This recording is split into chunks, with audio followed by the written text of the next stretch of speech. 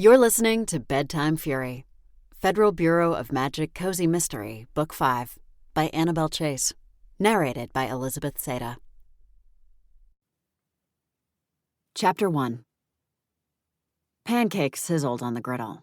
I watched the rounded edges bubble and brown as I waited for the right moment to drop in a handful of blueberries. "I want chocolate chip," she said. Now, you might think that she refers to my 5-year-old niece Olivia, but you would be wrong. Grandma, I already told you I'm making blueberry pancakes, I said. If you want chocolate chips in yours, then you'll have to make them yourself. Grandma glared at me from the dining table.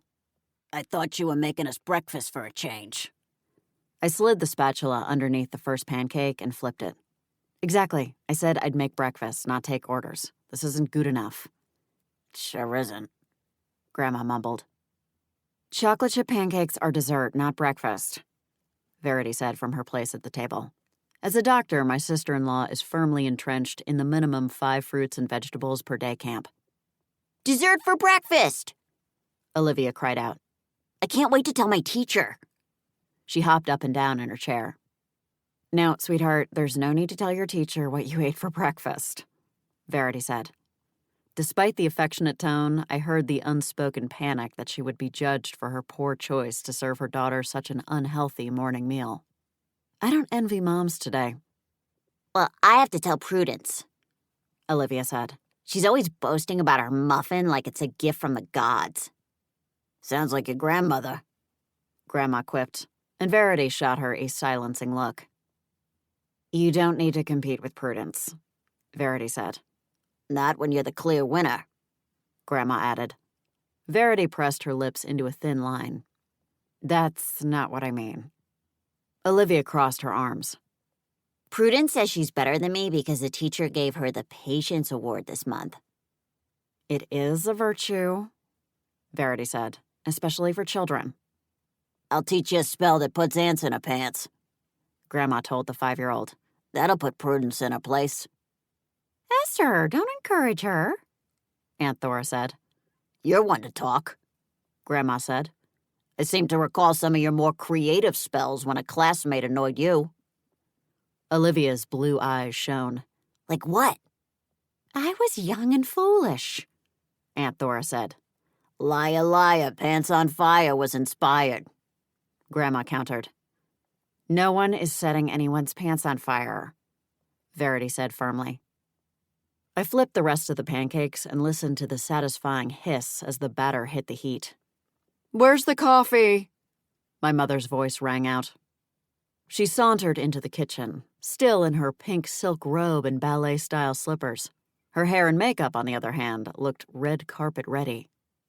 You literally just walked in here and you're already making demands, I said. How about, gosh, Eden, those pancakes sure smell good. My mother splayed her hands on the countertop. Coffee smells better. Now, do you intend to make any, or should I get it started? "Really, the coffee should have been started first," Grandma said. "People always have their first cup before eating." I groaned as I served the first batch of pancakes onto a plate. Grandma, you always have tea when you first wake up. Grandma wore an innocent expression. "I didn't say me. I said people." You know, Eden, my mother said, if you ever expect to get married and have a family of your own, you need to learn how to do these things. "Is that what this is, Eden?" Aunt Thora asked. "Are you practicing?" I delivered a serving plate stacked with pancakes to the middle of the table. The only reason I'm doing this is to be nice to my family. "Oh, good," Grandma said. "You could use the practice." I shot her a dark look before returning to the griddle for the next batch. In truth, I had an ulterior motive, but I wasn't about to share it. My secret hope was that I would kill my family with kindness so they would stop killing each other with lightning bolts. I wanted to appeal to the slivers of good in their natures and show them how nice it felt to give and receive kindness. I figured breakfast was a good place to start. It was, after all, the most important meal of the day. I, for one, appreciate Eden's efforts this morning, Verity said. Aunt Thora, can you please pass the syrup? We sure are going to miss having you here, Aunt Thora said. "Speak for yourself," Grandma muttered. We all knew this day would come, Verity said. Living with you was only ever meant to be temporary. Now that the renovations on their house were finally finished, my brother and his family were moving out of my mother's house. I wasn't sure how much would really change, given that the children would still be here most days while their parents work, and they decided to leave behind Charlemagne, their Burmese python. Their house was only 5 minutes away. I imagined the children riding their bikes to visit me in the barn when they were old enough. One of the main reasons I felt better about being forced to return to chipping cheddar was the fact that I could be a positive influence on my niece and nephew. That meant spending quality time with them as often as possible. Anton breezed into the kitchen in his suit and tie. "I'm running late." He stopped short and sniffed the air. "Why don't I smell coffee?" "Because you smell pancakes," I said. "Your sister didn't make any," my mother said. Anton's gaze alighted on the stack, and he grinned. "I can get coffee on the way to work, but I can't get pancakes." He squeezed in between Grandma and Verity. "Grandma, you know the rules. No screens at the table, please." Grandma glanced up from her phone. What? I'm about to level up. "Little critters again?" Anton asked. What else? Grandma held up her phone. I'm so close to the top level. All I have to do is win the next battle. "You're setting a bad example for the children," Verity said. She inclined her head toward Olivia and 1-year-old Ryan in the high chair. I'm showing them how to be a winner, Grandma said. How is that bad? They're certainly not going to learn it from their parents. "Hey," Anton said. "Verity and I are both successful." Sure, it's your jobs, Grandma said. Who cares about that? "I do," Verity said. "I take my job very seriously." "We know," my mother said with a pinched smile. I delivered the rest of the pancakes to the table and sat down to enjoy them. "Coffee?" my mother prompted. She held up an empty mug, and I was tempted to bonk her on the head with it, except that wasn't within the parameters of Operation Kill Them with Kindness. I'll take care of the coffee, Aunt Thora said. I'm sure Eden has to leave for work shortly. "Not dressed like that, she doesn't," my mother said. I glanced down at my gray t-shirt. "What's wrong with this? It's got a cute cat on it." "What isn't wrong with it?" my mother shot back. "It says, 'Pet me and die.'" "So what?" I said. "It's funny." "It's off-putting to a man," my mother said. "Makes you seem frigid, like some kind of ice princess." Elsa, Olivia said. "Conceal, don't feel," Anton added with an amused grin. "Is Elsa your favorite princess?" I asked. I'd only been back in shipping cheddar for a few months and was still getting to know my niece and nephew. I'd been living in San Francisco where I worked as an FBI agent until an unfortunate incident forced me back to my hometown, the one place I thought I'd never settle. Olivia pulled a face. No way. It's Ursula. "I don't know a Princess Ursula," I said. "Which story is she from?" The Little Mermaid, Olivia said. She's not a princess. She's a sea witch. I had no doubt that was my family's influence. My mother wasn't ready to let go of the problematic t-shirt situation. "There are plenty of cat t-shirts that don't make it seem like you're determined to be alone for the rest of your life," my mother said. "I saw an adorable one just the other day that said, 'The snuggle is real.'" She pointed at me. "You wear that and you're sending the right sort of message." "That I like puns?" I asked. My mother scowled. "No need to be a smartass." "I come by it honestly," I replied in a sticky sweet tone. "Kind over matter," I reminded myself. It didn't matter what my family threw at me. I was determined to rise above it and lead the way to goodness by example, even if it killed me. How are your pancakes, Ryan? Verity asked. "Why are you letting him eat pancakes with his hands?" my mother asked. "There's no syrup on them," my sister-in-law said. My mother placed a hand on her chest. "No syrup? It's like sex without an orgasm."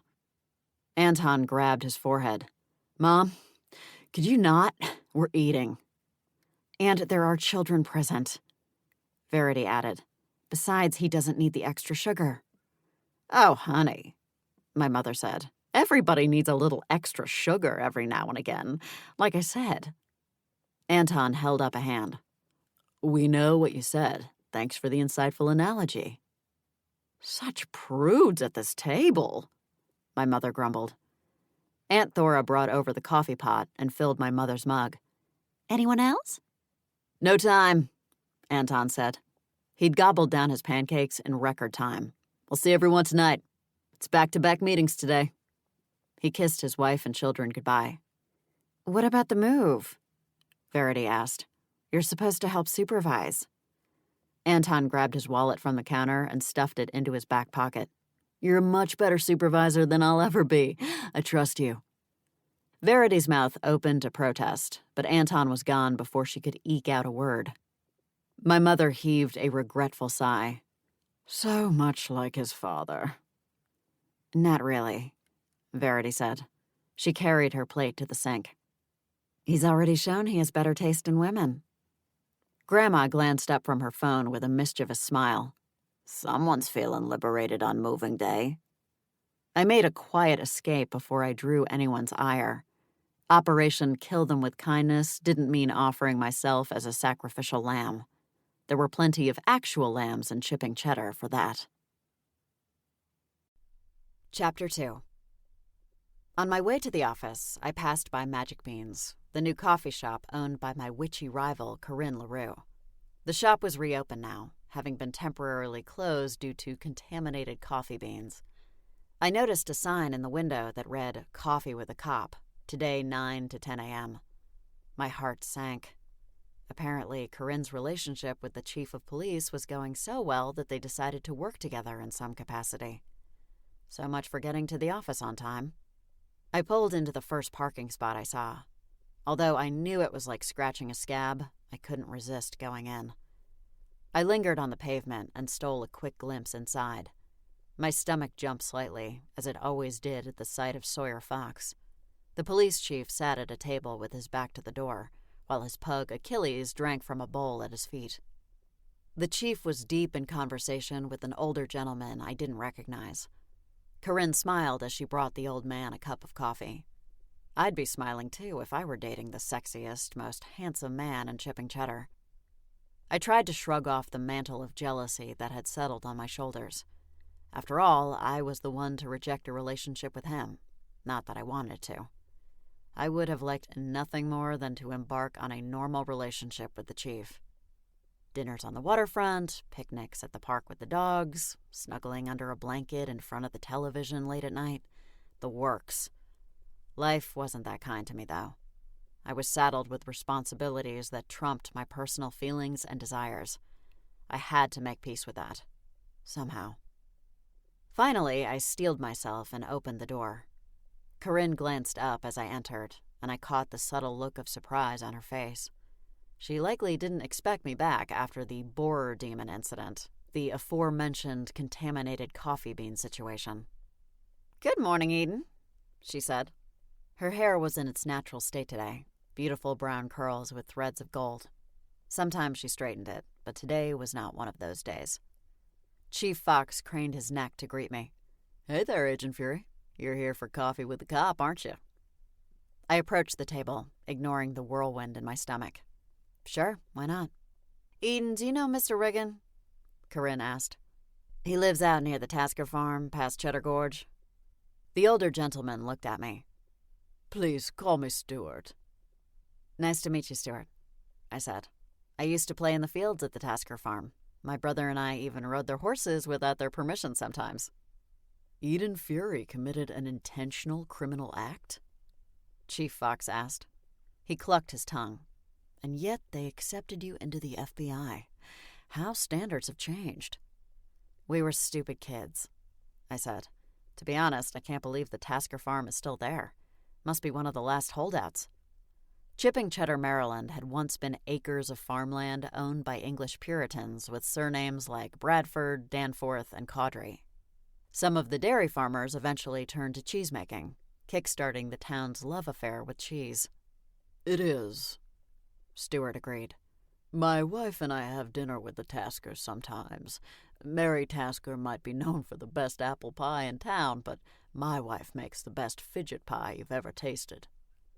"I love fidget pie," Corinne said. "It's gotta have a strong cheddar cheese, though, or it's too bland." "That's sorta why I'm here," Stewart said. "Fidget pie?" I asked. Stewart offered a sad smile. "My wife." "Mrs. Riggin hasn't been herself lately, apparently," Corinne said. "She left a roast in the oven and nearly set the house on fire."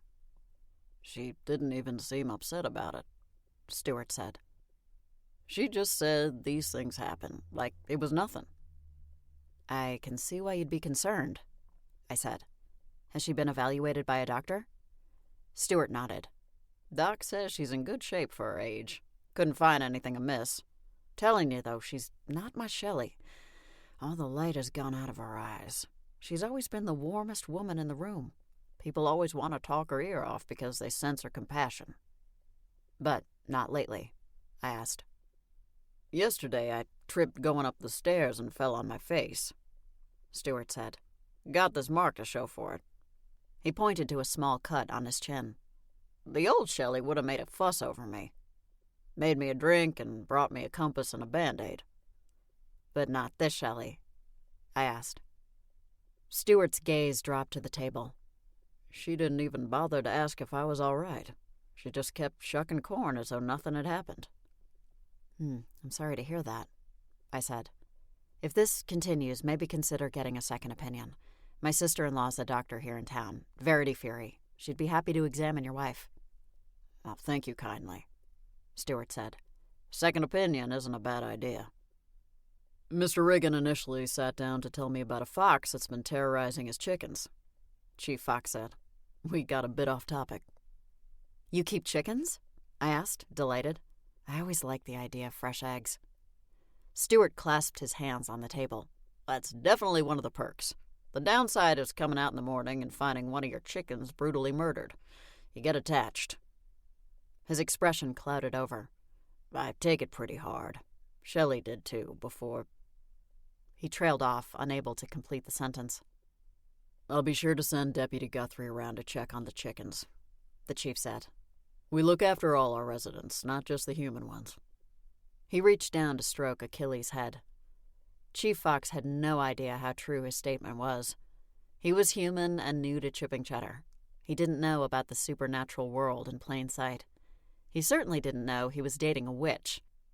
At least the LaRue witches weren't wicked like the ones in my family. Stewart scraped back his chair and took his coffee cup with him. "I appreciate that, Chief. I don't want to take up any more of your time. You've got other interested parties waiting." He smiled at me.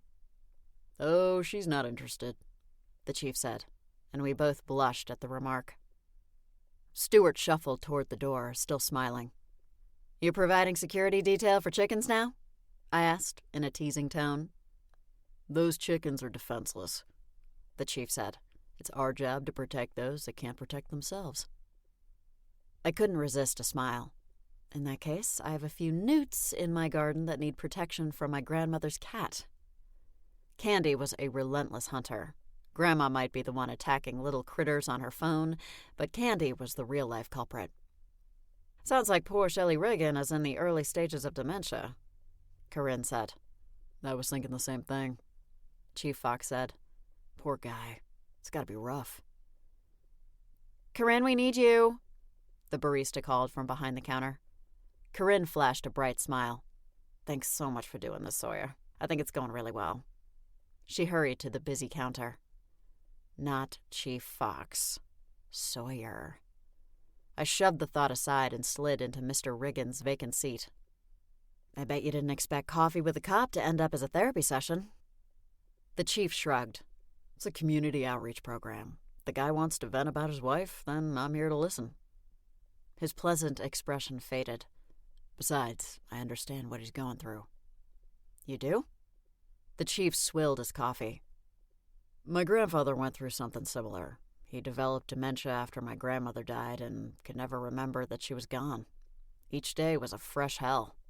We'd explain to him that she died, cancer, but that didn't stop him from buying her birthday and anniversary cards and wondering why she never opened them. At one point he assumed that she left him for another man because her clothes were gone. He raked a hand through his hair. Man, I forgot how horrible that whole thing was. Where is he now? I asked. Iowa? He was. He died about a year later. He inhaled deeply. It was a blessing, really. Nobody should have to live like that day in and day out, believing that the woman you loved didn't love you back. I'm so sorry, I said.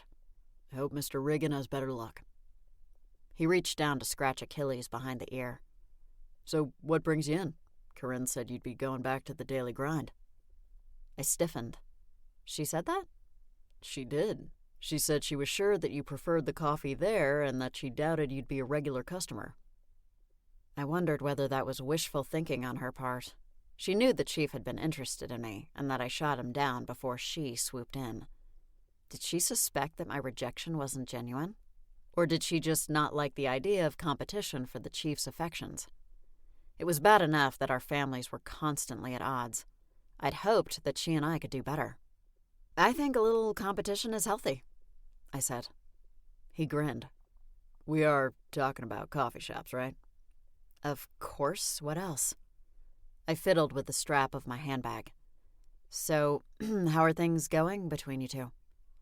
Nice and easy, he said. Corinne's got a laid-back personality, doesn't get caught up in nonsense. I like that about her. Have you met her family yet? I asked. It's very casual, Fury, he said. If I meet her family, it's because I need to issue them a parking ticket. You're lucky you don't have parents nearby breathing down your neck to get married. He chuckled. Thankfully, not. Neither of us has marriage in mind. Still getting a handle on my job, and she's got this place to run. Speaking of places to run, I need to get to the office before Neville sends out a search party. I looked wistfully at the counter, thinking of the delicious latte I'd enjoyed here before it was discovered that the beans had been illegally imported from Otherworld. I wondered how the drinks tasted here now. Corinne emerged from behind the counter, carrying a disposable cup. You look like you're heading out. She thrust the cup into my hand. One for the road. I glanced at the cup in disbelief. Really? I added a dash of cinnamon, she said. I seem to recall you like that. Thanks, I really appreciate it. I bent down to pet Achilles before I left, and the playful pug licked my hand. Nice to see you, Chief. Keep up the good work. I scuttled from the shop before my emotions betrayed me. It was harder than I expected to see that the relationship was thriving, however casual. It was even harder to have Corinne be nice to me despite our family's history. Maybe she'd think twice if she knew that I secretly coveted the man she was dating and had only rejected him for his own protection. I left the pretty downtown area with its waterfront backdrop and crossed the railroad tracks into the seedier part of town on Asiago Street, where my office was nestled between a donut shop and a tattoo parlor. Apparently, the Federal Bureau of Magic wasn't willing to splurge for a view of the Chesapeake Bay. I arrived at the office door, but I was unable to open it. At first, I thought it was locked, until I realized that Neville had set up a new protective ward. My wizard assistant took his duties too far sometimes. Neville! I yelled. It's me! Open up! How do I know who me is? He called. I pulled out my phone, took a selfie in front of the door, and sent him a text with the photo attached. Still not convinced, he called. Who else would I be?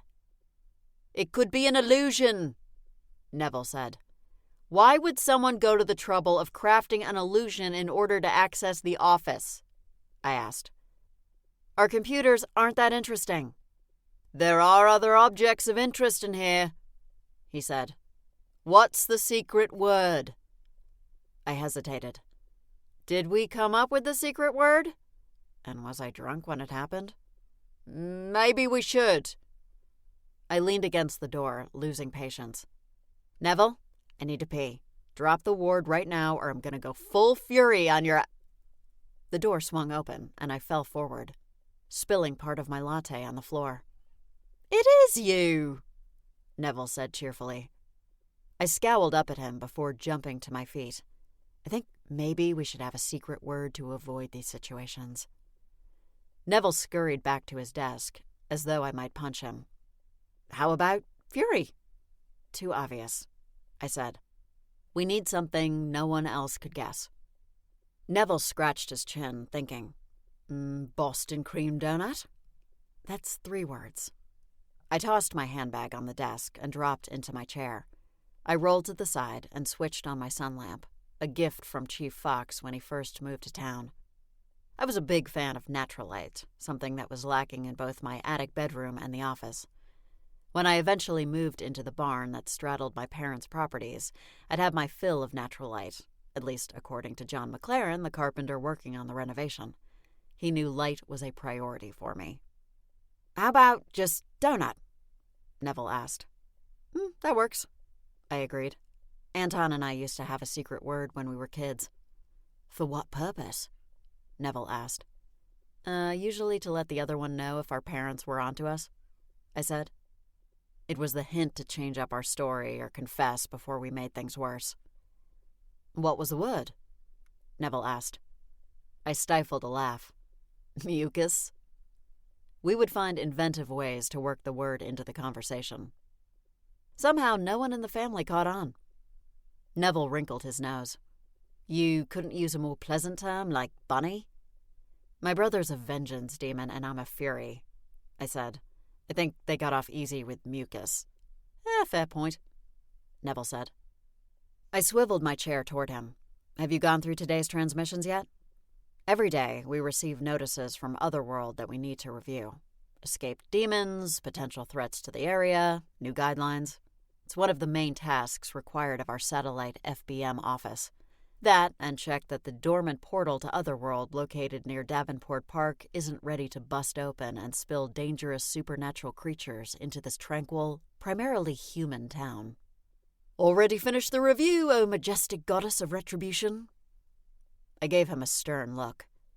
I'm not majestic, a goddess, or in need of retribution. But you could be, he said. It's in your nature. I shuddered.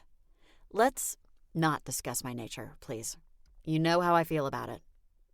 I hated every aspect of it. That's how I felt about it. If someone came to me tomorrow and said they could strip me of every fury trait I possessed, I'd empty my bank account. Take the wings, the immortality, the strength and speed.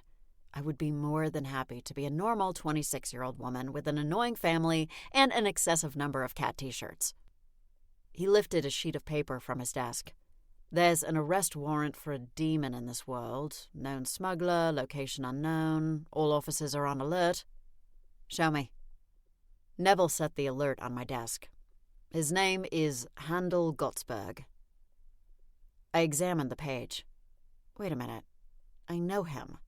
He's the distributor that Corinne used for the coffee beans, the ones imported from Otherworld. Her mother recommended him. No surprise that Rosalie LaRue kept questionable company.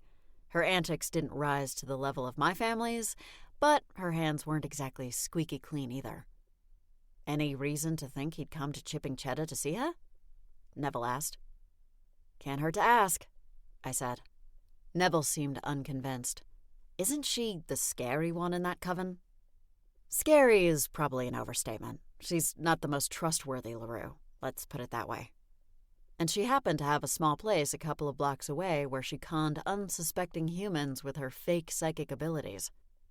Rosalie was a LaRue witch with ties to New Orleans, but her psychic abilities were limited to knowing my family's opinion of her without needing to hear the words spoken. I'll accompany you then, Neville said. No need for you to take one for the team. Why not? I asked. That's basically my specialty.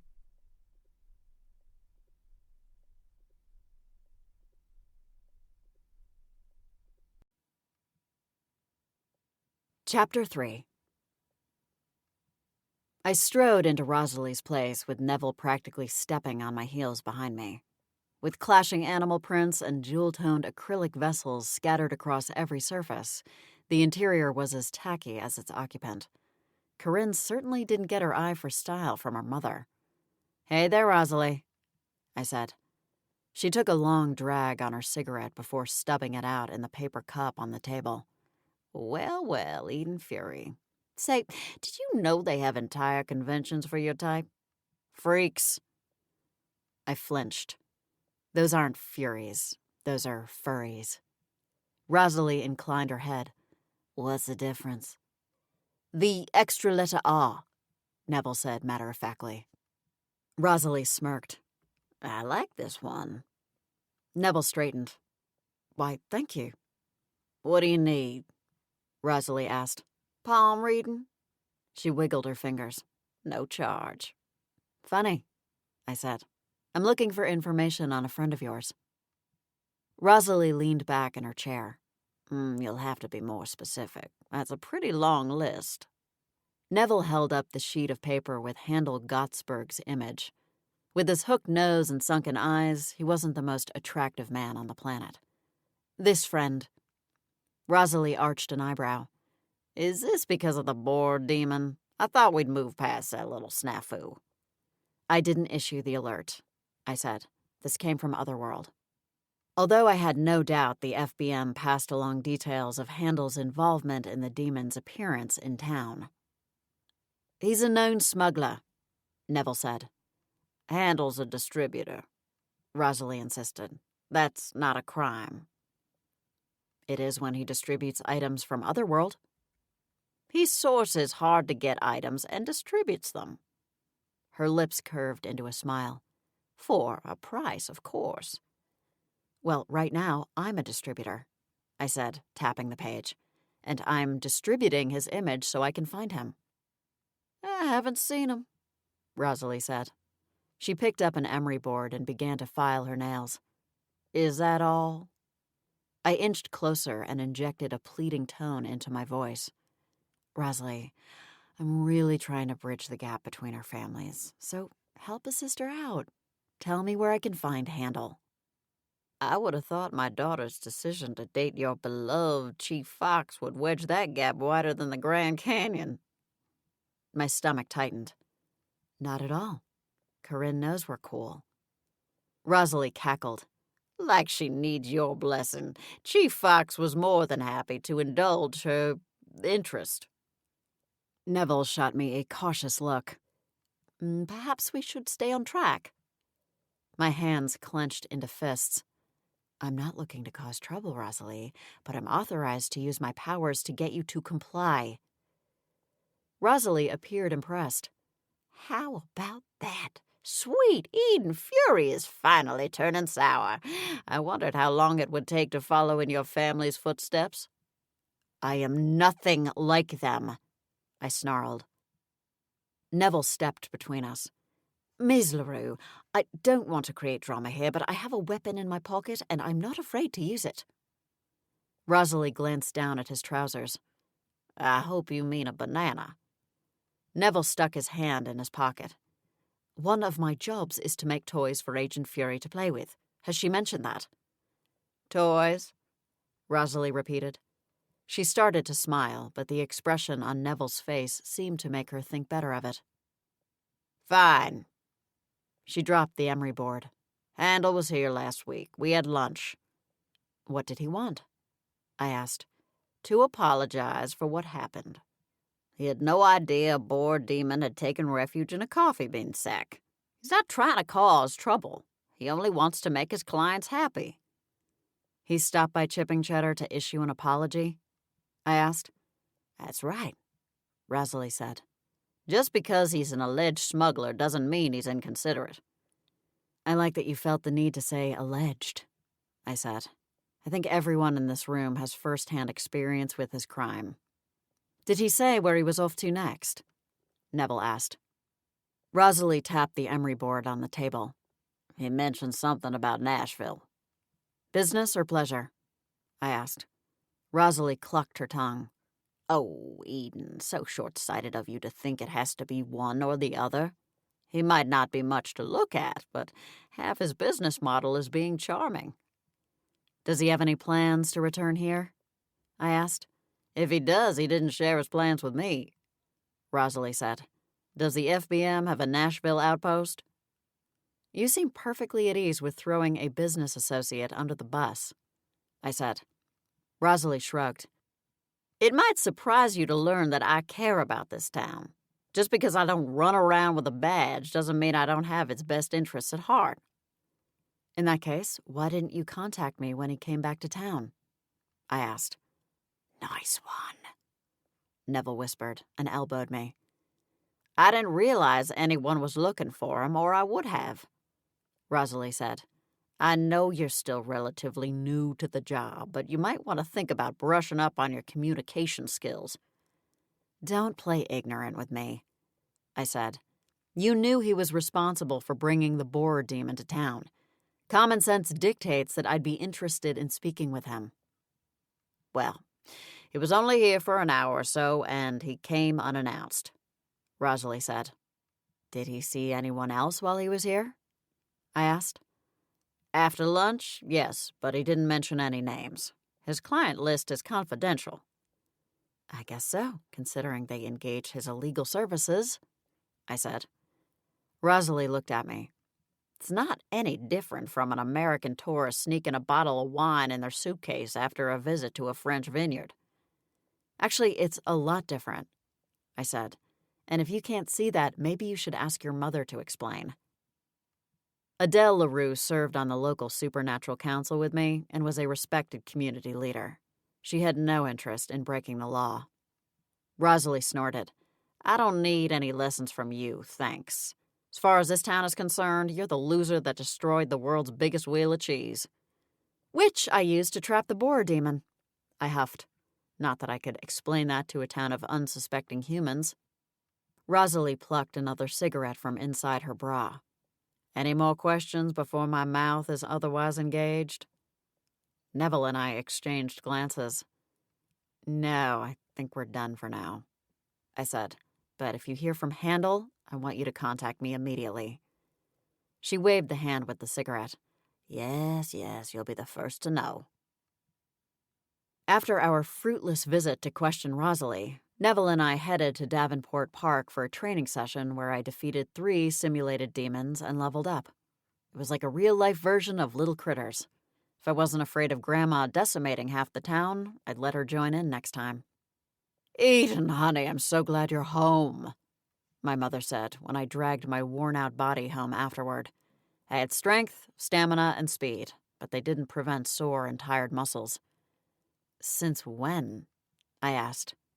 My mother offered a dismissive swat. Don't be silly, sweetheart. You know we're all pleased to have you back. I cast a suspicious look in her direction. Was she mocking my kindness plan?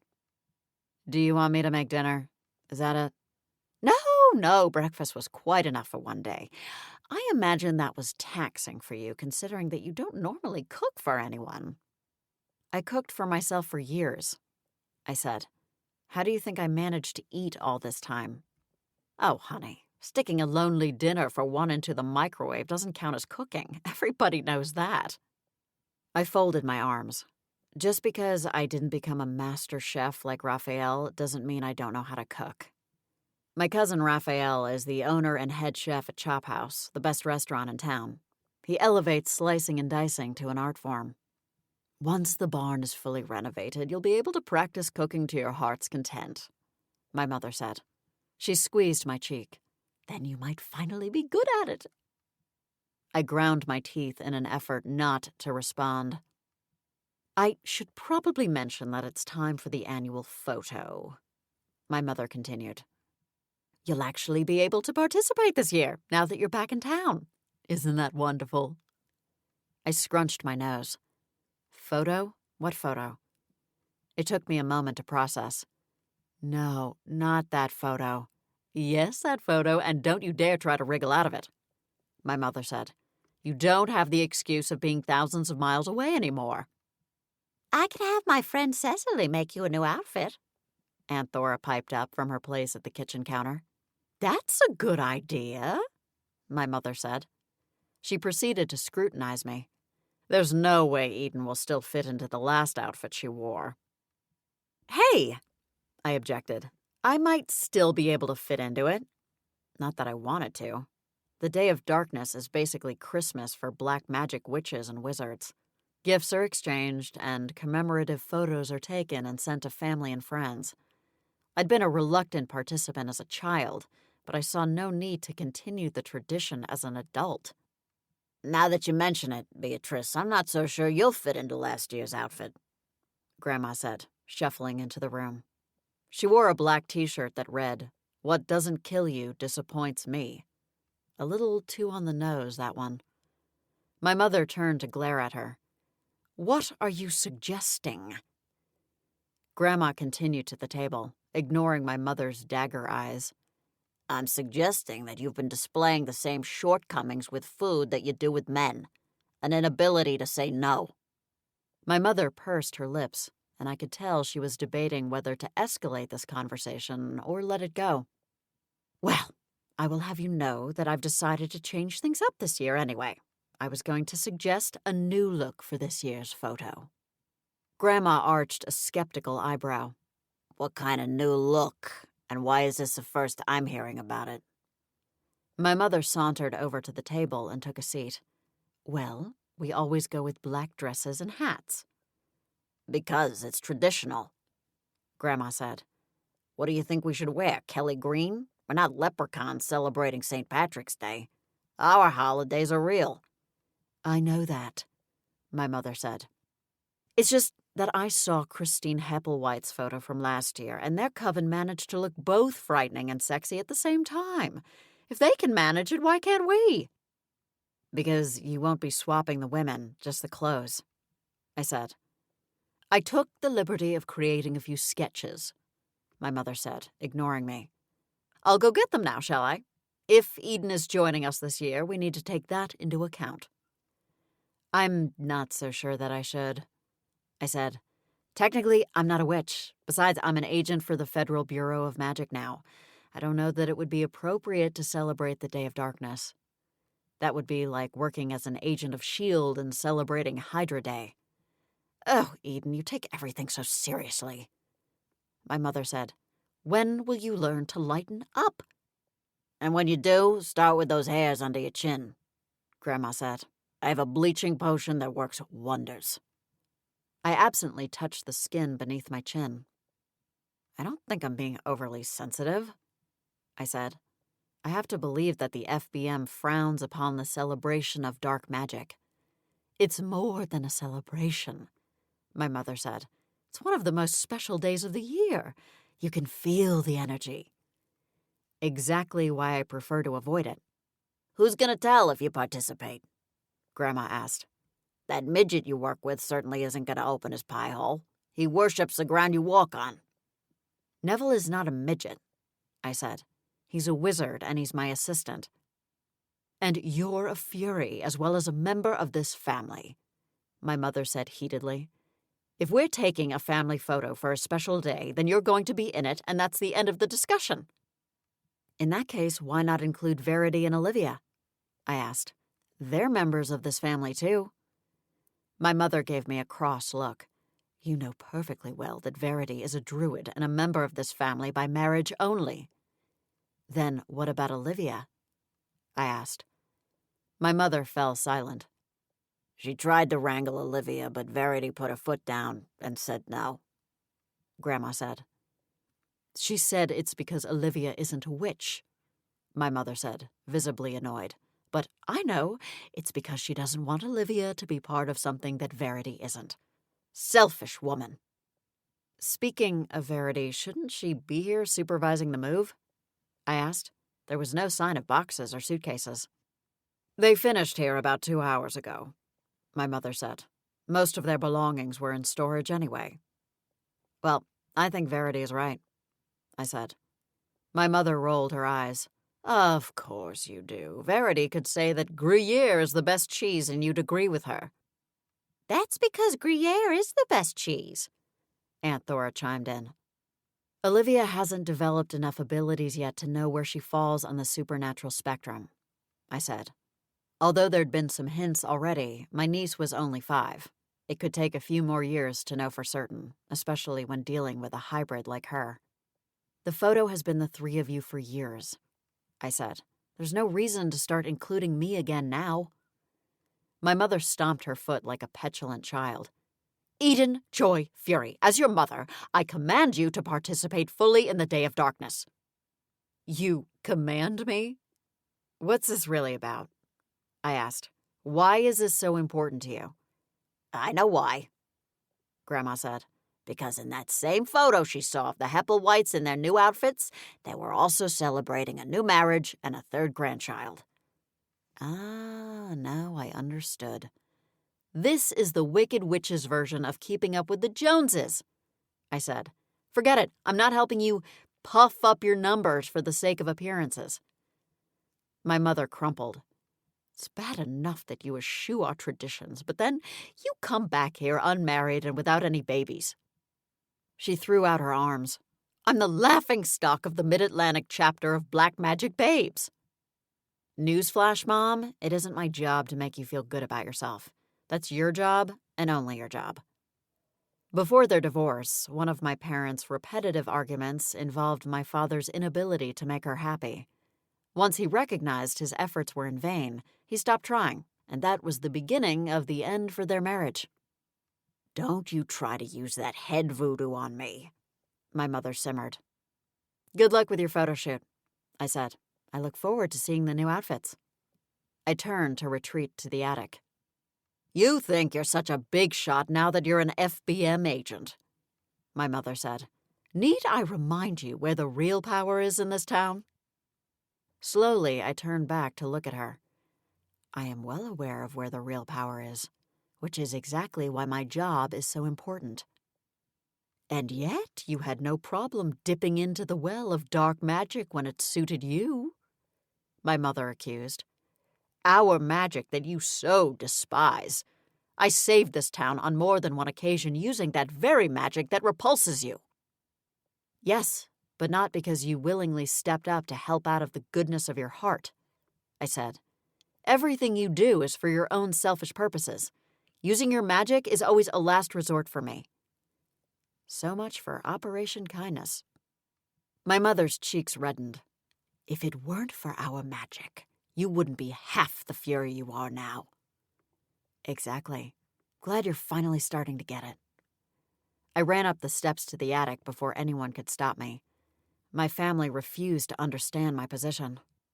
It baffled them that I could reject the powers offered to me. I had learned over the years that it wasn't my job to explain it to them. Not that it was easy to bite my tongue all the time, but I had to accept that they weren't willing to accept me. For whatever reason, they remained under the misguided belief that they could nag me into submission. Alice Wentworth hovered at the top of the stairs. The Ghost's family was the previous owners of the farm my parents' houses were built on. My future home in the backyard had once been the barn that housed their farm animals. I've seen the outfits they wore last year, the ghost said. Consider yourself lucky to have escaped. Oh, I do. I can only imagine what my mother's idea of sexy and frightening looks like. Your brother and Verity have moved out, Alice said. Time for another transition. I'm sure they're looking forward to privacy again.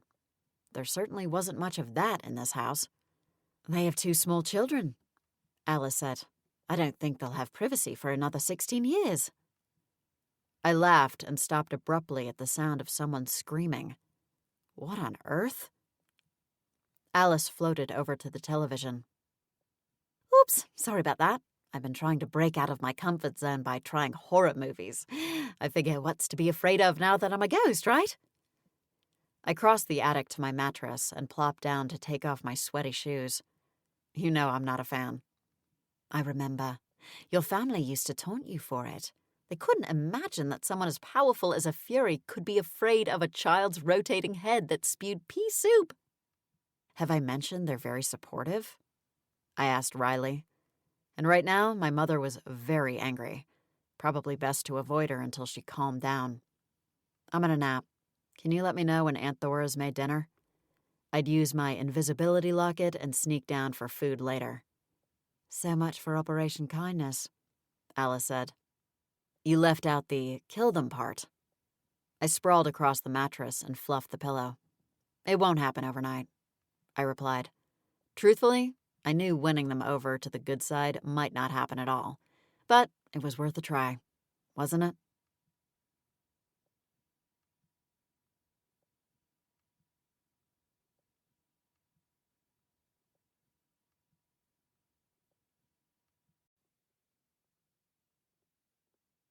Chapter 4.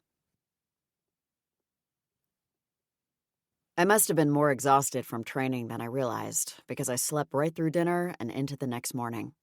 I woke up feeling strange. When I lifted my head off the pillow, it felt like a 10-pound weight had been attached to my head like a bow. I dragged myself into a seated position and touched my face. What on earth?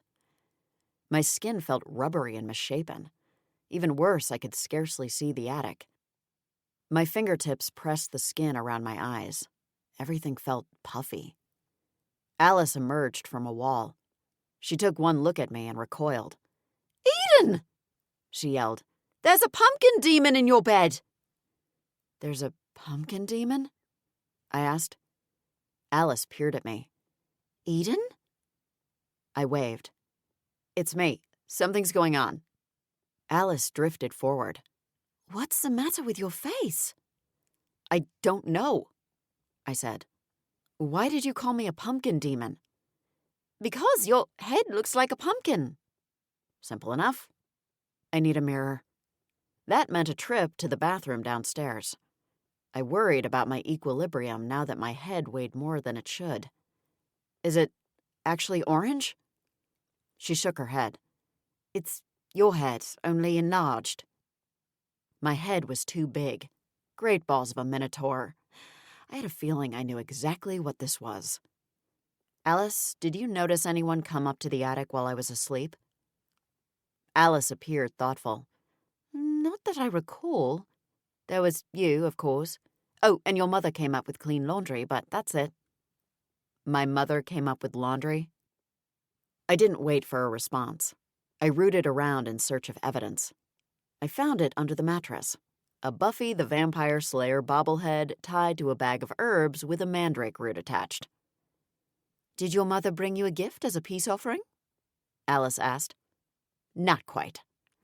I snatched the curse and ran downstairs to confront my mother, careful not to tip over on the way down. I found her in the office on the computer. You know, some parents leave money from the tooth fairy under their children's pillows. "It wasn't under your pillow, it was under the mattress." My mother swiveled around in the chair. She took one look at me and burst into laughter. "I'm surprised you managed to make it down from the attic without toppling over." My arm jerked to my side. "Weebles wobble, but they don't fall down." Grandma appeared behind me. "What's going on?" I turned around to face my mother's accomplice. There was no way Beatrice Fury acted alone. I didn't even manage to get a word out before my grandmother's cackle pierced my eardrum. "How about that? A physical manifestation of your ego." "This isn't funny," I said. "I have to leave the house to go to work. How am I supposed to explain this to people?"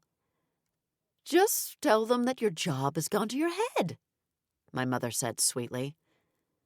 "I think it's obvious," Grandma said. "Fix this, Mom," I insisted. "Now, sweetheart," my mother said. "Try not to raise your blood pressure too high or you'll end up looking like a ripe tomato." "The two of you are on my list," I said. I pushed past Grandma and fled to the bathroom for a better look. "Ah, the only list you have is for the grocery store," my mother called after me. It wasn't easy to see my reflection because my eyes were almost slits. I couldn't even see the immortal flames that now graced my irises. "This is unbelievable," I muttered. Aunt Thora appeared in the doorway. "Oh, my," she said when she saw me. "I was hoping they wouldn't actually go through with it." "You could have stopped them," I said, but the moment the words were out of my mouth, I knew how ridiculous they sounded. Together, my mother and grandmother were an unstoppable force. Aunt Thora didn't stand a chance. "I'm sorry, Eden," she said. "Why don't I see if I can find a spell to reverse it?" "I would appreciate that," I said. "I have to go to the office." "If you like, I can drive you there and drop you off at the door so no one sees you." "Let's see what you come up with first," I said. "If we can reverse this before I leave the house, that would be best." I decided to get my shower and get dressed. It was a little tricky washing my hair because my head kept bouncing off the walls of the shower stall.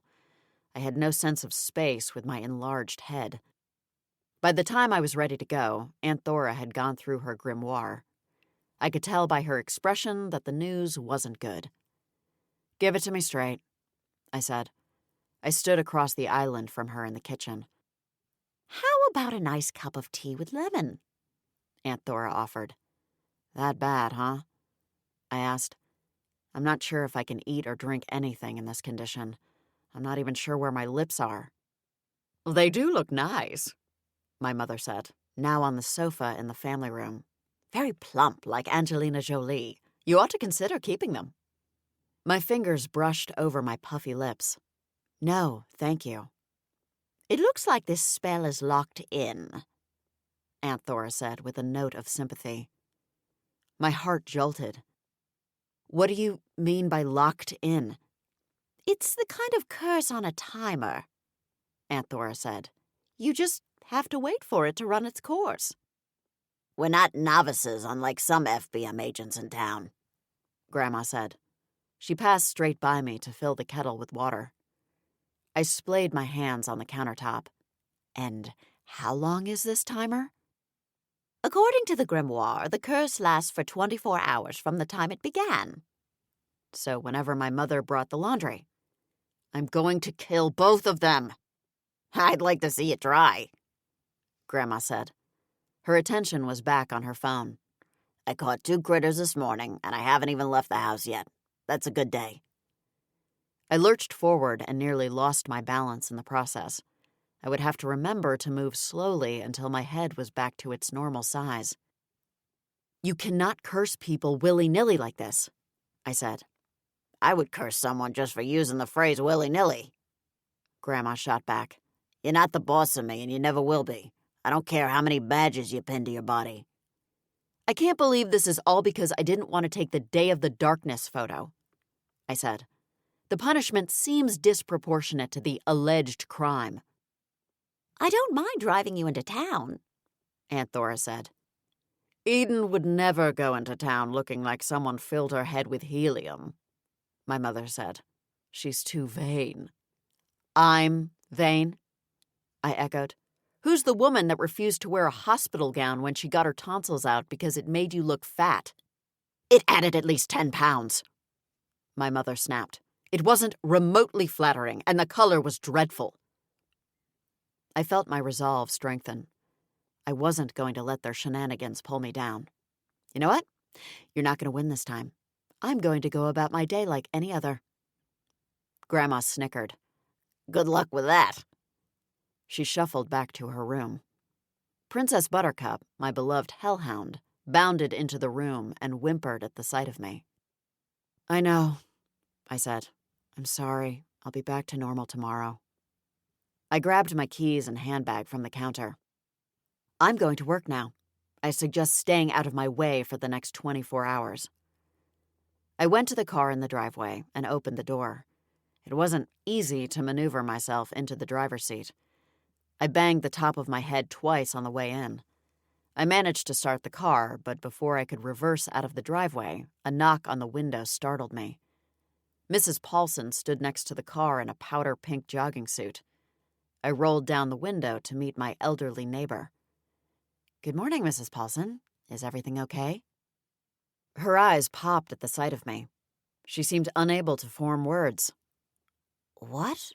You look—" "I guess you're talking about my face," I said. "It's an allergic reaction. I'm heading to the doctor's now for a steroid solution. Should be back to normal tomorrow." Mrs. Paulson breathed a sigh of relief, but I noticed that she maintained a safe distance. "I just came by to ask if your aunt's lemon trees have improved." Aunt Thora's lemon trees and Mrs. Paulson's cabbages had both been affected by the borer demon. "Much better, thank you," I said. "And your cabbages?" "Back to normal," she replied. "I hope your head does the same." I tried to smile, but my puffy lips made it awkward. "Thanks." I backed out of the driveway and drove into town. I needed to do my daily check on the portal, so I parked as close to the hill as possible. If I could keep the number of people seeing my bobblehead to a bare minimum, I'd consider it a success.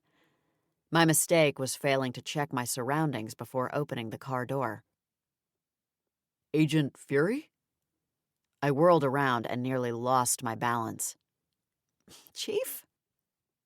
His eyes widened when he got a better look at me. Achilles' reaction was even worse. The pug dropped to the ground, rolled over, and played dead. I had an allergic reaction, I blurted. To what? He asked, once he'd recovered his power of speech. Shampoo? I lied. I almost said hair color, but then I didn't want him to think that my hair was really gray and picture me as an old lady. I've never heard of anyone being allergic to shampoo, the chief said. It was an organic brand I'd never tried before, I said. I'm allergic to one of the ingredients. I'm sorry this happened to you. His expression reflected concern and a hint of something else. Revulsion? Right now, I was so mortified that I wanted to open the dormant portal just so I could run through it and never return. It should clear up by tomorrow, I said, assuming my family was to be believed. That's good, the chief said. He seemed to notice the pug's position for the first time. Achilles, what are you doing? The pug rolled back to his feet and barked. I frightened him, I said. He's being silly, that's all, the chief said. The more often we patrol, the more tricks he learns. People have started to carry treats in their pockets in case they run into us. That's sweet, I said. I doubt they'd do that for Princess Buttercup. She was too intimidating in her Great Dane form. I could only imagine how people would react if they saw her true form. My hellhound and I had more in common than I realized. Do you want to get the dogs together when you're less bloated? The chief asked. Inwardly, I cringed. The chief would never forget the image of my enormous head. Maybe it was for the best. That would be nice, I said. Why don't you check with Corinne and let me know when you're both available? She's pretty busy with magic beans, he replied. Still, she might want to join us. Mostly so she doesn't think I'm trying to insert myself into their relationship. Chief Fox saw right through me. Agent Fury, you and I are friends, aren't we? And Corinne and I, like I told you, it's very casual. If I want to spend time with another woman or 10 other women, it's perfectly acceptable. 10 other women? Underwear model abs or not, that was pushing his luck. Trust me, Chief, you do not want to scorn a LaRue. He waved his hands. There'll be no scorning, promise. Have you kissed her? I slapped my hand over my mouth. Why did I ask a question I most certainly did not want to know the answer to? Of course they'd kissed. They were single adults. Let's face it. He and I had kissed and we weren't even dating. The chief chuckled. For someone not interested in me, you sure seem interested in the particulars of my personal life. My chest tightened. Our jobs, Chief. He didn't let me finish. I know. You don't have to explain again. I'm only giving you a hard time because I like your expression when you're annoyed and frustrated. It's cute. He cocked his head. Well, maybe not today with that oversized noggin. Way to make me feel self-conscious. What are you doing out here anyway? He asked. Stretching my legs, I said. Verity said fresh air would help reduce the swelling faster. You should walk along the promenade. Better views there. I might. I thought I'd start here at the park. Too bad you didn't bring Princess Buttercup. I came straight from the office. I lied. I should probably take that walk now so I can get back. As much as I wanted to keep talking to Chief Fox, I didn't want this enlarged version of me to show up in his nightmare tonight. The sooner he forgot, the better. The chief seemed disappointed. I need to get back and do some paperwork. My least favorite part of the job. Same, I said. I'd much rather be out in the field. As far as the chief knew, I made a living fighting cybercrime. But someone's got to stop ransomware in its tracks. Shoot me a text when you have a date in mind. For the dogs. He added hastily. I will. I continued to stand there awkwardly until he and Achilles disappeared around the curve of the sidewalk. Then I dashed to the mound and took a quick look around before slipping inside. The portal pulsed as I approached it. The fact that it was dormant didn't stop it from spewing magical energy. I checked for any changes. It was always a relief to find nothing noteworthy.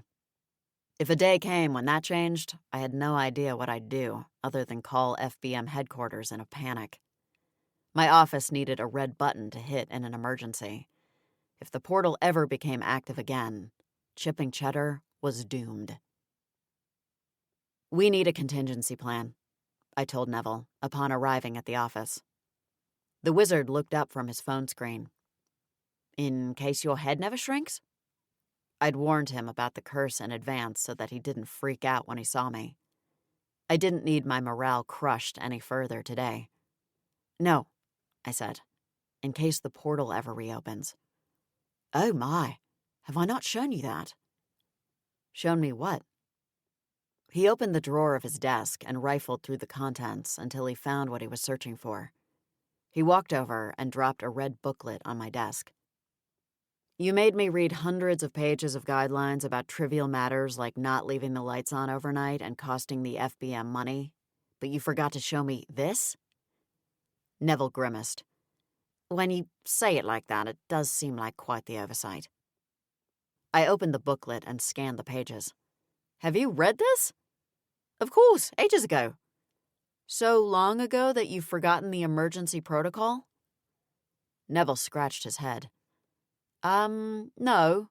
Of course not. How could I? It's the main reason we have a satellite office in Chipping Cheddar." "You're stalling while you try to remember, aren't you?" His finger jerked in the air. "We have to alert the section chief at headquarters. That's first." "How?" "With a phone?" he offered weakly. "Is there an emergency contact number?" I asked. "What if it's after office hours?" Of course it would happen after office hours. When else would a catastrophe occur? "You should familiarize yourself with the booklet." I gave him a pointed look. "Sounds like you should, too." I skimmed the contents. "There are measures we have to take." "Like what?" "Evacuation." It was a last resort, but if demons started pouring out of the portal, then evacuation was the only option. Neville's cheek twitched. "It's highly unlikely." "Agreed, but it's something we should discuss every so often," I said. "Run through a drill in the event we have to actually do it." I paused. It's a shame the FBM doesn't bring the mayor into the fold. Her help would be invaluable in a crisis. "Depends on who the mayor is during an emergency," Neville said. "Yes, Mayor Whitehead would probably make a wonderful ally, but what about her successor? If we make it official, we could end up hexing ourselves in the foot." "You're right, Neville. I hadn't really thought about it that way." I paged through the booklet. Still, if there was a way of bringing Mayor Whitehead in without making it official... Neville slapped the booklet closed. "She's a human, Agent Fury. It would be as damaging as telling the chief." "But why do we think that?" I spun the chair to face him fully. "Do we not trust them? Do we think they're so weak that they'll crumble?" "It's for their safety, too," Neville said. "You sound like my family," I grumbled. "The Supernatural Council exists for a reason," Neville said. "We exist for a reason. We don't need to draw in law enforcement or the local government. Unless there's a crisis that requires evacuation." Neville blew air from his nostrils. "Preparation is the key to success. Familiarize yourself with the procedure and I'll do the same." He patted my shoulder. "I wouldn't worry too much about it, though. Agent Pidcock used to say that the odds of a dormant portal reopening were less than the return of the dinosaurs." I arched an eyebrow. Had he seen Jurassic Park? That science is solid. He returned to his desk. "Any leads on the other client Handel visited when he was in town?" "Not yet. I've been too busy having my head blown up the size of the Hindenburg." I drummed my fingernails on the desk. "Do you think we should leave a listening device in Rosalie's office?" Part of me didn't want to be privy to any sounds emanating from her place, no matter how useful.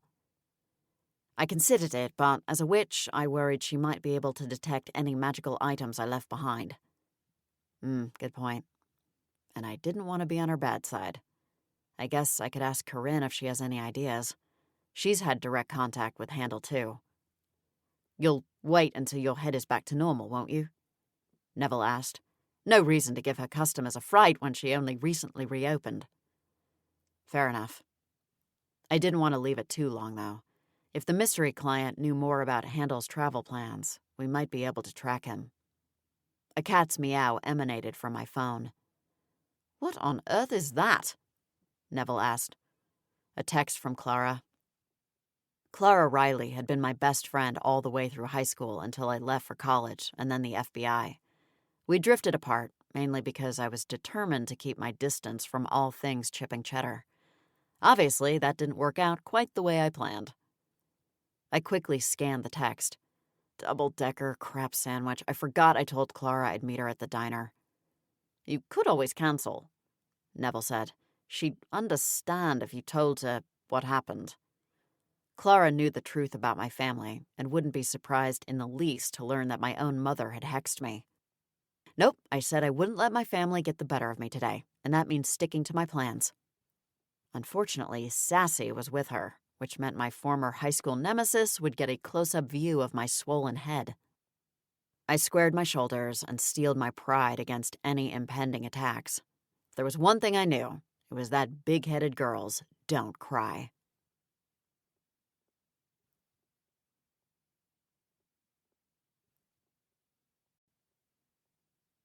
Chapter 5. A small group was assembled outside Goodenough when I arrived, and I immediately recognized the white head in the middle. Grandma, what are you doing here? I should ask you the same thing, Grandma said, motioning to my head. You shouldn't be allowed outside looking like that. You're scaring the children. I reeled back. You're the one scaring the children. Look at them. They're too frightened to say anything. One little blonde boy had tears in his eyes. She always wins the battles. I'm never going to win one if she keeps playing. You're playing little critters again? I asked. Grandma hunched over and glared at the boy. I have every right to be here, same as you. If you don't like it, go battle somewhere else. Go get a job, one of the older boys said. Then you won't have so much time to play our games. I'm over 80 years old, you little punk, Grandma said. What kind of job do you suggest I get? Lumberjack? That's not a job, the blonde boy said. That's a lifestyle. A teenaged boy was fixated on me. If I stick a pin in your head, will it deflate? He finally asked. Seems to me there's already a leak, I said. All I feel right now is hot air. The teenager frowned. I can tell that's an insult, but I'm not sure why. Shouldn't you all be in school? I asked. It's lunchtime, the teenager said, as though that explained it. Grandma gave a triumphant cry, and the children moaned. What just happened? I asked. I pulled a diffie on them while they were distracted by your big head, Grandma said with a note of pride. A diffie? I repeated. It means she got one over on us, the teenager said. Dude, don't be ignorant. Use the Urban Dictionary like everybody else. She won again, a little girl whimpered. Grandma leaned down to address her. This is life, kid, she said. Not everybody gets a trophy. She held up her phone, victorious. But this witch is undefeated. You really are a witch, aren't you? The little girl said. You have no idea, I murmured. I escaped the crowd and entered the diner, where I ran smack into Deputy Sean Guthrie. Oh, terrific, I grumbled. There were days when this town reminded me of an obstacle course, and this was one of them. The freckled redhead took one look at my bulbous head, and I braced myself for the onslaught of insults. Sean and I had attended high school together, but we'd never been friends, unless you counted a continuous exchange of barbed comments as a friendship. Are you okay, Eden? He asked. I laughed. You're even becoming lazy with your insults. At least compare me to the moon or something. His brow creased as he continued to examine me. Does it hurt? He reached out to touch my head, and I smacked his hand away. It'll be fine by tomorrow, I said. No need to explain. "That's good news," he said, though his voice was flat. "Are you okay?" I asked. "Life is good," he said. "Take care, Eden." He continued past me and out the door. I stared after him for a moment, unsure what to think. Sassy caught my eye from a corner booth and waved. If you'd told me a year ago that I'd be voluntarily socializing with sassafras, sassy persimmons, I would have told you were on the brink of a mental breakdown. Sassy was the reason for my breakup with Tanner Hughes, my high school boyfriend and first love. Incredibly enough, the two of them were still together. Although their happiness seemed questionable from where I stood, that wasn't any of my business. "Hey, girls," I said, approaching the table. Clara's mouth formed a tiny O at the sight of me, and Sassy's pleasant expression evaporated. "What do we do in this situation?" Sassy asked. "Are we supposed to acknowledge the elephant man in the room?" "I had an allergic reaction," I said. I slid into the seat beside Clara. "Something my mother gave me. I'll be fine by tomorrow." Clara seemed to grasp the situation. As an empath with the sight, she was familiar with my family's magical chicanery and how I felt about it. "Did you see Sean?" I asked. "No, where?" Sassy turned around to survey the diner. "He just left," I said. "He must have ordered something to go." "Oh, wow," Sassy said. "He must have had a field day when he saw your head."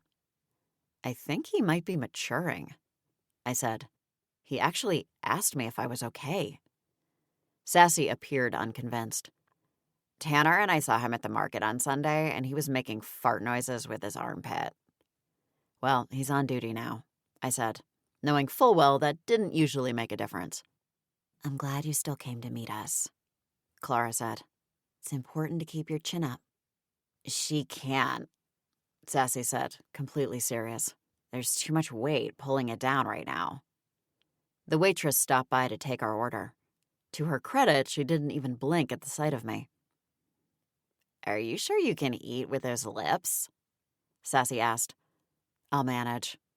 I looked at Clara. "Working on any good stories?" Clara was a fledgling reporter for the Buttermilk Bugle. "I'm not sure how good it is, but I interviewed Reuben Tasker the other day," Clara said. "That's funny," I said. "I met his neighbor yesterday, Stuart Riggin. I didn't even realize the Tasker farm was still there until he mentioned it." "That's the story in a nutshell," Clara said. "Reuben feels that he's being harassed by certain companies that want to buy his land. He's told them unequivocally no, but they aren't giving up." "It's understandable," Sassy said. "That farm has been in the Tasker family since the first Puritans settled here." "What kind of companies are expressing an interest?" I asked. "Basically the kind that want to destroy the land," Clara said. "Mary and Reuben have no interest in selling. They're old, and I think Reuben's worried the stress is getting to the both of them." "Why does he want you to write an article about it?" I asked. "That's easy," Sassy said. "He's hoping if we give the companies bad press that they'll back off to avoid bad publicity." "Smart," I said. "That land is worth a fortune," Clara said. "I'm surprised it's taken this long for companies to take notice." "I remember my parents had offers during their divorce," I said. Instead of selling, however, the former Wentworth farm had been divided in half as part of the settlement. My father built a new house on his parcel, and my mother retained the original farmhouse. The barn straddled the boundary of both properties and was currently being renovated as a small house for me. "There's one real estate developer that's been driving over there once a week," Clara said. "He started out pleasant enough, but Mary's been getting uncomfortable with his visits." The waitress approached our table with a tray of food and distributed the plates and drinks. "Have they spoken to Chief Fox about a restraining order?" I asked. "In Maryland, it's considered a peace order because it's not a domestic relationship," Clara said. "She'd have to prove that he committed an act that puts her in fear for her safety." "They shouldn't have to jump through hoops like that just to stop these people from pestering them," Sassy said. "It isn't fair. If someone bothered my grandmother like that, they'd quickly regret it." I bit back a smile. For someone without supernatural abilities, Sassy was, well, sassy. Where did you meet their neighbor? Clara asked. Mr. Riggin was at coffee with a cop yesterday. He was talking to Chief Fox about a different issue. Clara and Sassy exchanged glances. The one in Magic Beans? Clara asked. Yes, I said. Corinne called and asked for a little press on it. Clara said. Gasper said he'd cover it. Really? I asked. That's not beneath the star reporter? Clara shrugged. He thinks Corinne is pretty. And I suppose you're covering the Tasker farm story because Reuben Tasker is a looker? I joked. He's about 80, but fairly easy on the eyes. Clara said. Corinne is pretty, Sassy began. But I still think Chief Fox prefers you. I'm not even sure why he's wasting his time with her when it's clear the two of you have real chemistry. I stared down at my plate. I couldn't really explain to Sassy why I wasn't dating the chief. She was as clueless as he was when it came to the world of supernaturals. It's your family, isn't it? Sassy asked. You don't want to subject him to their scrutiny. She doesn't want to risk his reputation. Clara jumped in. Her family isn't the most beloved in town, and the chief is still new. You're both right, I said. My family would eviscerate him. Literally. And it's important that people like and trust him like they did Chief O'Neill. He needs to show he exercises good judgment. And dating a Fury would not show good judgment. To be fair, that hasn't hurt your sister-in-law, Sassy said. She married Anton, but she still has a great reputation. True, I said, but she heals people. Chief Fox arrests people.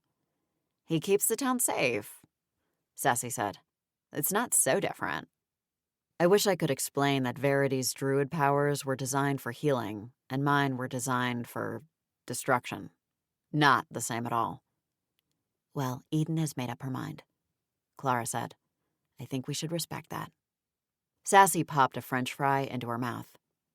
Let me know if you decide you want to date. I might be able to arrange something for you. I threw my head back and laughed. What, a double date with you and Tanner? Well, not with your head in that condition, of course, Sassy said. She scrunched her nose. Or that outfit. Now you sound like my mother, I told her. Sassy examined me. It's like you aggressively don't want to attract a man's attention. Maybe I don't. You're missing out, Sassy said. I tell Clara the same thing every week. Clara stole a fry from Sassy's plate. More like every day. Quinn's long gone, Sassy said, referring to Agent Redmond. Clara and the handsome FBM trainer had fallen for each other during his brief stay in Chipping Cheddar, but unfortunately, the Legolas look-alike had to hit the road. Thanks for the reminder, Clara said. She scowled at Sassy over the top of her glass as she drank her iced tea. You two are the hottest women in Chipping Cheddar. After me, of course. Sassy paused. Well, maybe after Amity Dorsey, too, but she's tainted. Tainted how? I asked. She had an affair with that minister? Sassy said. Oh, it was a huge scandal. I didn't hear about that, I said. They were caught in his Chevrolet right by the big cemetery over near Davenport Park, Sassy said. He claimed to be helping her get closer to God. She paused. Amity seems to be under the misguided belief that calling his name over and over was some kind of direct line to the man upstairs. I mean, really, God's not some kind of demon that you summon. That's blasphemy. I shifted uncomfortably at the mention of demons. Amity dated your brother, Clara said. Don't you remember? Anton dated a lot of girls before he settled on Verity, I said. I didn't keep a list. I snatched a fry from Sassy's plate and dipped it in Clara's ketchup. And I don't think you're one to talk about affairs. Sassy blew a raspberry. Oh, please, that was high school. Everybody acts stupid in high school. It's all those raging hormones. Some raged more than others, I said. Besides, I'm still with Tanner, remember? Sassy said. And it's not like you want him back. She hesitated. Do you? I barked a short laugh. Not even if he were the last weasel on Earth. Sassy's eyes locked on me. Why not, even if Tanner were the last man on Earth? I said weasel. What's wrong with him? Sassy asked. He still looks as good as he did in school. Even better, if you ask me. More manly. I sucked down my iced tea. If you say so. Sassy appeared indignant. Eden Fury, what does that mean? I picked at the remainder of my lunch. It means I don't care. His personality far outweighs his attractiveness. Sassy bristled. You're just saying that because of how he treated you. It's definitely part of it, I admitted. I think he's a pathetic jerk who needs a personality transplant. More importantly, I think you, Sassafras Persimmons, can do much better. Sassy chewed on another fry, seeming to consider my statement. I love Tanner, and I know he loves me. Okay, I said. I wasn't about to argue. Sassy was a big girl and had to make up her own mind. Clara surprised me by saying, Sometimes love isn't enough. Of course it is, Sassy said. Love doesn't mean relationship compatibility. Clara said, If I treated you the way Tanner does, would we still be friends? She leaned back against the booth. I think not. Sassy glanced from Clara to me. When did this turn into an intervention? I was only trying to help the two of you. No need to turn any tables. Clara's phone vibrated on the table. What do you know? She clicked and brought the phone to her ear. Hi, Mr. Tasker. Is everything okay? Sassy finished the last French fry. I bet if he was the last man on Earth, you'd cave. Mr. Tasker? She glowered. You know who I mean. You really don't want to let this drop, do you? Clara set down the phone. Mr. Tasker asked me to come back out to the farm. Did something happen with the companies that were harassing him? I asked. That's not the reason he asked me to come, Clara said. He claims to have discovered a new species of plant and thinks I might want to write an article about it. Maybe he'll luck out and discover it's a protected species, I said. That might help Mr. Tasker shake off the vultures. Why don't you come with me? Clara asked. Not me, Sassy said. I don't even like looking at plants at Home Depot. Sassy didn't seem to realize that Clara had directed the question to me. Should I invite Neville? I asked. He's much better at identifying plant life than I would be. Sassy snorted. You two work on computers all day. Why would he know anything about rare plant species? Because he's Neville, I said. I shot the wizard a quick text. Nerdy by nature, Sassy murmured. And nerdy about nature. Clara and I left money on the table. We'll catch up later, Clara said. She nudged me out of the booth. You grab Neville, and I'll meet you at the farm. Sounds like a plan. Something supernatural was afoot, and I couldn't wait to find out what it was.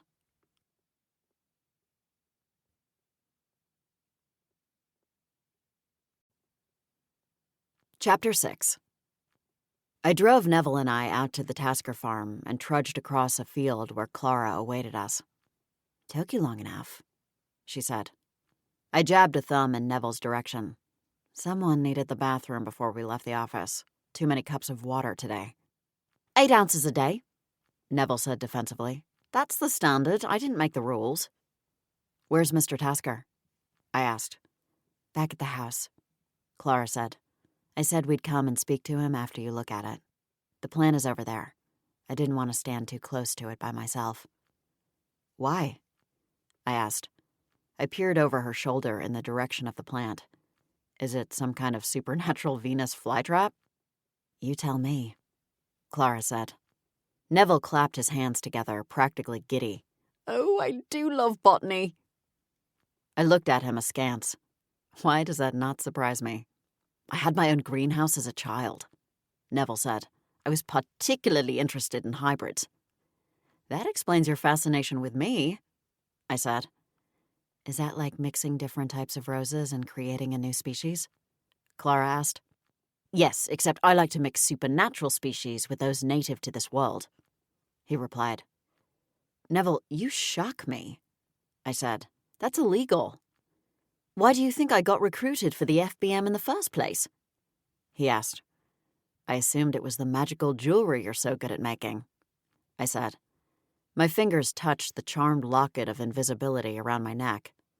Not at all, Neville said. My uncle knew about my interests and came to inspect the greenhouse. He had a friend with the FBM, Agent Herzog. She confiscated the contents of the greenhouse, and I didn't speak to Uncle Fred for weeks. That is, until Agent Herzog contacted me.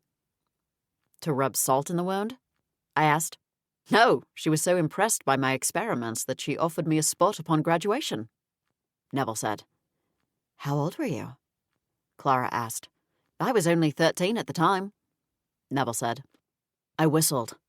Wow, I can't imagine what it would have been like to know that I had my dream job waiting for me when I was only 13. You knew you wanted to work as a federal agent for years, Clara told me. In fact, I don't remember you expressing an interest in much else. That's true, I said. I was pretty single-minded about it. I broke into a smile. And yet, here I am. Clara clapped me on the shoulder. You're still a federal agent, just not in the division you expected.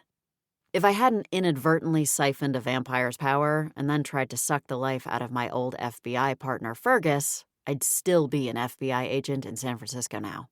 Unfortunately, my supernatural skills didn't involve time travel. We approached the suspicious plant with caution. If Clara was right and its origin was supernatural, there was no telling what it might be capable of. We had to be careful. It's a very bright green, isn't it? I said. And quite complex, Neville added. The leaves are segmented, I said. They varied in size and shape as well. Technically, they're called fronds. Neville took a step closer to the plant. Some of the spores are glowing. It was hard to see the tiny spores with my compromised vision. What does that mean? I'm not entirely sure, Neville said. It could be the climate here. If only some of the spores are glowing, does that mean it's dying? Clara asked. I'd need to identify the species before I could postulate a theory, Neville replied. If it's supernatural, how did it get here in the first place? I asked. And why is there only one? Mr. Tasker said it has to be recent, Clara said. He walks the perimeter of the farm throughout the week, and he came past this spot a week ago. He said it wasn't here then. He walks the perimeter every week? I asked. It's a lot of walking for an old guy. Clara smiled. He says it keeps him healthy and fit. He's also paranoid about adverse possession. My brow lifted. The legal concept? She nodded. He thinks if he doesn't walk around the whole farm on a regular basis, that someone will be able to claim part of his land. And what about Mrs. Tasker? I asked. Did she participate? According to Aunt Thora, the couple that walks together stays together. She used to point out that my mother always walked ahead of my father, and that it was a sure sign they'd eventually split up. Apparently, she usually does, Clara said. Not today, though. He said she doesn't seem like herself again, so he left her to do the laundry while he walked. When he found this plant, he called me. So I guess he knows enough about plants to know this one doesn't belong, I said, although the glowing spores might have been a hint. He even Googled it using reverse image lookup, Clara said. When he didn't find a match, he assumed he'd discovered a new species. Neville kneeled beside the plant and took a few photos with his phone. I don't want to disturb it until I know more. Photos will have to do. Did Mr. Tasker mention anything unusual at the farm? I asked. No issues with the animals getting sick, anything like that? No, Clara replied. His big concern has been the corporate vultures circling. I'm sure if there'd been an issue with any of the animals, he would have mentioned it, if only to blame the companies. I think I'll take a few photos and show Aunt Thora, I said. She's a good resource for supernatural plants. She's convinced that lemon trees are so magical that they had to have originated in Otherworld. I used my phone to take a couple of photos. Are you sure we shouldn't just dig it up? Clara asked. I agree with Neville. We need to know more first, I said. Besides, a dying plant isn't likely to do any harm, supernatural or otherwise. Thanks for looping me in, though. It takes a supernatural village, Clara joked. What will we tell Mr. Tosca? Neville asked. We have to say something, I said. I'd rather he not blab about it to other people. The last thing I need is this plant going viral. Once it's online, it's out there. Then let's go talk to him now, Clara said. Mary makes an awesome apple pie. Maybe we'll get lucky and score a slice. We trudged back to our cars and drove around the fields to the Tasker farmhouse. The white clapboard house was similar to my mother's, with a wide front porch and black shutters. A pickup truck was parked in the dirt driveway. The front door was open, so Clara called to him through the screen door. Reuben Tasker was a slender man, about 5'10", with a thick head of white hair that looked like clouds. His eyebrows shot up when he saw me beside Clara. "Hey there, Miss Clara," he said. "I suppose these are the friends you told me about. Didn't mention a genetic condition." I touched my head, self-conscious. It's an allergic reaction. This is Agent Fury, Clara said, and her assistant, Mr. Wyman. I flashed my badge for good measure. To supernaturals and humans with the sight, it read Federal Bureau of Magic, but to everyone else, it looked like a standard FBI-issued badge. "You didn't say you were calling the feds," he said. "Is it pot? It's drugs, isn't it? Are you here to arrest me?" No, Mr. Tasker, I know you're not responsible for putting that plant on your farm. He studied me closely. "Your name's Fury?" That's right, Eden. I grew up on Munster Close. He folded his arms. "Beatrice and Stanley's daughter who moved away." Yes, but I came back a few months ago. I suddenly felt like I was an unwitting participant in a staring contest with the farmer. "And the FBI is interested in my plant?" he asked. Yes, sir, Neville interjected. The botany division. "There's a botany division?" His tone reflected a healthy level of skepticism. Smart man. "Of course," I lied. "There's basically a division for everything. If you can dream it, they'll have agents to handle it." My age, nothing surprises me. Oh, come on in. He stepped aside to allow us entry. I hope you don't mind that I called Agent Fury, Clara said. I knew she'd be interested. Plants are her specialty. I cleared my throat in an effort not to choke. Killing plants was more my specialty. "Mary, we have more visitors," Mr. Tasker called. "Put the kettle on, would you?" Clara and I followed Mr. Tasker into the kitchen. It was a pleasant space with floral wallpaper and ceramic chickens on a shelf. The oval wooden table appeared well worn, but otherwise in good condition. "Clara's back?" Mary Tasker bustled into the kitchen. She was a stout woman with wire-rimmed glasses, white hair, and round, rosy cheeks. If there were an opening for Mrs. Claus at the mall, Mary Tasker would only need to don a red dress. Sorry to disturb you again, Clara said. I called a couple of friends to take a look at your plant. "Oh, yes," Mary said. That. Reuben is convinced he's made a discovery. She filled the kettle with water and placed it on the stovetop. "Well, it's not pot, so why is the FBI interested?" Mr. Tasker sat at the table and gestured for Clara and I to join him. "I hope chamomile is okay," Mary said. She pulled 2 mugs from the cabinet. Chamomile makes me want to smother myself under the covers and go to sleep, Clara said. It's perfect. Good for me, thanks, I said. I shifted my focus back to Mr. Tasker. The FBI is interested because it appears to be a foreign species. I neglected to mention just how foreign it might be. You don't have any idea how it got there? The older man shook his head. "Like I told Clara, I do have a regular check of my land. Seems to have appeared out of nowhere. Weird-looking thing, isn't it?" I'd advise you to steer clear of it, in case it's poisonous, I said. His eyes rounded. I should have thought of that myself. Some farmer I am. I was too curious to consider that it might hurt me. Did you touch it? I asked. Sure, but I washed my hands when I came in afterward. He stroked his chin. If it is poisonous and came out of nowhere, do you think it's possible one of them companies is trying to use it to get rid of us? You think one of the companies that's harassing you placed a poisonous plant on your farm to kill you? I asked. It seemed far-fetched. Or make us too sick to put up a fight, Mr. Tasker said. You'd be surprised what lengths some people will go to for what they want. No, I really wouldn't. What can you tell me about the companies? I asked. Mr. Tasker smiled. You mean you're not going to dismiss me as a conspiracy nut? Not unless you give me a good reason, I said. He winked at Clara. I knew I could count on you. You're much smarter than that Caudry fella. I know, Clara said simply. I was proud of her for not undervaluing herself like she would have done in high school. There's a real estate development company called Brimstone, Mr. Tasker said.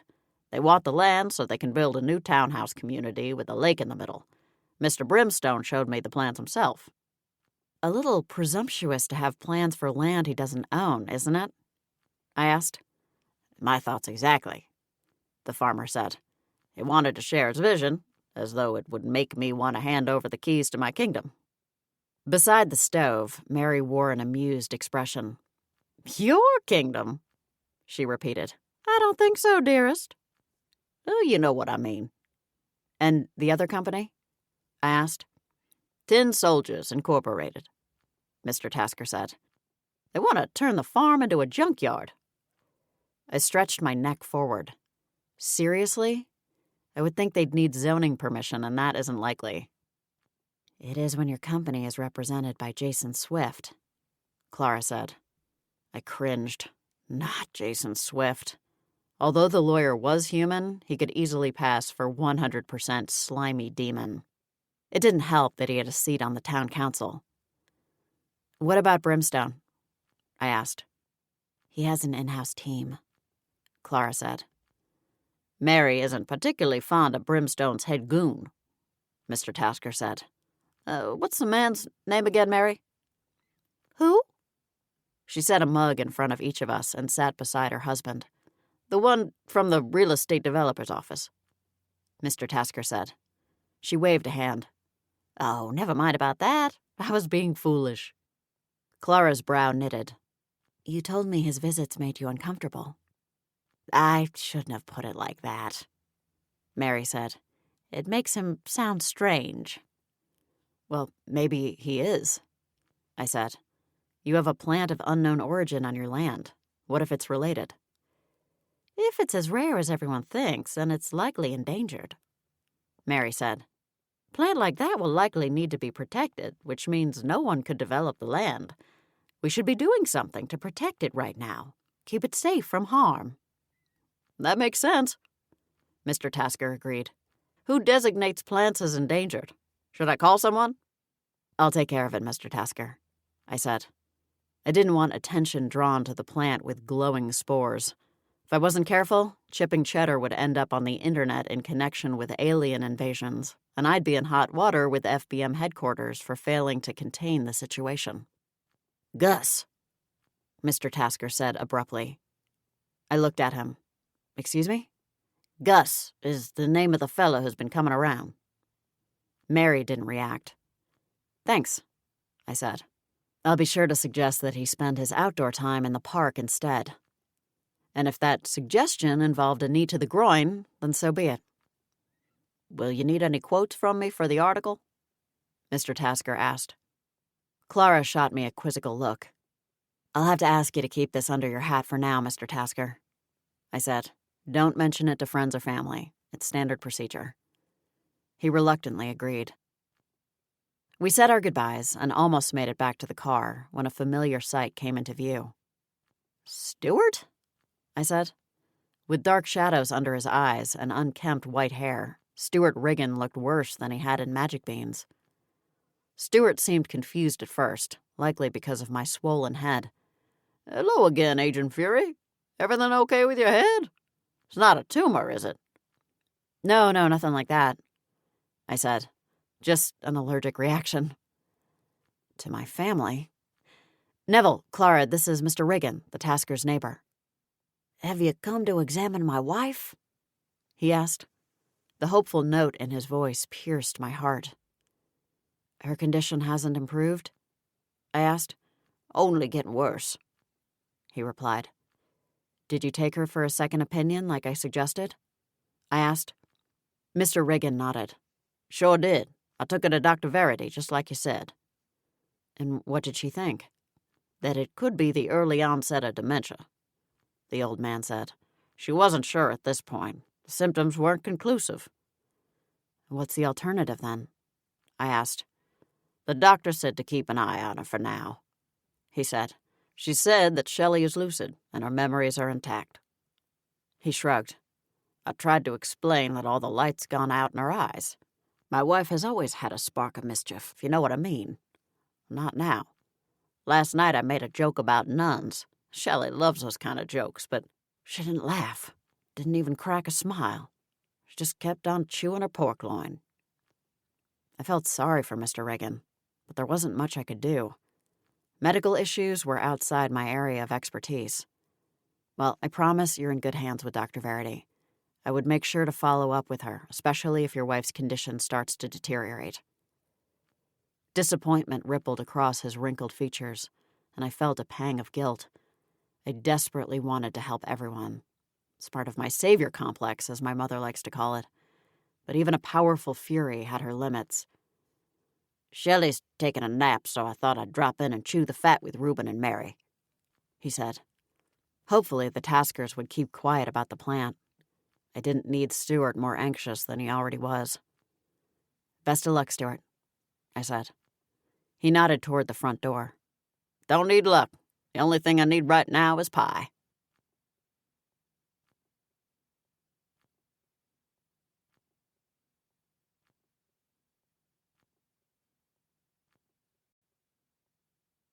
Chapter 7. Later that evening, I showed the photos of the plant to Aunt Thora. Recognize this at all? She scrutinized the photos. Was Princess Buttercup rooting around in Mrs. Paulson's garden again? You'd better be careful or she'll report you to the HOA. No, this plant is growing on the Tasker farm. We're pretty sure it's supernatural.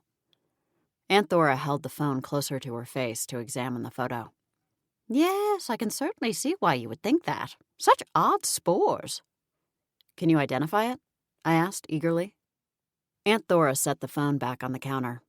Not without research. Oh, are we sharing photos? My mother swept into the kitchen. Why don't I show you the photos of the Day of Darkness outfits I found? I think they'll look stunning on us. I groaned. Mom, I'm working. I don't have time for fashion. My mother looked me up and down. You've made that quite clear. She shoved the phone under my nose. What do you think of this one? Too much lace? Any lace is too much lace, I said. She swiped to the next photo. How about these? 4 women were dressed in black floor-length gowns. One of the dresses had puffy cap sleeves, and another had a plunging neckline. I could guess which one of us the latter dress was for. Too formal, I said. Looks like they're attending a fancy funeral with a full orchestra. My mother sighed and swiped again. What about these? Mom, they're all mini dresses. Grandma won't wear that. Neither will I, Aunt Thora said. We can make theirs longer versions, my mother said. That's easy enough. She nudged me. Come on, Eden, you have my legs. You might as well show them off. And here I thought I had my own legs, I replied. You should thank me that you didn't inherit your father's legs, my mother said. They look like plump sausage links. I'm not wearing that bizarre hair accessory, I said. It looked like the woman in the photo had black feathers sprouting out of the top of her head. As far as I was concerned, the concealed feathers on my back were quite enough. I like that dress, Aunt Thora said, tapping the screen. Make sure it reaches my ankles, though. All of Beatrice's dresses reach her ankles, Grandma interjected. Just depends on which part of the date it is. She looked at me and smiled. How's your day been? Any passing rabbits mistake your head for a cabbage? I glared at her. The day is almost over, thankfully. It was a good day for me, Grandma crowed. I won my battles and I collected more little critters for the next battle. I'm an unstoppable force. I'm sure the local children are thrilled, I said. Aunt Thora glanced around the house. Speaking of children, it's awfully quiet here without Ryan and Olivia. They were here until after dinner, my mother said. Just pretend they're asleep in their room. That's what you do when they're right next to you, Grandma said. The remark dredged up flashes of memories, my mother ignoring my stream of chatter while she admired herself in the mirror. My mother forgetting my existence at the clothing store when she became enthralled by the salesman. If she'd been born before Narcissus, the term would now be Beatricism. The James Bond theme song played, and I snatched my phone to my ear. I'd switched Neville's ringtone from Harry Potter music when he said he'd rather be associated with Bond's Q than a Hufflepuff. Ouch. Hey, Neville. I believe I have rather distressing news about our discovery, Neville said. I walked into the family room for privacy. It's poisonous? Worse, it's alive. Well, duh, even I know that plants are living creatures. How else can I kill them? You don't understand. Neville cleared his throat, causing the hair on the back of my neck to prickle. I need to come to the office, don't I? It would be wise, yes. I'll be there as soon as I can. Eden, you need to pick a dress, my mother said, as I hurried past her. My head felt like it was full of jelly when I moved too quickly. I couldn't wait for this hex to lift. I drove across town to the office as fast as I dared without inviting Deputy Guthrie to pull me over. Holes was closed, but the lights in the tattoo parlor were still ablaze. I noticed the office door was ajar and found Neville hovering near the front of the room. He practically pounced on me when I entered. It's a pod demon, the wizard blurted.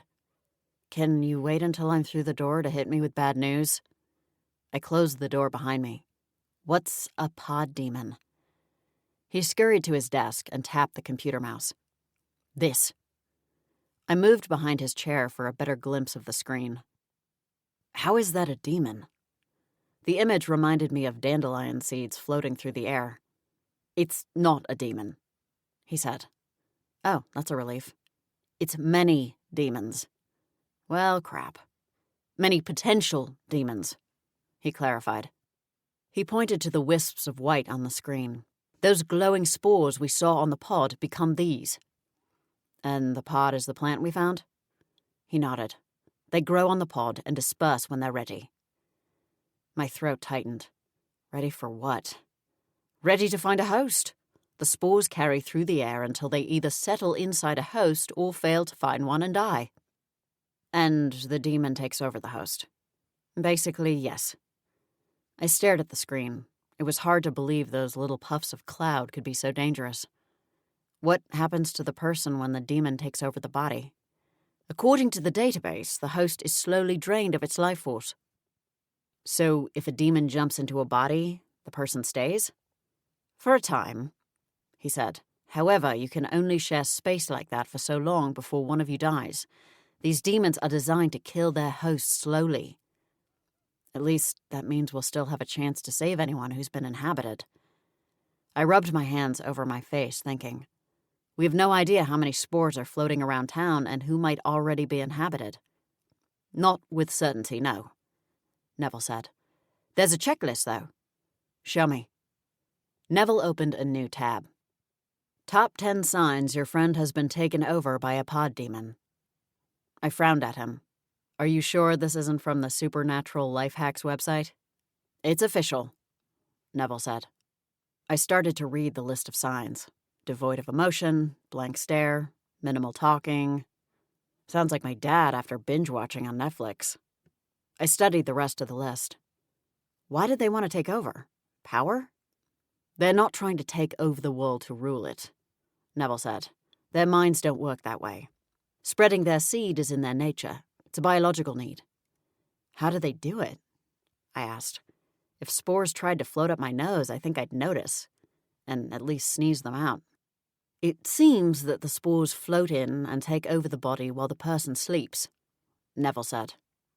Got it. Because the host's resistance is low. It's basically non-existent while they're asleep. Neville said. I groaned. So, what are our options? Pump Red Bull into the water supply until we've locked down the demon? I doubt that's feasible, Agent Fury. Well, come on, you're the invention wizard. I snapped my fingers. Invent something to prevent everyone from becoming a Stepford demon. What do you propose? Neville asked. It would be difficult to contain everyone and keep them awake without significant damage. Our options are rather limited. How about a reverse Sleeping Beauty spell? I asked. He shot me a quizzical look. I think you've watched one too many princess movies with your niece. No, hear me out. You know the part where the fairies put everyone to sleep? I asked. Neville fell silent for a moment. I'm sure I'm supposed to feign ignorance, but how can I? It's a wonderful animated feature. He nodded enthusiastically. Yes, the fairies use a spell on the kingdom to give Aurora's true love time to find her and wake her with a kiss. Right. So, what if we do the opposite? A spell that keeps everyone awake until we find a way to get rid of the demon. Neville settled back in his chair and regarded me skeptically. How do you propose to keep an entire town of humans awake without explaining to them how it's even possible, and, even worse, why it's happening? He made a good point. I don't know yet, I said, but that seems to be our best line of defense right now. It's not a surefire method, Neville said. As far as we know, sleep just makes it easier for the demon to take over. Being awake might slow it down rather than make it impossible. He rubbed his chin. We also can't discount the impact of sleep deprivation on an entire town. There might be all sorts of accidents as a result. Psychological problems. People border on insanity without sufficient rest. I felt deflated. No, you're right. And we can't keep layering spell upon spell to counteract the negative effects. Neville pondered the information on the screen. I'll make a few inquiries. Do you have a list of supers that you call with questions? He swiveled in the chair to look at me. I'm a member of an online forum. We share information about our experiences that might be helpful to others. Like Reddit for wizards? Sort of. His tone was so vague that I couldn't help but dig deeper. Is it an official FBM forum? No. He refused to meet my gaze. Is it for agents? Should I be on it? There's no need, Agent Fury. You have more than enough to keep you busy. I don't know about that. If this forum is helpful, maybe I should be on it. He fidgeted in the chair. I don't think you would enjoy it. Who cares about enjoying it? We need information, and they might have it. He heaved a sigh. You can't get it. You have to be a wizard. Well, I have witch in my DNA. I stopped talking when I noticed Neville's hangdog expression. You mean only wizards, don't you? I'm afraid so. I gasped. Sexual discrimination? Neville, how could you? I don't make the rules, he said. And it's been very informative. The wizards there are on top of their game. I don't want to deprive myself of their knowledge despite their exclusionary tactics. No wonder you have a hard time dating, I said. You spend too much time on single-sex forums. That might very well be part of it. I considered him for a moment. So, what's your username on this forum? Neville123? Liar, what's your real username? He hesitated. Gandalf's Revenge 917. I smothered a laugh. What does the White Wizard have to avenge? Nothing in particular, he said. I just like the way it sounds. Your birthday is September 17th, isn't it? He nodded somberly. I'll be sure to mark it on the calendar. I'll buy the donuts that day. Neville bowed his head slightly. You're too kind, O immortal one. I smacked his head, careful not to overdo it with my fury strength. I told you not to call me that. He rubbed the side of his head. Forgive me. You're forgiven. Can't we just destroy the plant, dig it up, and send it back to Otherworld? Neville cut me a disappointed look. Really, Agent Fury, did you think it would be that easy? Even if we could, there are likely spores already in circulation. I hung my head in embarrassment. I just kind of hoped it would be simple. For once. Unfortunately, I haven't found anything definitive on how to stop the spread either, Neville said. Are you kidding? My pulse began to race. We had an invasive demon species in shipping Cheddar with no clue how to stop it? I wish I had better news, Agent Fury. I can assure that I'll continue to research this issue until I find a satisfying resolution. I hope these wizards are as knowledgeable as you think, I said. Text me the second you learn something. As you wish. I left the office, more worried than when I arrived. I didn't know why I thought it was a good idea to speed home. I knew better. When I saw the red lights flashing in my rearview mirror, I held out hope that it would be the handsome chief behind the wheel. No such luck. Good evening, Deputy Guthrie, I said, injecting a tone of politeness I usually reserve for Shirley, Grandma's God-fearing friend. 2 meetings in one day. What are the odds? Sean's pale, freckled face appeared outside my window. Something about his vacant expression worried me, especially in light of Neville's discovery. I remembered our recent interaction at the diner, how he failed to insult my swollen head. And I knew. My palms immediately began to sweat on the steering wheel. You were speeding, he said. His voice was wooden. I feigned ignorance. Was I? Are you sure? I know this is a 40 zone, and you know how vigilant I am when it comes to respecting the law. The deputy barely reacted. You were speeding. I have to write you a ticket now. License and registration, please. I flashed a bright smile. Come on, Sean. Since when do you need to see my license? Pretty sure we got ours the same month back in high school. Don't you remember? You failed your test the first time? I did fail, he said. My father wasn't happy. He hit me with the belt. He paused. He always whipped me with the belt when I disappointed him. I winced at the revelation. I'm sorry, Sean, I didn't know.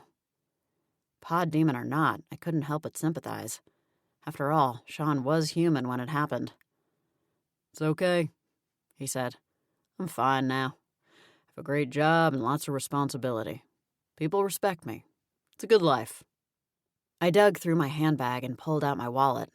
Unfortunately, the cards had all broken free of their slots. Or maybe I just never put them in, and I had to shuffle through them like a deck until I located my license. I handed him the license and then hunted through the glove box until I found proof of registration. Here you go, I said. Sean studied the license and the slip of paper as though trying to ascertain their authenticity. You are 26 years old. Just like you. The longer I sat here, the creepier he seemed, and I already thought Sean was creepy. I have so much life left, Sean said. I'm very fortunate. Yes, we both are. No need to tell him about my immortality. He wrote me a ticket and peeled it off his pad. It's important to adhere to the speed limit. These limits exist for a reason. Yes, sir, I said. Great goddess, I hated being deferential to this red-headed turd. It was against my nature. Am I free to go? He gave a slight smile. Have a good evening, Miss Fury. Agent Fury, I corrected him. I'd earned that title, and he was going to use it.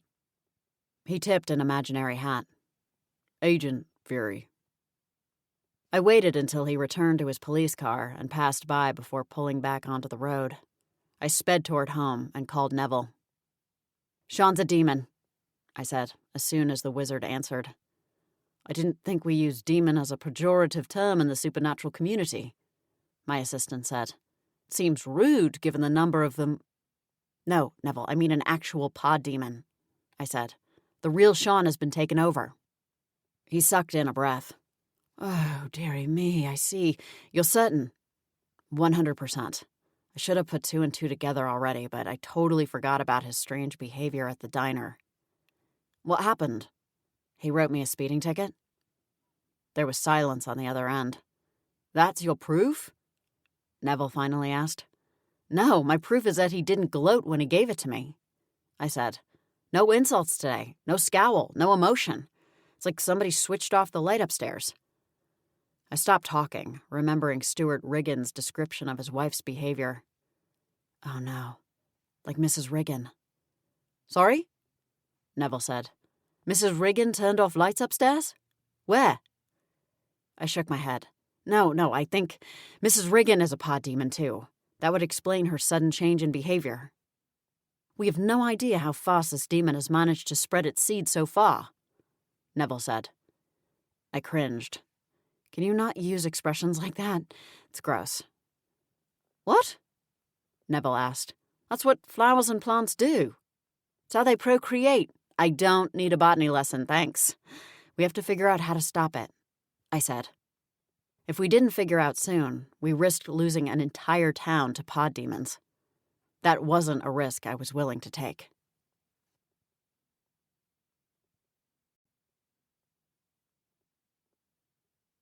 Chapter 8. I have a problem, I announced the next morning as I entered the kitchen. My mother's lips formed a pout. I know, honey, but all you need is a good pair of tweezers and a few strips of wax, and that facial hair will be nothing but a distant memory. I exhaled loudly. That's not my problem. Well, maybe you don't think so, but I promise you that men have noticed. Her mouth twitched. At least your head is back to normal. That topical steroid worked wonders. On cue, Ryan pointed to my head and smiled from his high chair. I didn't hear Verity drop him off, I said. That's because Anton did, my mother said. You know your brother. He was in stealth mode, so he didn't have to talk to us. Practically left Ryan on the front porch with a note. Would you like a hot drink? Aunt Thora offered. There's tea in the pot, and I have fresh wedges right on the counter. I brushed past my mother and took a ceramic cat mug from the cabinet. As I poured the tea, Charlemagne appeared at my feet and lifted his head to look at me. No begging, Charlemagne, I said. You know better. The python continued to stare at me with unblinking eyes. This is hot tea, and these are lemon wedges, I continued. Trust me, there's nothing here that you want. Charlemagne didn't back down. Finally, I relented and tossed the snake a lemon wedge. He gulped it down. I swear that Verity left their snake behind because she didn't want to share her meat, my mother complained. Yes, because Verity is such a greedy carnivore, I said. Besides, Charlemagne is like a garbage disposal. He eats anything. Charlemagne and your father have something in common, my mother said. So what's his problem? Grandma asked. I sipped my tea. There's a new demon in town. My mother's curiosity was now piqued. Oh, is he single? Handsome? Doesn't have to be both. Definitely not single, I said. More like multiples. It's a pod demon.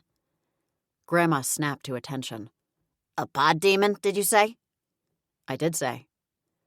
Grandma rose to her feet and shuffled over to us. Pod demons are no joke. An entire town in Otherworld was wiped out by those suckers. And what happened? I asked. How did the town keep them from spreading and infecting other towns? They didn't, Grandma said.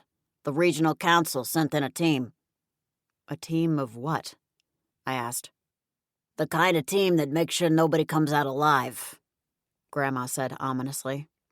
That was very, very bad news. That sounds familiar, my mother said. Wasn't Stanley involved in that? My stomach lurched. My father was involved? I wasn't sure why it surprised me. He was a vengeance demon. Who knew how many towns he'd leveled in the name of revenge? He wasn't involved in that way, my mother said.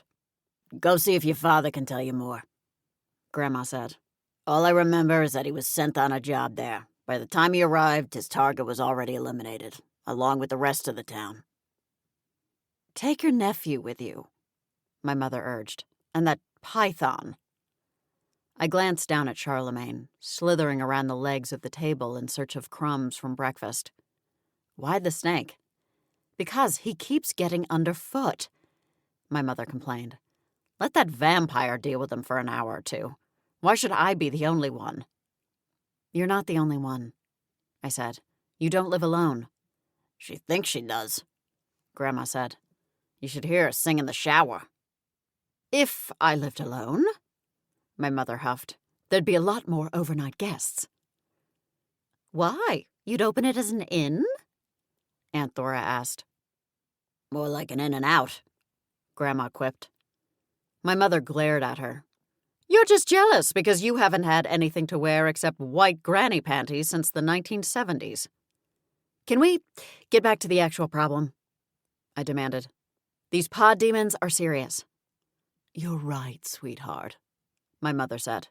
She touched her chin thoughtfully. Just out of curiosity, do men behave any differently when taken over? For example, say there's a man who hasn't shown any interest in a vibrant, beautiful woman. If he were to be invaded by a pod demon, would he then be inclined to invade this woman? I counted to 10 in my head. If John McLaren gets taken over by a pod demon, then my barn is never going to get finished. I went to retrieve Ryan from the high chair. Where's Princess Buttercup?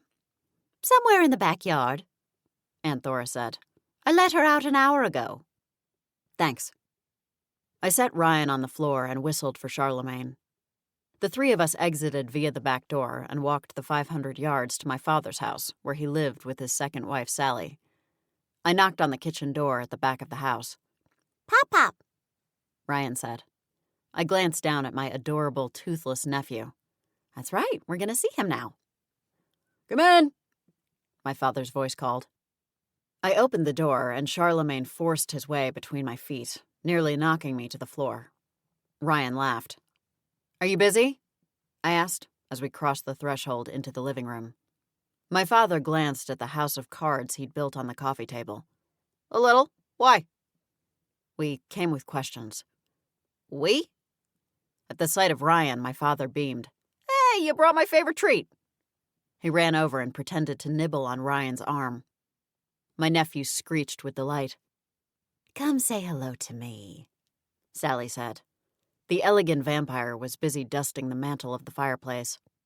She was the only one I knew who cleaned her house in a dress and pearls. Ryan shrank away and hid behind my father's shoulder. Is your mother making disparaging remarks about Sally again? My father asked. Not that I've heard, I said. I crouched beside Ryan. Hey, buddy, what's the matter? Ryan pointed at Sally. Vampire. That's right, I said. Sally's a vampire. We already know this. Sally flashed her fangs and tapped the end of one. Blood bubbled on the pad of her finger. See? See? Pointy. Ryan started to cry. My father hugged him and rubbed his back. Sally would never hurt you. I can't speak for other vampires, but if one of them ever so much as pinched you, I'd drag them to the bowels of hell and fling them into the fiery pit myself. Dad, I said sharply. What? My father said. It's the truth. Too graphic. Ryan's tears subsided, and Sally held her arms open. Come here, sweet child. Ryan ran to her and flung his arms around her neck. Whatever fear he'd experienced seemed to have dissipated. You tell your mother to stop filling that kid's head with nonsense, my father said in an angry whisper. Tell her yourself, I said. I'm your daughter, not an emissary. Charlemagne slithered over and poked his head up between us like the periscope of a submarine. I stroked his head, and his tongue darted out to lick me. Did you have to bring the snake? Sally asked. He leaves scuff marks all over the floor. He wanted to stretch, I said. He gets bored cooped up in the same place all day. That's because he's a python, Sally said. He doesn't belong as a house pet. Tell that to everyone else, I said. I wasn't in the mood to field their complaints against the other side of my family. I had more important business to attend to. I saw on the calendar that the Day of Darkness is coming up, my father said. You remember? Of course I remember, he said. I had to buy those black streamers every year. You know how hard it is to buy black streamers unless it's October? The internet makes it easy now, Sally said. Where was the internet when I was first married? My father demanded. I used to go to this little shop in Otherworld called Back in Black. It was owned by a dwarf named Milliken. Everything he sold was black, and I mean everything. Sally brightened. Oh, I know that place. I bought a cloak there. It billowed so much at the bottom that I felt like a queen in a gown. My father kissed her cheek. A queen should be so lucky. His phone buzzed in his back pocket, and he fumbled to retrieve it. Is that Myrtle again? Sally asked. Tell her you're not doing any more blood donations until she returns my hoop earrings. His face lit up as he read the screen. Good news, the Baskin job is on. Sally glanced up at him. Really? I thought it was going to be too difficult because the father and son live so far apart. Family reunion in Otherworld. My father punched the air. It's a twofer. He cut a glance in my direction. Long-standing vendetta between the Baskins. Let me guess. And the Robins? I asked. Very funny, but no, my father said. The Swarovski family. Johann Swarovski hired me to... I held my hands over my ears and sang loudly, drawing Ryan's attention. He placed his small hands over his ears and copied me. Pretty soon, all four of us stood there with our hands covering our ears and singing at the top of our lungs. Ryan's laughter soon overtook his singing. He collapsed on the floor, delirious with glee. Oh, to be a toddler again, I said, before I knew that my father was a die-hard vengeance demon, and that even worse, he took great pride in his work. And have no independence? Sally asked. Your nephew can barely walk without assistance. Like your mother after too many cocktails, my father said. Come to think of it, she drools and babbles too. I glared at him. What have I told you about making negative comments about Mom in front of me or your grandchildren? My father paused. Make them funnier? I groaned. Just stop. I don't need the stress. I have enough to contend with right now. Is it your mustache? Sally asked. I was going to mention it, but didn't want to upset you. My fingers instinctively touched the area above my upper lip. What mustache? Sally quickly looked away. Never mind. I was hallucinating. Must be that new herbal tea. My mother and Sally had more in common than they liked to believe. There's a situation in town, I said. That's actually the reason I'm here. My father rolled his eyes. I should have known better than to think you'd come purely for the joy of spending time with your family. Would it kill you to make more time for us? It might, I said. So, what's this situation? My father asked. More supernatural trouble? I bet it's the werewolves, Sally said. Not Julie and Meg, of course. They're lovely. Probably the Phelps family again. I bet one of them shifted and was spotted by humans on a camping trip. Am I right? I stared at her blankly. Where are you getting this? Sally returned her attention to Ryan. They're primeval, that family. They're not, my father objected. They're so low on the evil scale that they barely register. I smacked my forehead. That's not what primeval means, Dad. Naturally, Aunt Eden knows what it means, my father said to Ryan in a toddler voice. How else can she pass judgment if she doesn't know all the words? I heaved a sigh. Why I thought my father would be a good resource was beyond my comprehension. I found a plant at the Tasker farm, I said. My father craned his neck to look at me. Congratulations? It's not an ordinary plant. It's a pod with glowing spores. Sounds beautiful, Sally said. Maybe I could plant some in the garden. Mrs. Paulson would be green with envy. You don't want this plant in your yard, I said. Turns out it's a pod demon. My father's mouth dropped open. He shifted to his bottom on the floor next to Ryan as beads of sweat pilled on his forehead. Stan? Sally asked, her alarm evident. My father kept his focus on me. You sure? I nodded. Neville and I are researching next steps, but Grandma mentioned that you've encountered them before. I thought you might have insight. Well, not directly, thank the devil. And repeated the story Grandma told me. It's one of the worst atrocities I've ever seen, and that's saying something. You weren't around for the vampire revolution in Otherworld, Sally said. Talk about atrocities. That's when many vampires escaped to this world to avoid persecution. That's genuinely interesting, I said. I was a sucker for history, no pun intended. But right now, I have to concentrate on pod demons. Is there another way to stop the species from invading without killing all the hosts? If there is, I haven't heard it, my father said. I thought of the people I suspected were already infected. Although there was no love lost between Sean and me, that didn't mean I wanted him dead. And poor Mrs. Riggin.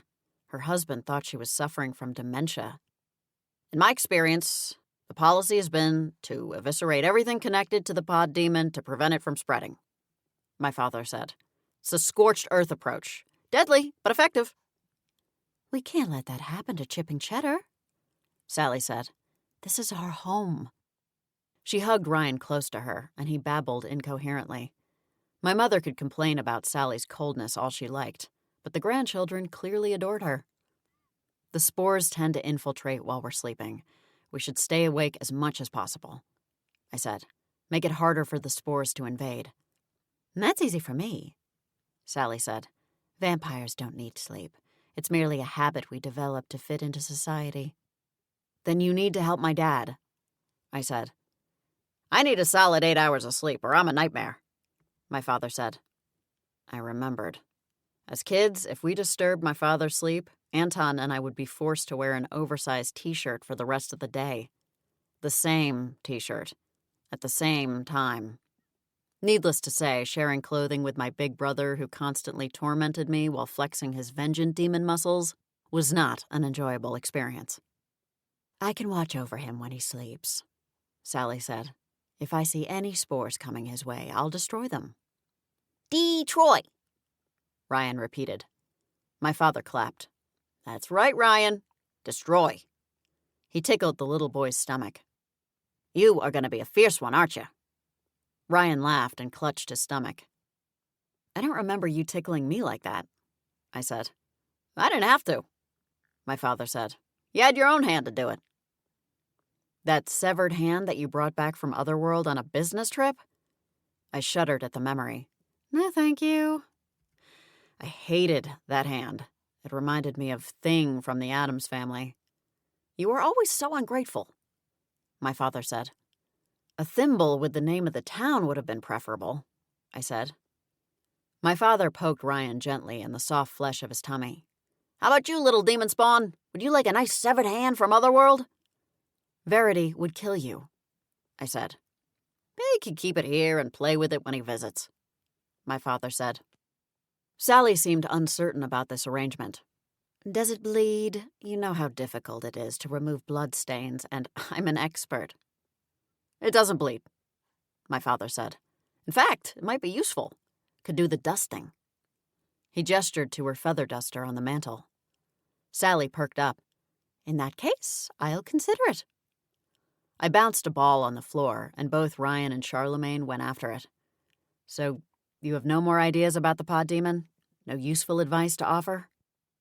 My father gave it another thought and said, Try not to die this week and next. I'll be out of town and I can't reschedule. I shook my head. I'll do my best.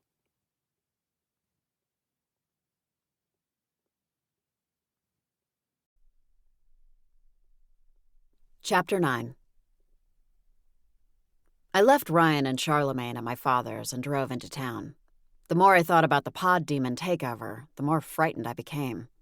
I had to learn more about the pod. How had it gotten on the Tasker farm? Was it simply drawn to the area the way other supernaturals are, because of the energy from the dormant portal? Or was there a more nefarious purpose? I needed to check out the two companies interested in acquiring the land. If one of them had supernatural ties, it was possible they were involved. I glanced at the passenger seat where the speeding ticket still rested from yesterday. I'd have to pay it. Or maybe this was a good excuse to check on Chief Fox. What if he'd been taken over like Deputy Guthrie? I'd never forgive myself if anything happened to him. I decided to swing by the chief's office before I followed up on the Tasker companies. I parked on the street, not far from the station. As I rounded the corner of the block, I came face to face with Tanner Hughes. Inwardly, I groaned. Now wasn't the best time for a run-in with my ex. "Hey, Tanner," I said. "Good morning, Eden." I brushed past him and was shocked when he didn't try to grab my wrist or make an insufferable innuendo. I stopped in my tracks and turned to face him. "You look nice today." "Thank you," he said. "You look lovely as well. I like your hair that length. Then again, I've always preferred long hair." "Good thing Sassy has long hair," I said. "I'd love her just the same if she were bald," Tanner said. Well, that settled it. Another pod demon. Tanner Hughes seemed to have had a much-needed personality transplant, courtesy of a supernatural invasion. You're sweet to say that, I said. You used to say sweet things like that to me. Not really, but I had to be sure. Life is simpler when people get along, Tanner said. Kindness costs us nothing. So true, I said. Ugh, poor Sassy. Knowing her, she wasn't going to like this new version of Tanner one bit. Have a wonderful day, he said, and I wanted to hurl. I continued to the police station and stopped at Judith's desk. Is the chief in? The old woman peered at me. Are you selling something? Because there's no solicitation here. No, Judith, it's me, Agent Fury. I showed her my badge. Oh, right. Go ahead in. Thank you. I continued past her desk to the chief's door and poked my head through the doorway. Hey there. You got a minute? For you? He broke into a broad grin. I have at least 2. Ha, very funny. I entered the office and closed the door behind me. He motioned to my head. Looks like your noggin's back to normal. Maybe some damage on the inside? Inside's functioning normally, I said. The chief wore a hint of a smile. You didn't look so bad with that giant head. I gave him a menacing look. Liar. I'm thinking you should use that shampoo again on Halloween, he teased. I was relieved to hear him joke with me, even if the joke was at my expense. Based on my limited information, I got the impression that pod demons didn't have a sense of humor. Deputy Guthrie gave me a speeding ticket yesterday, I said. He chuckled. Ah, so that's why you're here. I retrieved the ticket from my handbag and dangled it in front of him. I contest. He plucked the ticket from my fingers. You know you have to contest it in court and not to me, right? When's the next coffee with the cop? I asked. I'll make sure to stop by with my list of grievances. His sea-green eyes twinkled. Now there's a list? I maintained a neutral expression. There's always a list. Hope you're not catching whatever's gotten into Corinne, the chief said. She was so odd last night. I froze. Last night? I didn't want to imagine what the twosome got up to in the wee hours. We went out for dinner and she barely said a word, he continued. She's usually pretty good company, so I asked if anything was wrong. She said no. And you believed her? He shrugged. I don't know what to think. She didn't seem angry or anything, just sort of blah. Anxiety coiled in my stomach. Would you say that maybe the light went out in her eyes? A grin tugged at his lips. Well, she doesn't shine like some supernovas I've met in this town, but yeah, I guess you could say there was a certain dullness about her. Everyone has off days, I said vaguely. How could I explain to the chief that his date had been overtaken by a pod demon? I'm sure you're right. I'm probably overthinking it. Do me a favor, Chief, I said. Keep your windows closed at night. This time of year? He said. The weather's perfect in the evenings. I love a light breeze when I'm in bed. Alone. He added hastily. It's the pollen, I lied. Verity says it's terrible right now and that even people with no history of allergies are going to suffer. And you don't want to see me suffer? He grinned. That's sweet of you. He ripped my speeding ticket in half. I'll take care of this for you. Can't have our federal agents taking time away from their work to show up in traffic court, can we? Thanks, Chief. You're the best. I spun on my heel and practically skipped out of the office. Chief Fox had that effect on me. My body wanted to either float or skip or turn to jelly whenever he was within reach. On my way back to the car, a call from Neville came through. I'll be there shortly, I said. I'm making a couple of stops first. Good. I have an update for you, Agent Fury, and you're not going to like it. My whole body tensed as I slipped behind the wheel. Definitely not when you open with a statement like that. What is it? I wasn't getting anywhere on the Wizard Forum, so I decided to make a few inquiries at FBM headquarters, he said. My fingers gripped the phone. And if we hope to live through this, we need to keep the situation between us. Between us? Why? What did they say? According to my source, the FBM's response to pod demons is swift and immediate, Neville said. They will destroy the entire town and everyone in it. My pulse raced. But how? How could they get away with it in this world?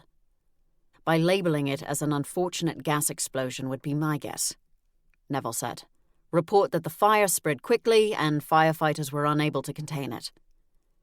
My gut twisted, Bavarian pretzel style. We have to make sure the FBM doesn't get wind of this. Didn't they wonder why you were so interested? I told them I'm writing a screenplay about an alien invasion. I had multiple offers of help after I said that. I relaxed slightly. You're a genius, I said. A real genius would be able to take care of the pod demon without risking thousands of lives, Neville said. Don't be too hard on yourself, Neville. We'll figure this out together. I have every confidence in you, most exalted one. I was glad Neville had confidence in me because, right now, he was the only one. The office for tin soldiers was a little tricky to find, but I managed. Funnily enough, it was located on the same street as the FBM office, albeit closer to the train tracks. The reception area was practically non-existent, with an unmanned metal desk with a matching chair and a single chair for visitors pushed against the wall. The decor was tin chic with a variety of designs all made from painted metal. There were sunflower heads, cat sculptures, and a variety of wire silhouettes. I was admiring a rainbow-colored metal heart when a middle-aged man limped into the room. His hair was brown and thin to a mere layer of wisp. He wore a T-shirt with the logo for the band AC/DC and baggy jeans. "I thought I heard the door. Can I help you?" he asked. "The dollar store's 2 doors down." I'm Agent Fury. I showed him my badge, and his brows drew together. "You're from the—" "That's right, FBI. "I see." He smoothed the thin layer on the top of his head. "I'm Bruce Fendel, president of Tin Soldiers. Brings you to my doorstep, Agent Fury. Is your office looking for some new designs? We've quite a collection, I can assure you." "No designs today, Mr. Fendel. I have questions about your interest in the Tasker farm." His expression changed to one of enlightenment. "Mr. Tasker complained about my inquiries, I take it." "I think he used the word harassment rather than inquiry," I said. "Oomph." He pretended to clutch his stomach. "I consider myself a professional." "A professional stalker?" The muscle in his cheek twitched. "A connoisseur of scrap metal." That sounds highly specific. "Oh, it is, and I take my business very seriously." "So you want to turn the Tasker farm into a junkyard?" I said. "There are few spaces in chipping Cheddar with the land for such an endeavor," Bruce said. "The Tasker property is ideal for what I have in mind." "And what happens? People dump their scraps there and you polish turds into diamonds?" "More or less," he said. He smiled, revealing a set of slightly crooked teeth. No orthodontia for this guy. Although my father had been against non-essential procedures, my mother had been adamant that we wore braces if we needed them and threatened my father with a hex on his nether regions if he got in the way. Needless to say, Anton and I sported matching camera-ready smiles. "Can't you rent a storage unit for that?" I asked. "Do you really need a whole farm? That's a lot of acreage for junk." "Your trash is our treasure," he said. "It's our company slogan." Nice. I was perfectly willing to acknowledge a good slogan when I heard one. "I'm trying to grow my business," Bruce said. "For that, I need adequate space. The Tasker farm would provide it, and then some." "Do you work alone?" I asked. "For the most part. I outsource as much as I can," he said. "Keeps costs down." "The farm's worth a lot of money," I said. "Are you sure you can even afford it?" Bruce smirked. "The FBI is interested in my profit and loss statements. I'm sure they can find a way to access them." "I understand Jason Swift represents your company." "That is correct," Bruce said. "I find Jason to be worth every penny the company pays him." And I found Jason to be a sleazeball, but why argue? "If you need further information, feel free to contact him," Bruce continued. "Though I'm happy to answer any more questions you may have." Bruce Fendel may have had an unusual business, but he seemed more like an annoying guy than a harassing mobster-type figure. And as a regular human, he wouldn't know anything about a plant from Otherworld or pod demons. "Do you know anything about the other company that's been sniffing around the farm?" Bruce's expression soured. "Brimstone." You know the company? The man in the company, unfortunately, Bruce said. Not that we run in the same circles, mind you. Tish and Brimstone wouldn't give a guy like me the time of day. Then how do you know him? We've been going after the same types of properties recently, he said. Different plans for him, of course, but similar requirements. What do you think of him? Bruce removed his hands from his pockets and hooked his thumbs through the belt loops. Arrogant, pompous, single-minded, ruthless. Ruthless? Wow, such praise. Sounds like you have a bit of a crush, I said. Bruce snickered.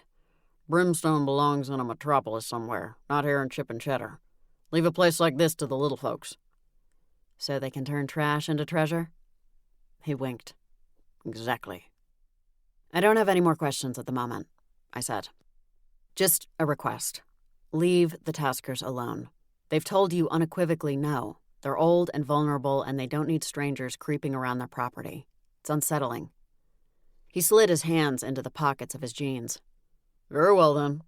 They'll not hear another word from me unless I hear from them first. You spit and swear on your mother's grave? He peered at me. Is that how the FBI conducts business now? No, that's how the Fury family conducts business. Not really. I'm trying to keep this visit off the books so you're not on our radar. I imagine you'd prefer to avoid a tax audit. Cunning, Agent Fury. Subtle threat. He gestured to the metal sunflower on the wall. Any interest? I'll cut you a deal. Bribery, Mr. Fundle. Cunning. I don't think a sunflower would do the trick, but thanks. I have a sun lamp in my office, and that's basically all I need. A sun lamp? It was a special gift, I said. There's not a lot of natural light in my office. Yes, mine's similar, as you can see. A train rumbled past, and the walls shook. We don't have that, I said. I like trains, he said. Always have. A train's just a chain of metal boxcars, right? What's not to love? You understand me already, Bruce said. Such a rare gift to be understood. Even rarer to be understood and accepted, I said. I knew that all too well. Tell me, Agent Fury, will you be delivering the same message to Brimstone that you delivered to me? I frowned. Of course. I don't play favorites, Mr. Fundle, no matter how much money and power someone appears to have. They all get treated the same. Bruce observed me for a long beat. Yes, the same, he said. Please be sure to give my regards to the Taskers. I wagged a finger. Remember the rules, Mr. Fundle, only if they give their regards first. He escorted me to the door, and I came to an abrupt stop. Be sure to sleep with your windows closed, I said. He seemed taken aback. Another threat, Agent Fury? I quickly realized how my suggestion might have sounded. No, this allergy season is brutal with the pollen count, and my doctor is advising everyone to seal up any gaps and keep windows closed. I appreciate the warning, he said. Haven't felt like myself this past week. Oh, he had no idea how much worse it could be. If he ended up like Tanner, Sean, or Shelley Riggin, he could cease to be himself at all.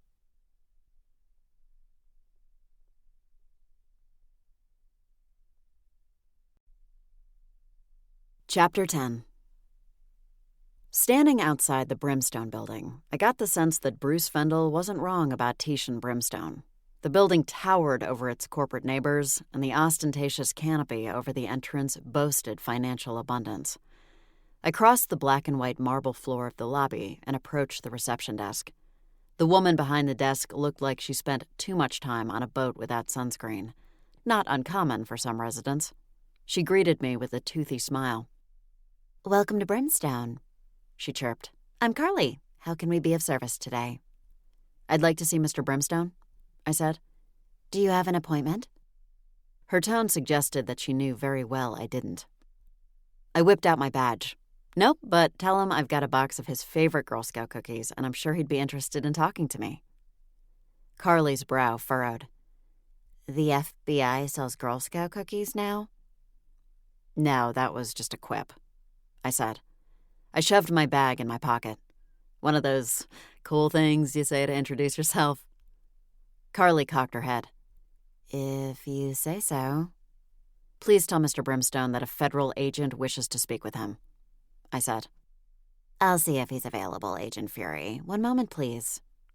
She turned away to buzz her boss. I took a moment to survey the interior of the building.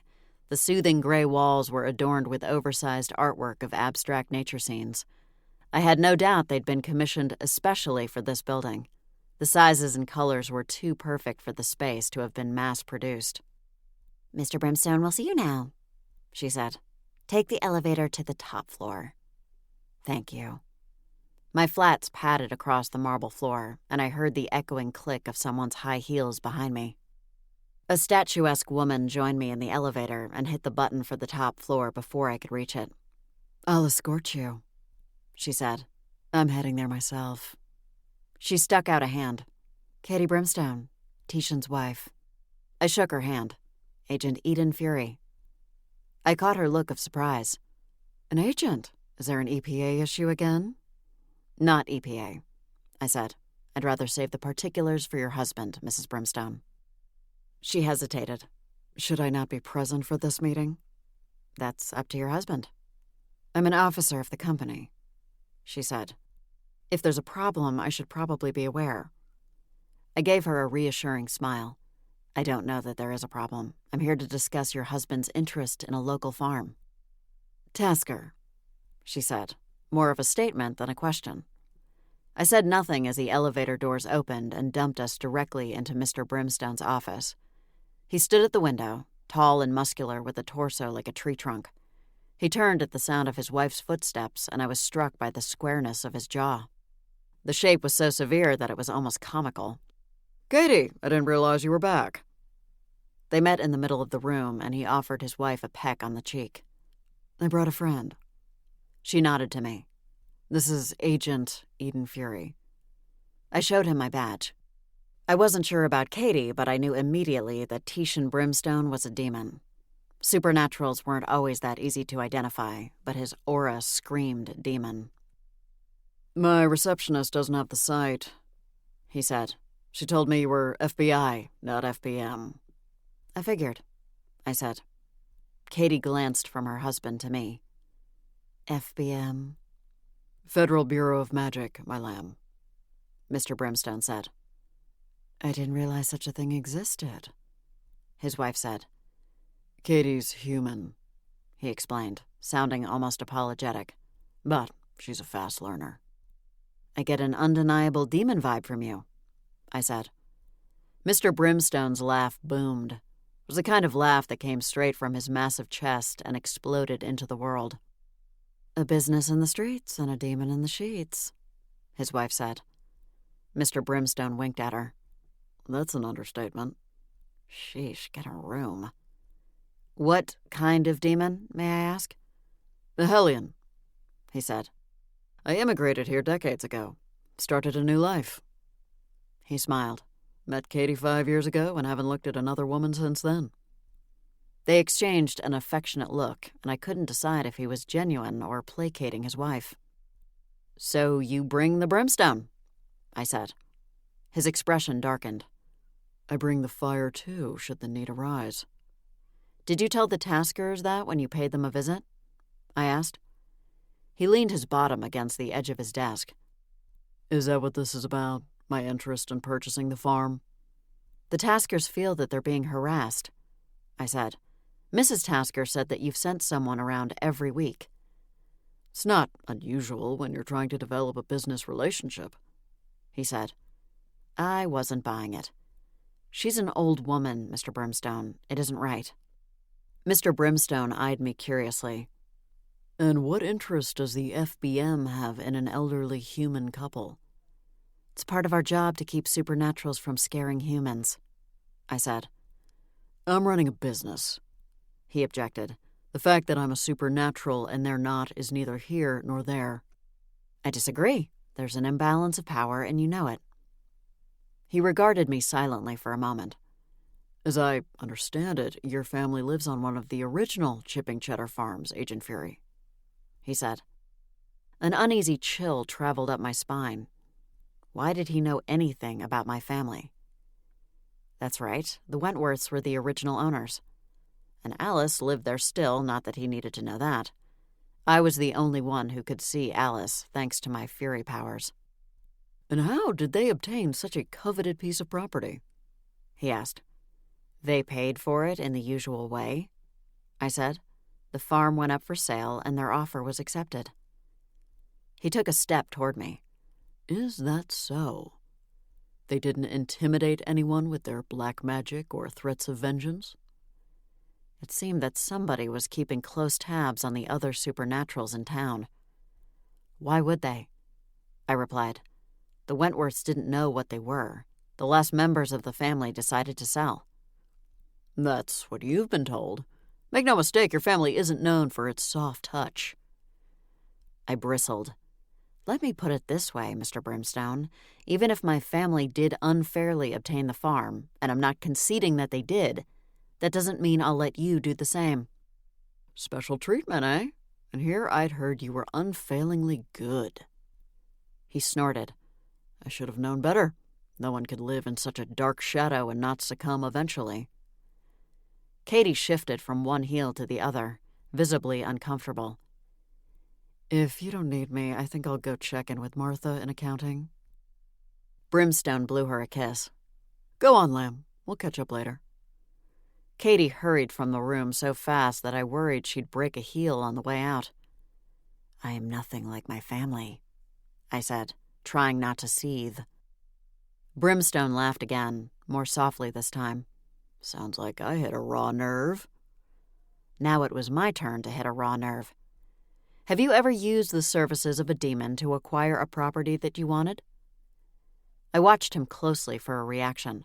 Maybe import something from Otherworld in an effort to persuade them? His expression hardened. That's racist. Just because I'm a demon doesn't mean I'd stoop to such levels. I run a solid business here. I kept pushing. If you were going to employ the services of a demon, which kind would be your go-to? Depends on the services, he said. I mean, I know your father and brother would be good for a revenge project. You've got that lawyer cousin, too. Uncle, I corrected him. Uncle Moyer. That's not the kind of services I mean. His brow furrowed. I don't retain those type of services anymore. Maybe in my younger days before I embarked on actual relationships. I definitely dated my fair share of demons. To be honest, I never imagined I'd end up with a human partner. Hellions and humans aren't exactly a common combination. Neither are Furies and humans, I said. My thoughts automatically turned to Chief Fox. Out of curiosity, did you tell Katie before you married her? About my origin? I nodded. Can't be easy for a human to accept. I eased her in, he said. Dropped hints every so often. How do you drop a hint like that? It was more like a nuclear bombshell. You've never dated a human? A pretty woman like you? He looked me over. I find that hard to believe. I dated a moron, I said. Tanner never had a clue. Still didn't. I felt a slight pang of guilt remembering that his body now housed a pod demon. What if Tanner was gone for good? Only one? Brimstone asked. You got off easy. I laughed despite the tension. I find it best to keep them at bay. I had Katie watch certain films and TV shows and then gauged her reaction to them. She liked all the vampire movies, had the hots for the males. He shrugged. Tall, dark, and brooding. I figured I was on the right track. How did you decide it was safe to reveal your true self? We watched Hellboy. Do you know that comic? They made a movie or two. I nodded. And what, she didn't shudder with fear? No, in fact, she added Hellboy to her laminated list. What's that? I asked. Of people she's allowed to sleep with should the opportunity ever present itself. I guess that made it clear for you. Made the risk worth taking. Paid off too, as you can see. I could. Regardless of his questionable business practices, he seemed to be in a healthy relationship with a human. Hats off to him for that. He edged closer to me. Tell me, Agent Fury, what's your interest in my personal relationship? Anytime a demon and a human interact, I'm interested, I said. It's my job. The government has no place in our private lives. I'm not issuing any mandates, Mr. Brimstone. I was only making conversation. I'm a busy demon, Agent Fury. Any more questions, or are you just stalling to spend more quality time with me? Oh, stop, I said. You're obviously very much in love with your wife. Don't use flirtation as a weapon. Just makes you look like a jerk. His arms dropped to his sides. You weren't even a little tempted? Not really, sorry. Maybe if I hadn't seen you two together. I didn't believe he'd cheat on his wife with me. I did, however, believe he'd kill me if it suited him. I decided to keep that nugget to myself. Best not to give the Hellion any ideas.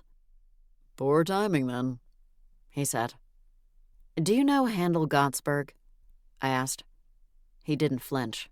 Yes, we do occasional business together. Any recent business? No, he was in town and offered to meet, see whether I needed anything, but my schedule was already booked for his time frame. So you didn't see him?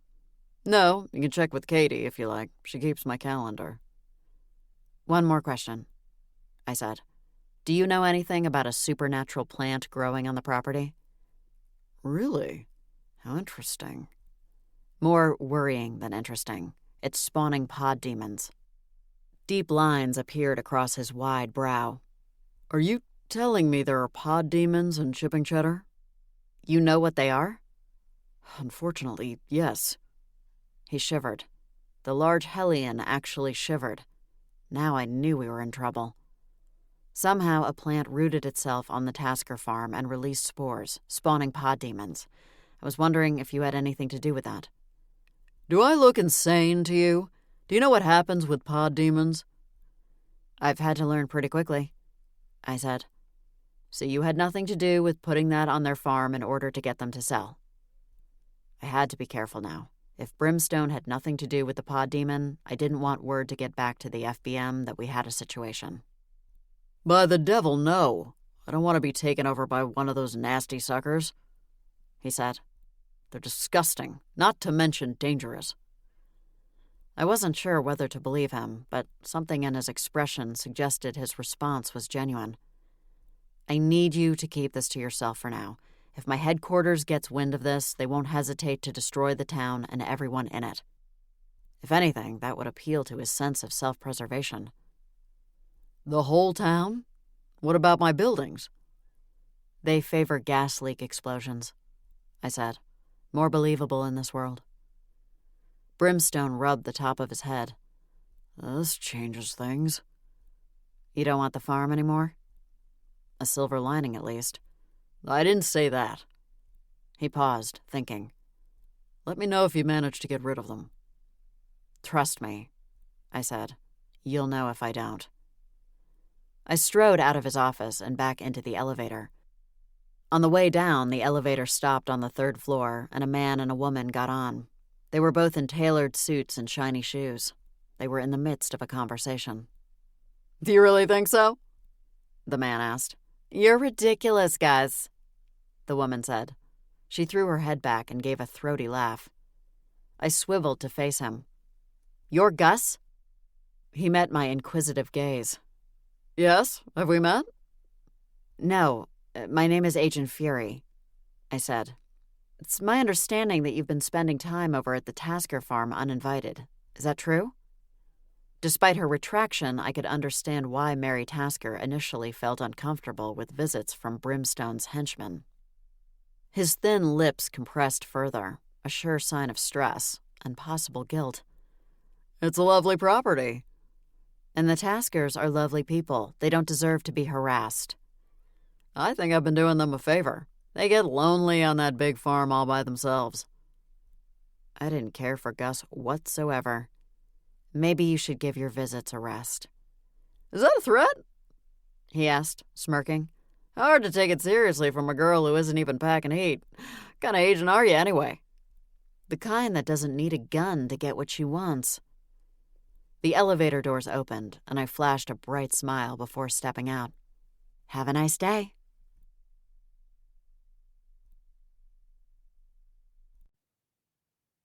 Chapter 11. I arrived home to find the house unnaturally calm. Usually late afternoons meant a house bursting with noise and activity because Olivia and Ryan were here wreaking havoc until one of their parents came to collect them. Right now was eerily quiet. A low growl brought me to the bedroom door of the guest room. The door was closed, and Princess Buttercup lay in the hallway in front of it, giving the threshold her undivided attention. "What's the problem?" I asked, stroking her head. "Are they excluding you again?" Charlemagne and Olivia were thick as thieves, and sometimes their playtime resulted in the hellhound and the cat feeling left out. Well, maybe not the cat. Candy generally preferred her isolation. I clicked open the door to see Olivia passed out on the bed with Charlemagne tucked under her arm. How a Burmese python could curl up into such a tight ball on a single bed, I had no idea. But there he was. It seemed playtime had worn them both out. I stood beside the bed for a moment, observing my niece's serene expression. What was it like to be so innocent and unburdened? If I'd ever felt that way, I couldn't remember it now. I wanted Olivia to have a normal childhood, one without the pressure of developing her powers or erring on the side of evil. I knew Verity was a good mother and would be a full supporter of Team Good. But whether the druid and I would be enough of an influence to keep Olivia and Ryan from the dark side was still to be determined. I hoped so. A piece of white fluff caught my eye, and I instinctively snatched it out of the air. The moment my hand touched it, my skin burned. What in Hecate's name? I strangled a scream as the realization hit me. Spores. Princess Buttercup was on all 4 feet now, and her low growl morphed into a far more threatening guttural sound. She wasn't jealous. She was trying to be protective. Why had the window been left open? My family knew the risks. I glanced at my sleeping niece, and it occurred to me that she could have opened it herself. The windows were old and easy to lift. I hurried to the window and slowly shut it so as not to disturb my niece. I didn't want her to wake up and see me battling demon spores that wanted to take over her body. The image might scar her for life. Another spore floated past me. It was headed for the bed. I needed a weapon. My gaze went straight to the soft Maleficent doll at the end of Olivia's bed. I grabbed the doll and started whacking at the spore. It reminded me of a delicate dandelion seed. When I made contact with the wispy white cloud, it broke into pieces and drifted to the floor. Another spore appeared behind me. Great Zeus, they were determined little suckers. I whipped the doll around and made contact. Olivia stirred in her bed, and I tried to keep my movements as silent as possible. Not easy when you're cutting through the air with a doll the size of a pillow. The breeze alone was scattering her drawings to the floor. I noticed a picture of stick figures in black clothing and wondered whether she'd been dragged into the day of darkness after all. For a fleeting moment, I thought I had the situation under control, until another puff of white caught my eye. More spores? I spun around to see that the window was firmly closed. How were they getting in? Another one drifted in front of me, and I saw they were coming from the floor. To my horror, I realized the ones I'd batted down were multiplying. "They're like Hydra," I said. Cut off one head, and 2 more grow back in its place. My fingertips itched for lightning. No, I refused to resort to magic for this. I could handle it without using my powers. But how? I glanced back at the sleeping child. Charlemagne was awake now, looking at me with curious reptilian eyes. The spores were hardly noticeable right now, but they were there, hovering and waiting for the chance to attach to a body. If I woke Olivia now, maybe I could get her out of the bedroom without a scene. I reached down and gently shook her arm. "Liv, nap time's over."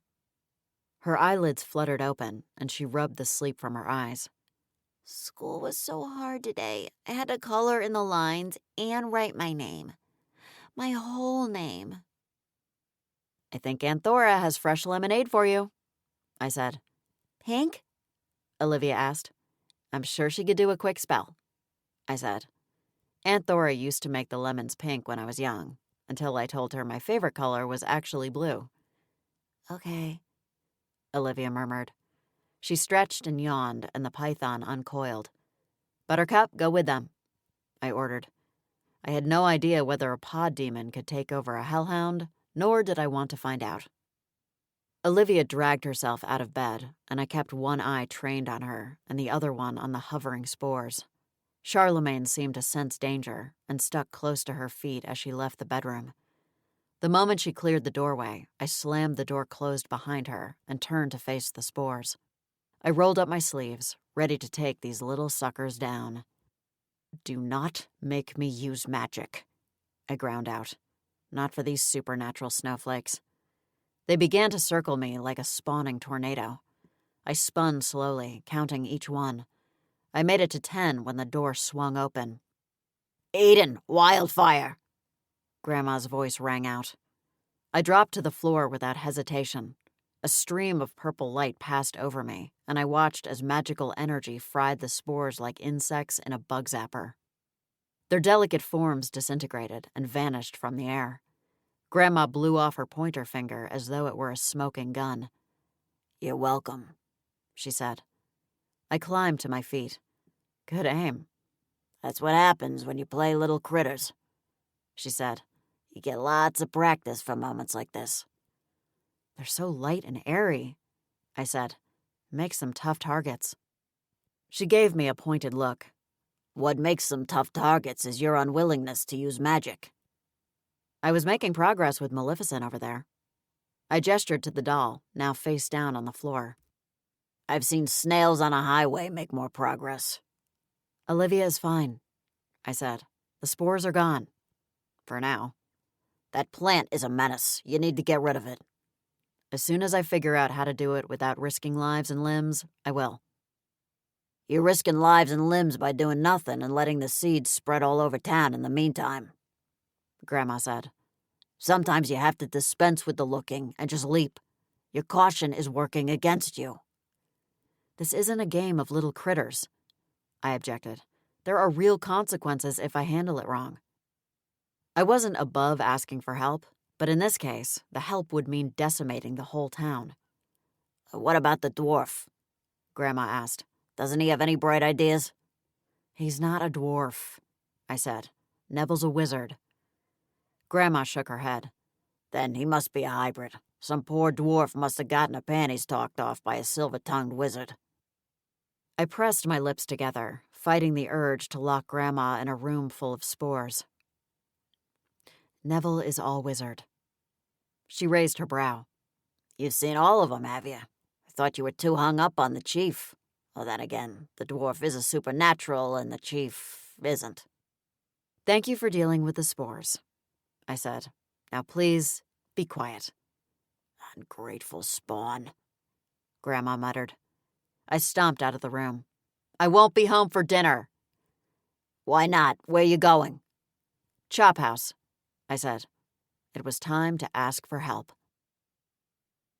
As much as I hated to drag the Supernatural Council to Chop House for an emergency meeting, I knew it was my duty to update them on the situation. They'd need to take precautions, and more importantly, I needed their cumulative years of supernatural experience, Aggie Grace in particular. A hostess caught sight of me as I entered the restaurant. "Miss Fury, are we expecting you this evening?" "It's a last-minute thing," I said. "Is Raphael here?" "In the kitchen," she said. I needed to update him as well because I didn't want any pod demons infiltrating his house either. I knew I could trust him not to panic. The flamboyant wizard was at the prep table, calmly slicing and dicing onions on the chopping board. My eyes immediately stung. Some fury I was. I couldn't handle cutting raw onions even when someone else held the blade. "Hey, cousin," I said. "There's about to be an impromptu meeting in the back room. Hope you don't mind." Raphael gave me a bland smile and moved on to the next onion. "Not a problem. Chop house is your house. You know that." "What are you making?" I asked. Through my damp, burning eyelids, I noticed bowls of ingredients already set on the table. "Trying a new recipe," he replied. "Got the idea from a spell I conjured last week. Nice blend of herbs that you wouldn't typically put together." A nice blend? That description was a bit subdued for Raphael. I love how your two worlds are so intertwined, I said. Your work in magic ends up influencing your culinary work. I guess it does, he mused. He reached for another onion. It's not that surprising, really. Lots of cutting and stirring in both, isn't there? Although hardly anybody uses a cauldron anymore. They're unnecessarily large and heavy. I stared at my cousin. Where was his passion, his zeal? Cutting and stirring, I repeated. Raphael continued to slice without his usual finesse. I think basic culinary skills should be required of any witch or wizard. But one does not simply cut the eye of newt, I objected. One must dice it. Raphael stopped slicing and peered at me. There's more than one way to skin a cat. I can't say the same for an eye of newt. He glanced down at the chopping board. Or an onion. Great balls of a minotaur. This didn't sound like my cousin at all. I had the sinking sensation that I was talking to a pod demon. Good luck with your recipe, I said. I should head to the back room before the others get here. I'll be in to serve you shortly, Raphael said. I waved him off. You know what? It's not our usual monthly meeting, so we don't need service. But thanks. You just concentrate on restaurant duties. If Raphael had been taken over, then I certainly didn't want him to overhear any of the discussion and report back to the rest of the invaders. Whatever works best for you, Eden, Raphael said. I'm here to help. I struggled to keep my eyes from rolling. Raphael would never say that. I mean, he'd help, of course, but he wouldn't be quite so normal about it. I left the kitchen, careful to keep an unhurried pace so as not to alert him of my suspicions. I wove in and out of the tables until I reached the private room at the back of the restaurant where we held our meetings. Despite my efforts to be early, I was the last one to arrive. Oh, wow, everyone's on time, I said. In that case, we may as well get right to it. I took a seat between Husborn Crawley and Aggie. No food? Aggie asked, disappointed. Not now, I said. We need to talk about something important. You're darn right, Husborn said. Hugh just told me that he's decided to take the potion.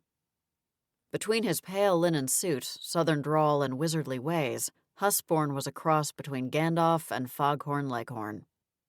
The potion? I asked. Hugh Phelps is one of the few werewolves in town that insists on regularly shifting. Other wolves, like my cousins Julie and Meg, take a potion that blocks their transformation. Hugh stretched his muscular arms. Why bother? I have an acceptable human form. Seems a waste to switch to something more primitive when I have everything I need exactly as I am. Keep things simple. I'm all in favor of simple. Hugh Phelps was content with his human form?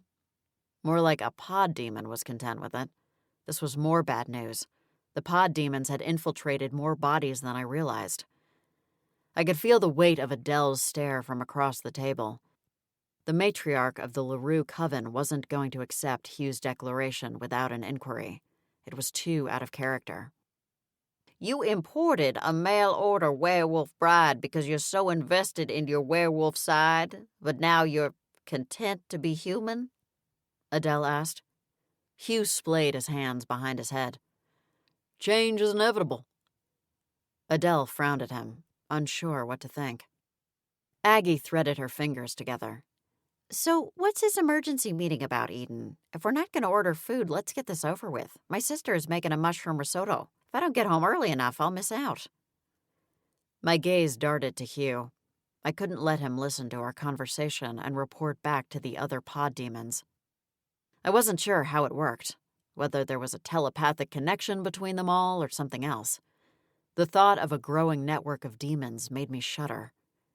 I know I've bungled this up, I said, but the truth is Hugh wasn't meant to be invited. Why not? Hugh asked. It's about your wedding gift, I said. The council is going in on a gift together, and we've completely dropped the ball. I was hoping to get it sorted now. Hugh smiled. That's kind of you all. He shifted to his feet. I'll leave you to it then. Sorry about the inconvenience, I said. No problem at all. Just means more time to spend with my bride. Hugh's long strides took him across the room in a matter of seconds, and he closed the door behind him. Why not have a group text about the gift? Aggie asked. No need to interrupt my artwork for this. It's not about a gift, I said. Hugh's been compromised. His behavior is certainly odd, Adele said. How has he been compromised? I explained about the pod demons and the plant I found on the Tasker farm. Aggie rubbed her temples. You're telling us that Hugh Phelps has been taken over by a pod demon? I think so, I said. The Hugh we know is a hardline werewolf. He would never be satisfied with the human body. I think Eden's right, Adele said. Wouldn't like him at all. There's more, I said. More about Hugh? Husborn asked. No, more pod demons, I replied. Hugh's not the only one who's been inhabited. I cut a sympathetic glance at Adele. I think Corinne has too.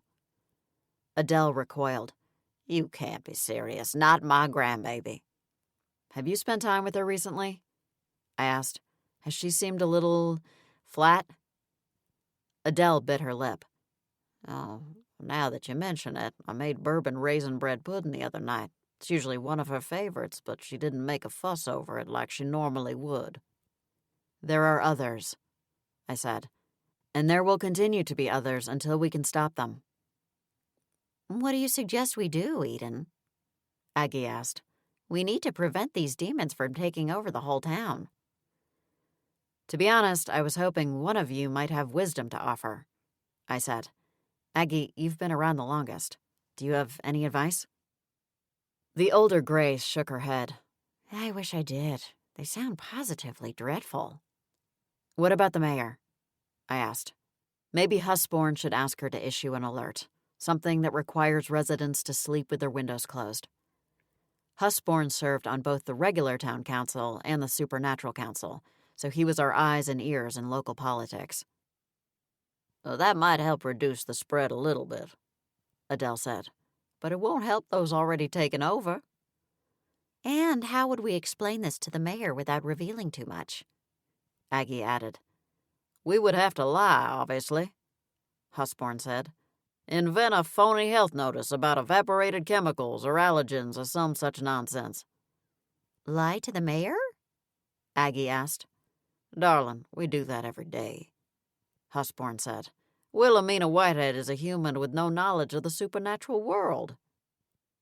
Yes, I understand that, but we don't generally resort to bald-faced lies, Aggie said. We simply skirt the truth. I don't see how else we can handle it unless you want to pull back the supernatural curtain, I said. Adele clicked her perfectly shaped fingernails on the table.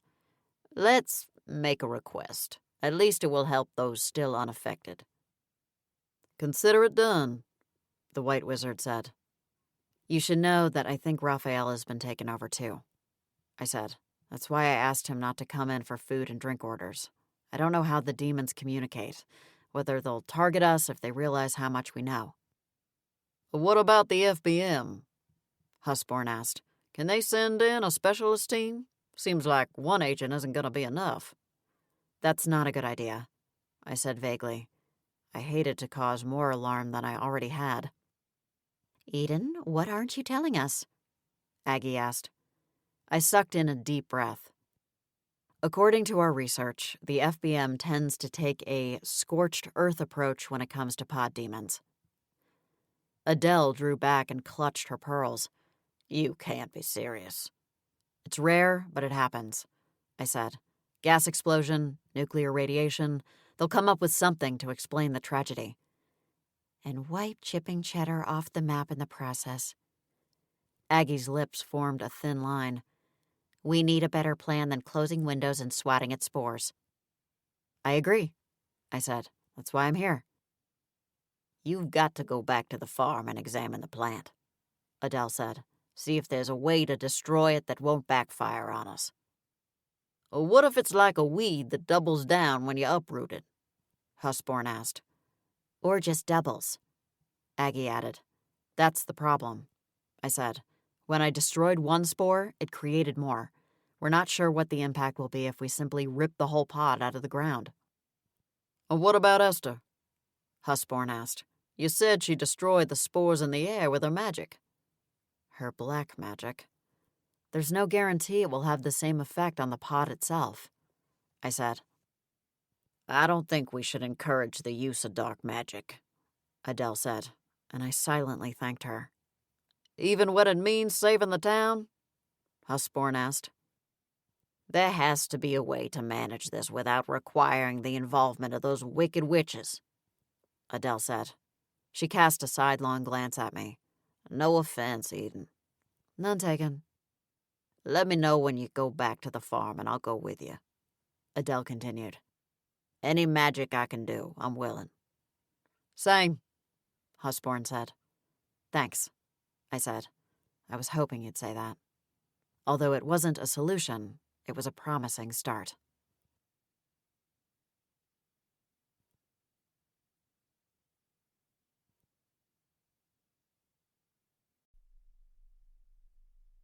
Chapter 12.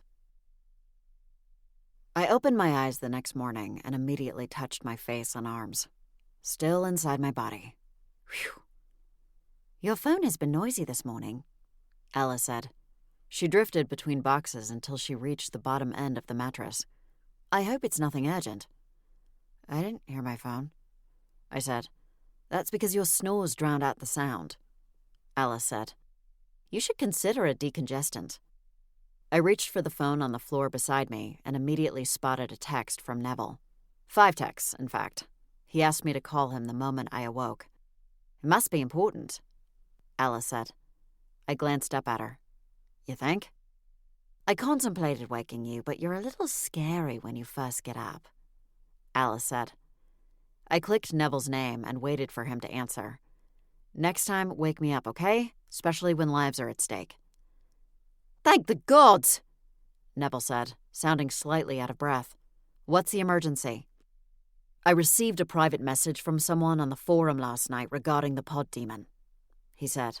"He didn't want to post." "Why not? What would be the harm in sharing his information?" "He doesn't want word to get out that his area took matters into their own hands," Neville said. "Too risky." "So what did they do?" I put him on speaker so that I could get dressed while I listened. "They're vulnerable to magic-infused fire." "That makes sense based on what Grandma's magic was able to do to the spores," I said. "It also explains why the scorched earth approach is favored by officials." "So we burn the pod and any spores we see," I said. "What about those already inhabited? How do we uninhabit them?" "That part is somewhat unclear." Of course it was. "How so?" Neville made a noise at the back of his throat. "There were no survivors." My stomach plummeted. "And how is that different from the FBM's approach?" "They didn't destroy the area and everyone in it," he said. "Only those inhabited by pod demons. It was a rural area, so it was easier to spin." "And what was their official story?" "A tornado," Neville said. "Brought down utility poles and a transformer and started a fire. 12 people died in the blaze." I felt nauseous for a fleeting moment, but it passed. I had to focus on the bright side. This was more information than we had yesterday. It helped. "What's your source's name?" I asked. He didn't divulge his real name, only his username. "Fine, what's his username?" The wizard hesitated. "I Dumbledore ya?" I nearly choked on my saliva. "We're taking advice from a wizard who makes puns out of Dumbledore's name. Is that wise?" "He seems legitimate," Neville said. I checked his other posts on the forum, and they all sound reasonable and well-informed. He paused. "Besides, I don't know that we have another choice at the moment. Waiting it out doesn't exactly seem like a viable option." No, it wasn't. "Okay," I relented. "I'll assemble a team this morning to join me at the farm." "Do you think bringing others into the mix is necessary?" "I spoke with the Supernatural Council last night, and they want to help," I said. "I think we should be as transparent as possible and let them be present when the pod is destroyed. That way there are witnesses and no lingering questions." Except for what happens to the occupied bodies, Neville said. I don't suppose when the pod is destroyed that the demons fail to survive.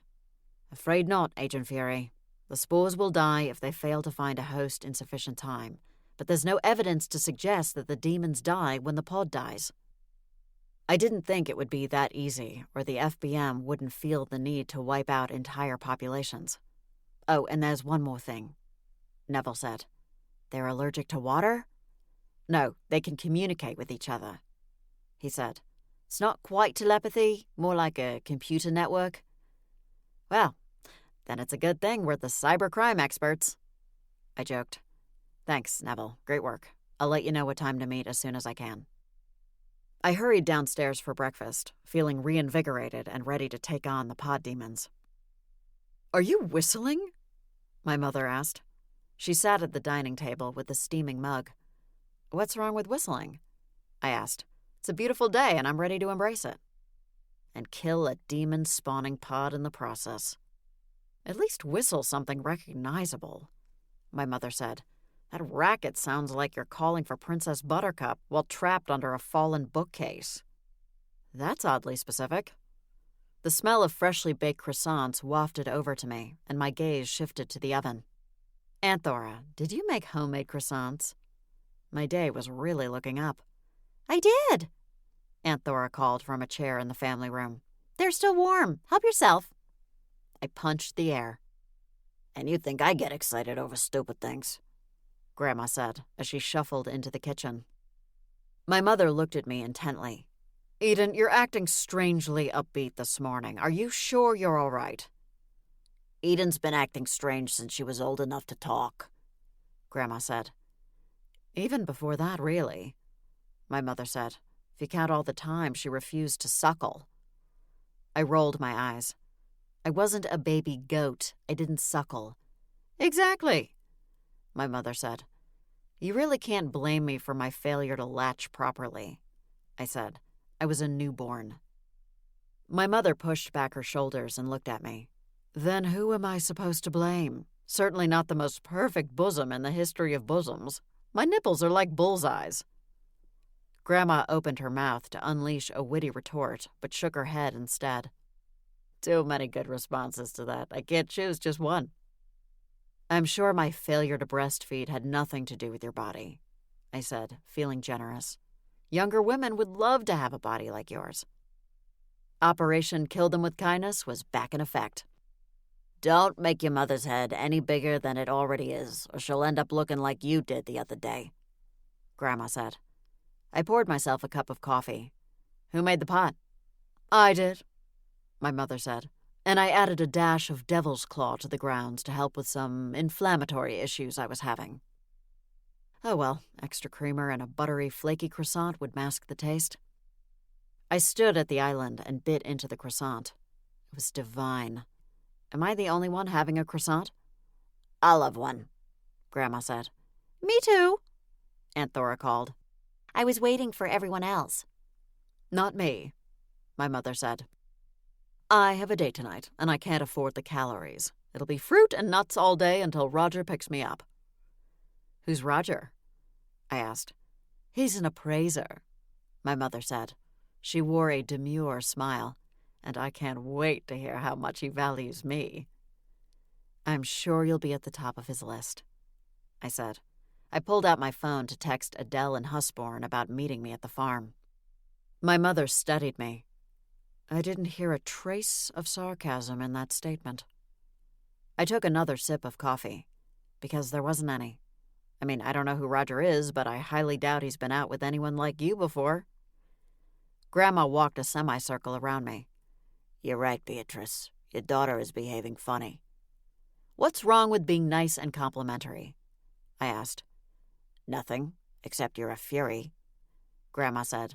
We don't do that. Pod demons do that, my mother said. She set down her mug with a determined thump.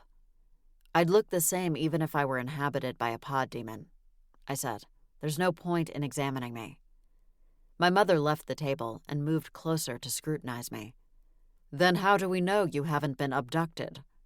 Because I'm standing here, I said. If I were abducted, I'd be taken away. That's pretty much the definition. You know what I mean, she said. My mother snapped her fingers in front of my face, and I pushed her hand away. Stop. Stop because you're a pod demon or because it's annoying? My mother asked. It could be both, Grandma said. If I tell you I'm a demon, will you leave me alone? I asked. I need to send an important text. There's only one way to know for certain, Grandma said. We have to kill her. No, I said. You really don't. My mother's hand flew to her hip. What's the problem? If it's actually you, you'll just come back. And if I'm actually a demon, what will happen? I asked. We don't know the repercussions. I thought of my efforts to destroy the spores in the guest bedroom. What if they're like a Hydra and 2 of me come back? Hydra from mythology or Hydra from Marvel's Agents of S.H.I.E.L.D.? Grandma asked. Same principle either way. When I was a little girl, I wanted a Hydra for a pet, Grandma said. Most kids want a pony, I said. Screw a pony. A pony can't grow back 2 heads. Her face lit up. A 2-headed pony isn't such a bad idea. Maybe there's a spell. I moaned. Grandma! Eden seems fine to me. Aunt Thora observed me from the family room. You always think everyone's fine, my mother said. You're not as observant as the 2 of us. Aunt Thora went back to her crossword puzzle. Observant enough to see your crow's feet. My mother gasped, and her fingers flew to touch the skin next to her eye. Anyway, I'm still me, I said. Promise. These demons are supposed to give people a lobotomy, Grandma said. Make you act polite and bland like someone from Ohio. Mother, don't be ridiculous, my mother said.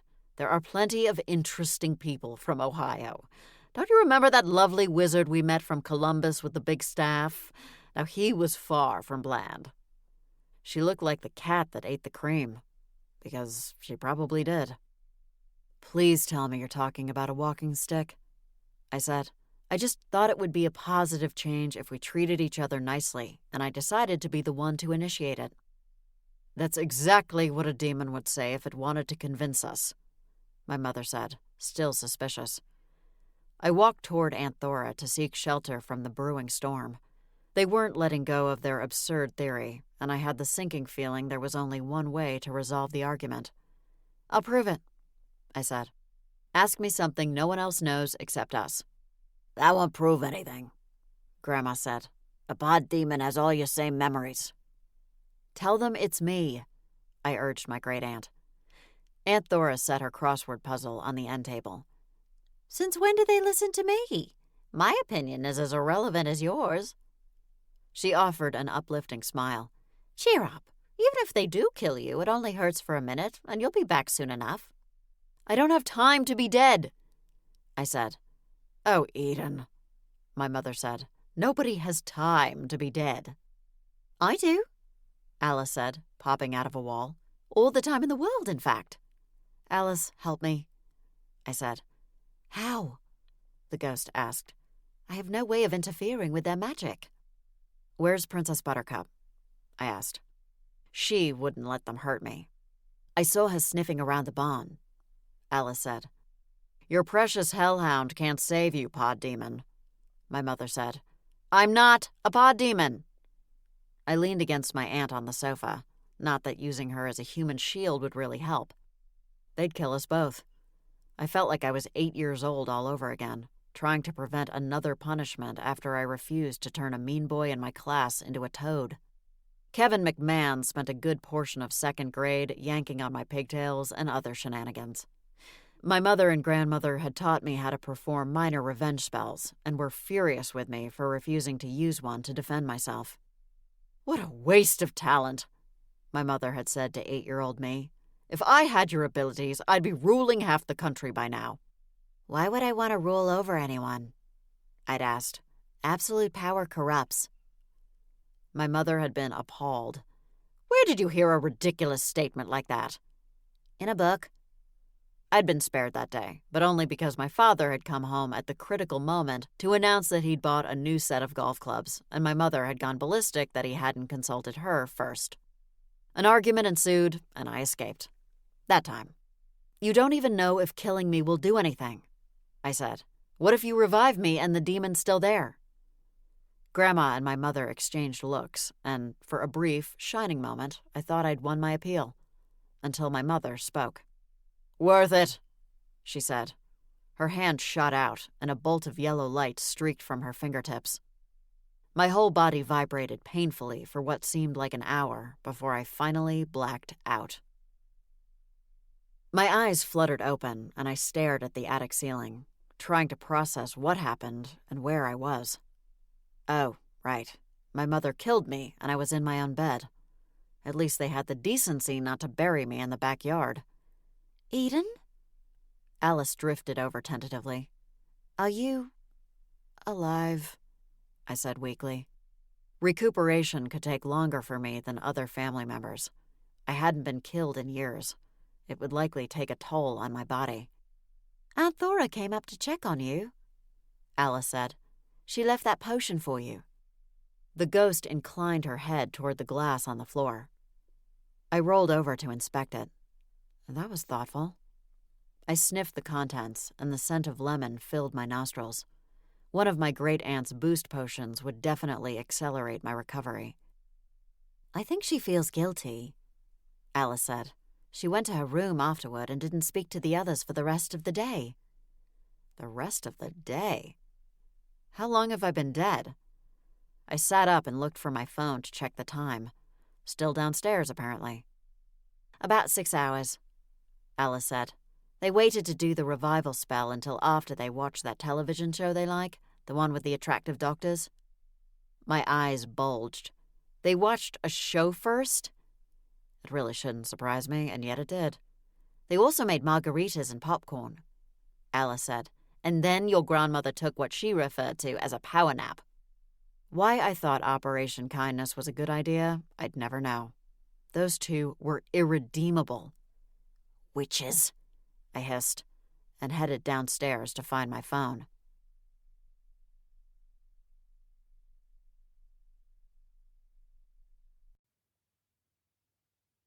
Chapter 13.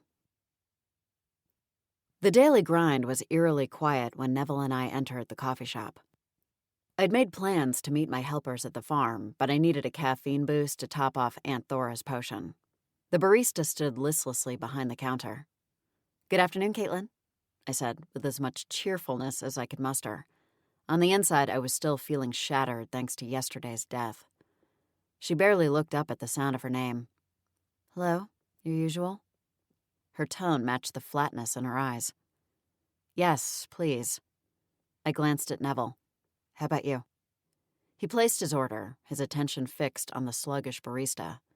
Her movements reminded me of a sloth, which was strange because she usually moved at the speed of light. "It'll only be a minute," she said. "We're not busy." Neville and I exchanged wary looks. I turned around to survey the rest of the coffee shop. The few customers here seemed dazed and uncommunicative. "What happened to you?" Neville asked. "I tried to reach you all day. Thought we'd be heading to the farm before now." "You don't want to know," I said. Neville squinted at me. "It isn't wise to be out of contact for so long, especially during a crisis." "Blame my family," I said. A middle-aged woman entered the shop and came to stand in line behind us. Based on her running attire and windswept hair, she'd come straight from a jog on the promenade that ran alongside the bay. "Sure is quiet in here," she said. "Makes me feel like there was some catastrophe I don't know about and everyone's in mourning." My assistant and I were saying the same thing, I told her. "It isn't just here," the woman said. "I noticed the same thing along the waterfront earlier. There's a weird lull. One of the things I love about this town is how vibrant it is, but lately, I don't know how to describe it. The energy's off." "Sleep with your windows closed," I said. She gave me a funny look. "How's that going to help anything?" "My sister-in-law is a doctor, and she said it's been a weird allergy season." I said. I think everyone's listless because they're on allergy meds." "Yeah, that explains it," the woman said. "I accidentally took the drowsy kind back in college and fell asleep in the middle of a final exam. I never made that mistake again." "The mayor issued a special alert about it this morning," Neville added. "Have you checked your email?" "Not for a few hours," the woman said. "Thanks, I'll check it out." "We need to have Mayor Whitehead send it as a text," I said, as Neville and I headed back to the car. "Emails will get ignored." "Did you see the email?" he asked. "No, I'm about 6 hours behind on catching up." "Did your family do a spell to hide your phone?" Neville asked.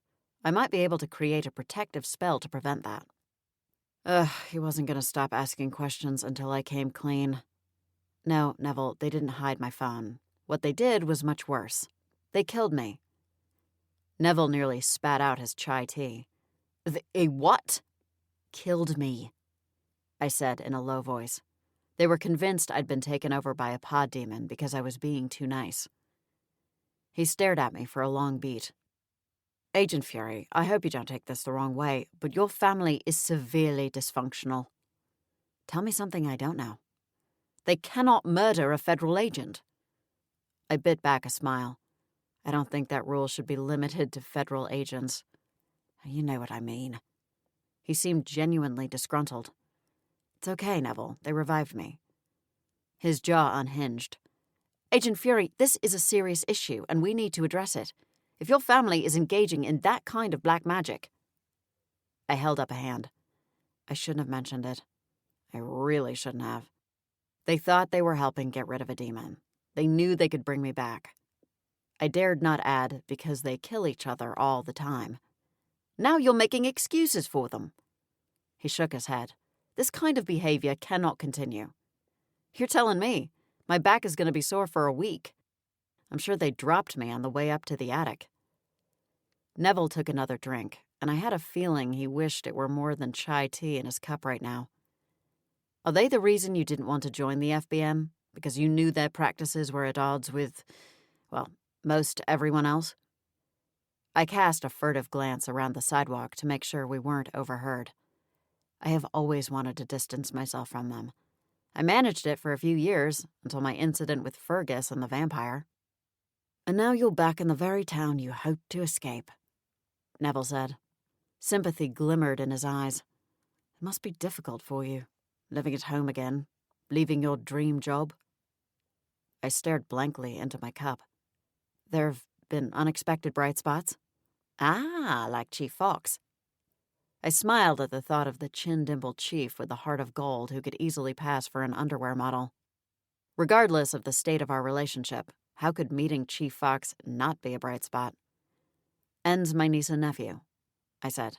"Reuniting with Clara, too." I bumped him with my hip. "And making new friends, of course." The wizard's cheeks flamed. "You consider me a friend, Agent Fury?" "Eden," I said. "And yes, I do. It has been refreshing to work with someone so different from Agent Pidcock." "I thought you liked Paul." "Oh, I did," he said quickly. "He was a good man, he was a good wizard, and an even better man." He rubbed his thumb along the rim of his cup. "It's just that life here seemed almost stagnant until you came." He seemed embarrassed by his own admission. "Why do you think that is?" I asked. "Fishing for compliments, Agent Fury." "No, seriously, why do you think that is?" The gears in my mind started to click. The portal is as dormant as ever, so what's drawing more supernaturals here? "The vortex?" he proposed. A vortex is a place where multiple ley lines come together, creating powerful energy that can be harnessed. Naturally, Chipping Cheddar had one. "The vortex has the same energy it's always had," I said. "So why has there been an increase in activity since my arrival?"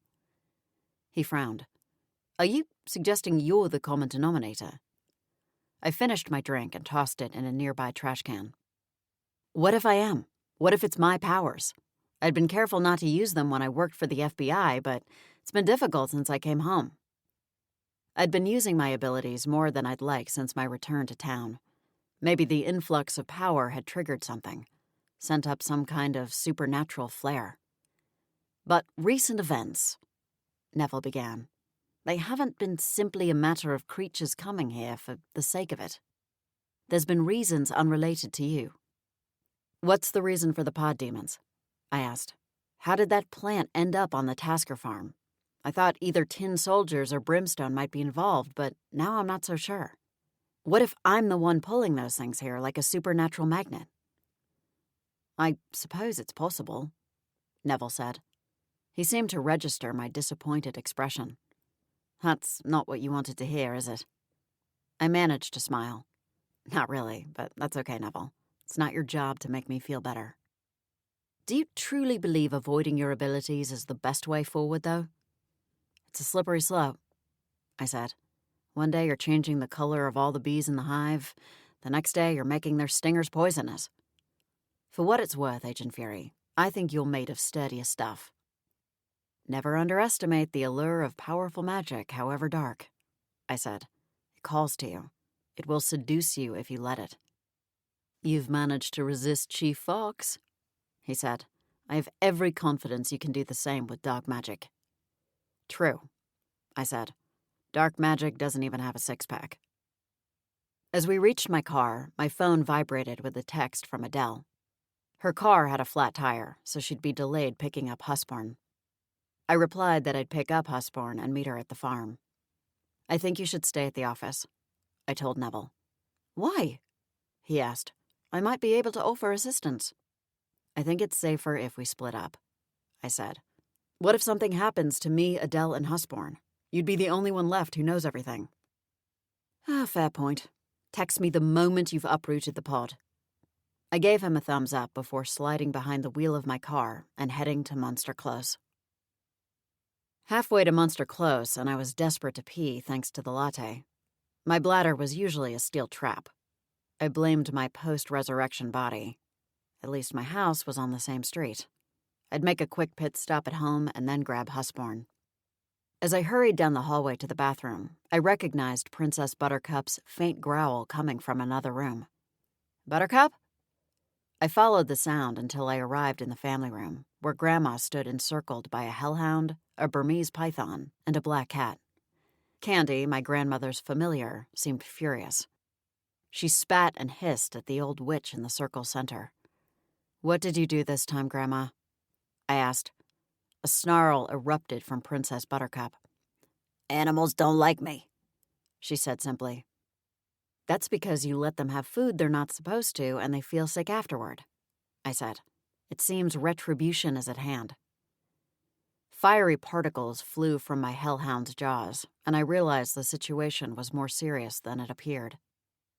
To her credit, Grandma remained calm. Princess Buttercup, I scolded. Leave Grandma alone. The hellhound skulked away, prompting the python to do the same. The black cat remained rooted to the floor, still sparking with vitriol. Candy, I said, what's gotten into you? The cat peered at me and swished her tail angrily before stalking off. Grandma sat on the sofa and stared into space. Are you feeling okay? I asked. Fine, why? Because I've been here 5 minutes and you haven't insulted me yet? Where's your phone? I asked. She cocked her head. In my purse, why? Do you need to make a call? No, I just thought you'd be playing little critter so you could level up. Her expression remained unchanged. Oh, that. I've lost interest. My eyebrows shot up. Since when? Since I upset those kids. You're right, it isn't fair. I'm an old woman. I should leave the game to the younger folks. I folded my arms. What's your agenda? Grandma stared back at me. What, I can't do the right thing every now and again? Not really. Slowly, I took a step backward. I'll see you later. Where you going? To the bathroom. That's why I came home. Her brow wrinkled. They don't have a bathroom in your office? I'm running errands, I lied. I tried to appear unconcerned as I headed to my mother's bedroom. The bathroom would have to wait. I found my mother holding up different dresses in front of the full-length mirror. Oh, good, she said. Perfect timing. I'm getting ready for my date with Roger. Which one makes me look younger? She held a purple dress in front of her body and then switched to a cobalt blue one. Younger? I echoed. Yes. My mother looked at me expectantly. Well?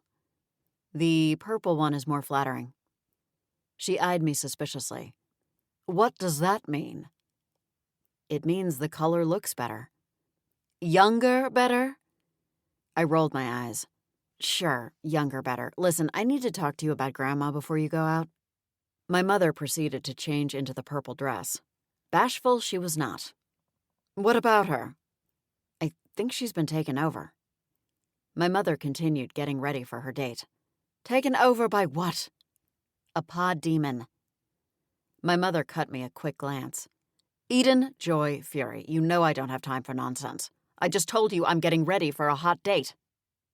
And I just told you that your mother has been taken over by a pod demon. Which is more important?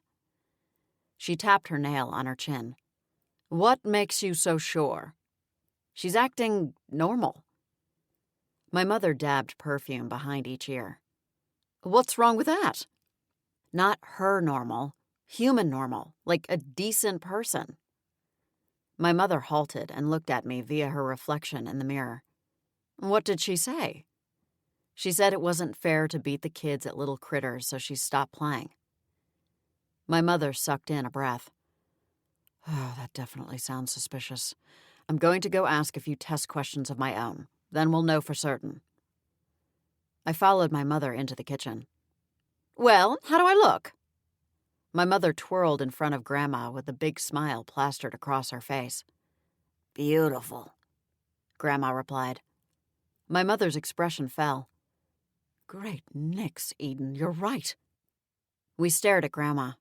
I didn't think it was physically possible for a demon to wrestle a witch as powerful as Grandma out of her body, yet here we were.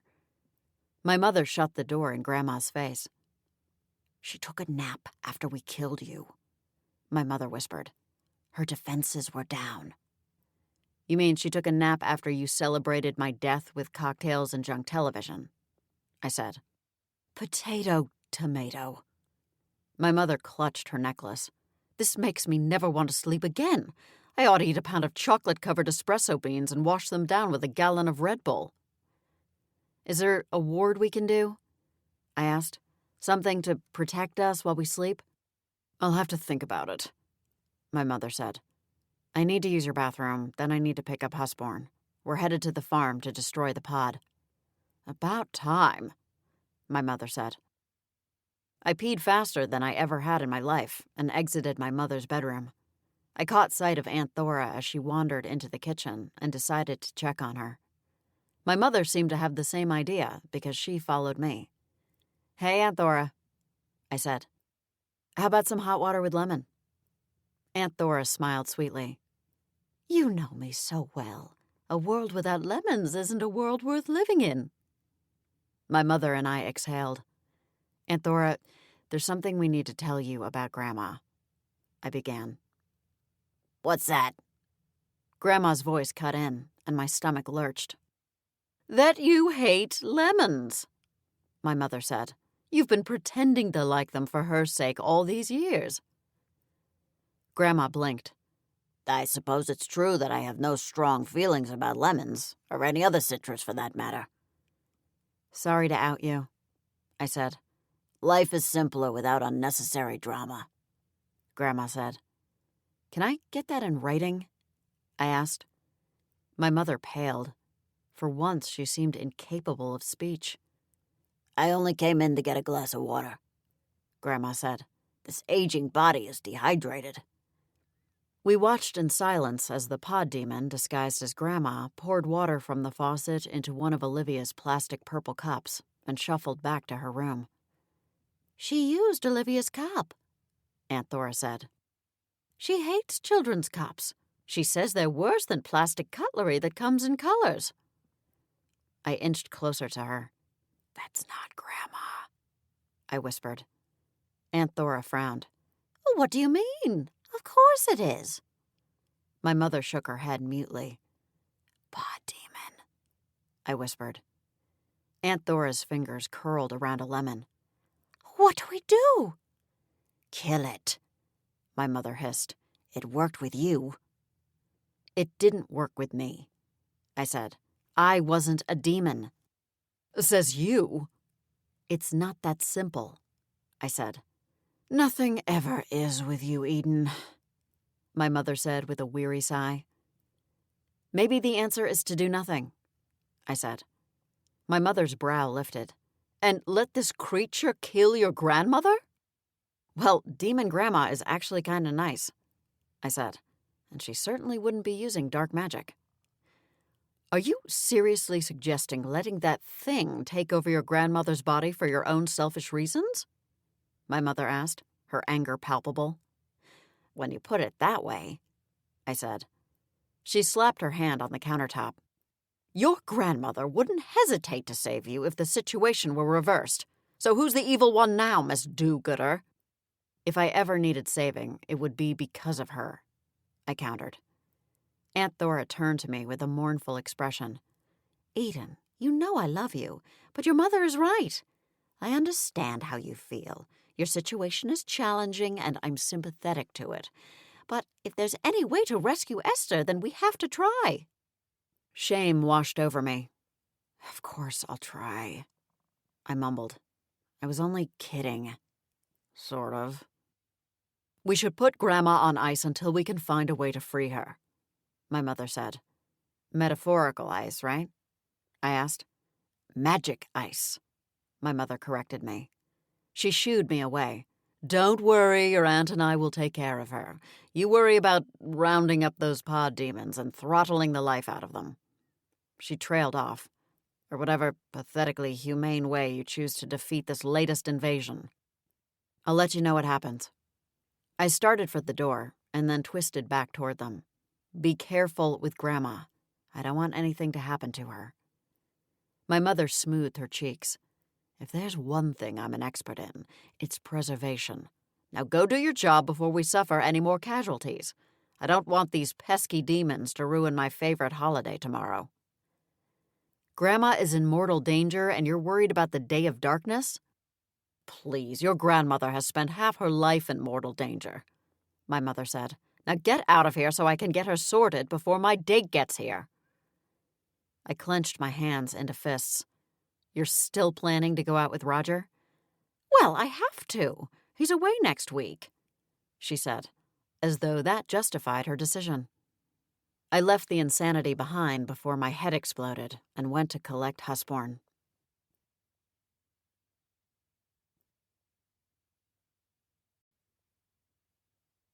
Chapter 14. The sun was on the verge of dipping below the horizon by the time we met Adele at the designated spot. We hurriedly crossed the field toward the pod's location. I brought ingredients for a few spells, in case the first one doesn't work, Adele said. I should have changed out of these lighter clothes, Husborn said. Dirt sprayed up from the ground and smudged the bottom half of his pale yellow trousers. Hopefully this won't take long, I said. We're about to lose the natural light. I took another step forward and was knocked back by an invisible barrier. Ouch! What is it? Adele asked. Must be a ward, I said. I can't walk any further. They're pod demons, Husborn said. How could they conjure a protective ward? A silhouette emerged, nearly indistinguishable from the darkening backdrop. I created the ward to protect us. By us, you mean you and your demon friends, I said. The voice was familiar but too faint to place. This town belongs to us now, the silhouette said. It's best to give in and not fight the inevitable. The shadowy figure came closer, and I gasped when she passed through a beam of moonlight. Corinne? Adele peered into the gloaming at her granddaughter. The young LaRue witch focused on Adele. Mamie, what are you doing here? Adele looked at me with an anguished expression. What do we tell her? I wanted to say the truth, but why bother? Corinne already knew the truth. Well, the demon inhabiting Corinne's body did. The real Corinne was shut down, unable to hear or communicate, and if we didn't figure this out soon, she would wither and die. Nothing she doesn't already know, I finally said. I'm sorry about your tire, Mamie, Corinne said. I hope you were able to fix it. You did that? Adele asked, aghast. I only meant to slow you down so I had time to create the ward, Corinne said. It seems to have worked. Good job on the magic lessons, Mamie, I said sarcastically. Corinne cocked her head, studying me. My emotions toward you are complicated. I'm glad I'm able to ease this burden now. Ease it how? I asked. We have to help her, Adele said. Our failure is my granddaughter's death sentence. I realize that, I said, but I was at a loss for a useful suggestion. Try to appeal to her. Although I knew it wouldn't help us or Corinne, it might help Adele, to feel that she did everything she could. Corinne, please remove the ward from the land, Adele said. Corinne shook her head. I'm sorry, Mamie. No can do. I have to protect the pods. There's only one, I said. I don't think you need to ward an entire farm to protect it. Just post a guard that I can defeat. Corinne said an incantation and opened her palm. A spark of light danced above her hand before exploding into brilliance. The white light illuminated the land behind her long enough to rattle me to my core. You said there was only one pod, Husborn said in a hoarse whisper. There was, but not anymore. Behind Corinne were at least a dozen plants in varying stages of growth. More plants meant more spores and more demons. At this rate, the rest of the town would succumb within the next 24 hours. Join us, Mamie, Corinne said. It's more pleasant than you can imagine. I've never felt so at peace. At peace? Adele asked. You're not yourself. You've been shoved aside in your own body. Your death is imminent. How can you feel at peace? It isn't painful, Corinne said. In fact, there's no pain at all. She fixed her gaze on me. I'd been feeling so disappointed lately because of the chief. But that's all melted away now. Life is simple again, as it should be. I'm grateful. I placed my palms flat against the invisible barrier. Disappointed why? Corinne gave me a pointed look. You know why. You're the one dating him, I said. Yes, but we both know he'd rather be dating you, she replied. Now it doesn't matter. I can accept the relationship for what it is. That's bliss. Giving yourself a lobotomy isn't going to make you happy, I said. And even if Chief Fox gets booted out of his body, it won't really be him anymore. You'll only be shells. Literal shells of their former selves. That isn't love, darling, Adele said. Why would you want to settle for something so incomplete? I haven't raised you to embrace mediocrity. You deserve better than that. Corinne approached the barrier. Love complicates life. When you really think about it, is love even necessary for life? Not really. Adele reached for my hand and gripped it. I suspected she was trying to stem the rising tide of emotions. Well, love may not be necessary for life, but it sure makes life worth living, Husborn said. Corinne scoffed. You have love in your life, Husborn? I never would have guessed. You're always alone. The white wizard didn't flinch. I don't flaunt my personal relationships, but that doesn't mean they don't exist. Demon Corinne had a point. I'd grown up on the same street as Husborn, yet I'd never seen him involved with anyone. It wasn't my business, though. If he wanted to maintain discretion for whatever reason, that was his prerogative. Adele squeezed my hand before releasing it. Corinne, listen to me. You're right. A world without love would be simpler. It would certainly mean a lot less pain. But the pain we feel and the sacrifices we make in the name of love, those are the moments that give our lives meaning and purpose. What's the point of existing purely for the sake of it? Corinne's eyes shone in the darkness. You'll understand soon enough. You all will. Well, that's not at all ominous, Husborn drawled. I patted Adele's shoulder. It was a lovely appeal, but she can't hear you. I said softly, the demon's in complete control now. Adele's jaw set. Then we need to take back the wheel. You would have to tear us out root and stem, Demon Corinne said matter-of-factly. Remove the ward and it would be my pleasure, I ground out. Corinne smiled. I'm afraid I can't do that. Can you break the ward? I asked. Adele was older and more powerful than Corinne. Given their shared blood and the nature of their magic, Adele should be able to undo Corinne's spell. I can try, Adele said. Corinne wagged a finger. I wouldn't strain yourself, Mamie. I've engineered it so that I'm the only one who can undo this ward. How? Adele asked. You haven't developed that kind of magic. I had help, Corinne said. It's amazing what you can learn from one another when you're all connected. Grandma, I said quietly. Adele was visibly shaken. If she learned a spell from your grandmother, then we're all in trouble. Why didn't Esther perform the spell herself? Husborn asked. Why would they have someone less powerful like Corinne do it? My grandmother is incapacitated right now, I said. Besides, I doubt the demons understand the nuances of our abilities.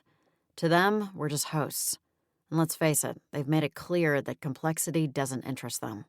They're basically walking, talking amoebas. Esther's probably still putting up a fight in there, Husborn said. Wouldn't surprise me if the demon failed to wrestle complete control of that wicked witch's mind and body. I'd had a similar thought, but kept it to myself. Optimism wasn't my strong suit. In case you decide to be stubborn, Mamie, you should know there's a sting in the tail, Corinne said. I don't want to see you get hurt. Adele stepped backward. That's unfortunate. My head swiveled toward her. What does that mean? It means that if you try to break the ward, you'll end up buying the farm in the process, Husborn interjected. I knew his statement had nothing to do with the actual farm in front of us. Any effort to break the ward will cause intense pain for the participants, Adele clarified. Did my grandmother teach you that spell? I asked. It didn't sound like LaRue magic. No, my mother showed me video tutorials on advanced magic a few years ago, Corinne said. She wanted to keep your coven away from the annual Rose Festival and devised a plan to lock you on your own property. Beside me, Adele closed her eyes in an effort to maintain her composure. I had forgotten about that debacle. Thankfully, I put a stop to it before Rosalie could make a fool of herself. I didn't blame Corinne for her mother's harebrained schemes. My daughter was young and impressionable. And apparently a sponge, I said. Seems like she absorbed what she learned. I gestured to the barrier. Corinne's always been an intelligent young witch, Adele said. It's why I've always felt it was important to keep her in check. The three of us observed Corinne, who'd turned and walked to the rows of pods. She appeared to be talking to them. What about you? Adele asked, directing the question to me. Your powers are different. Can you handle this?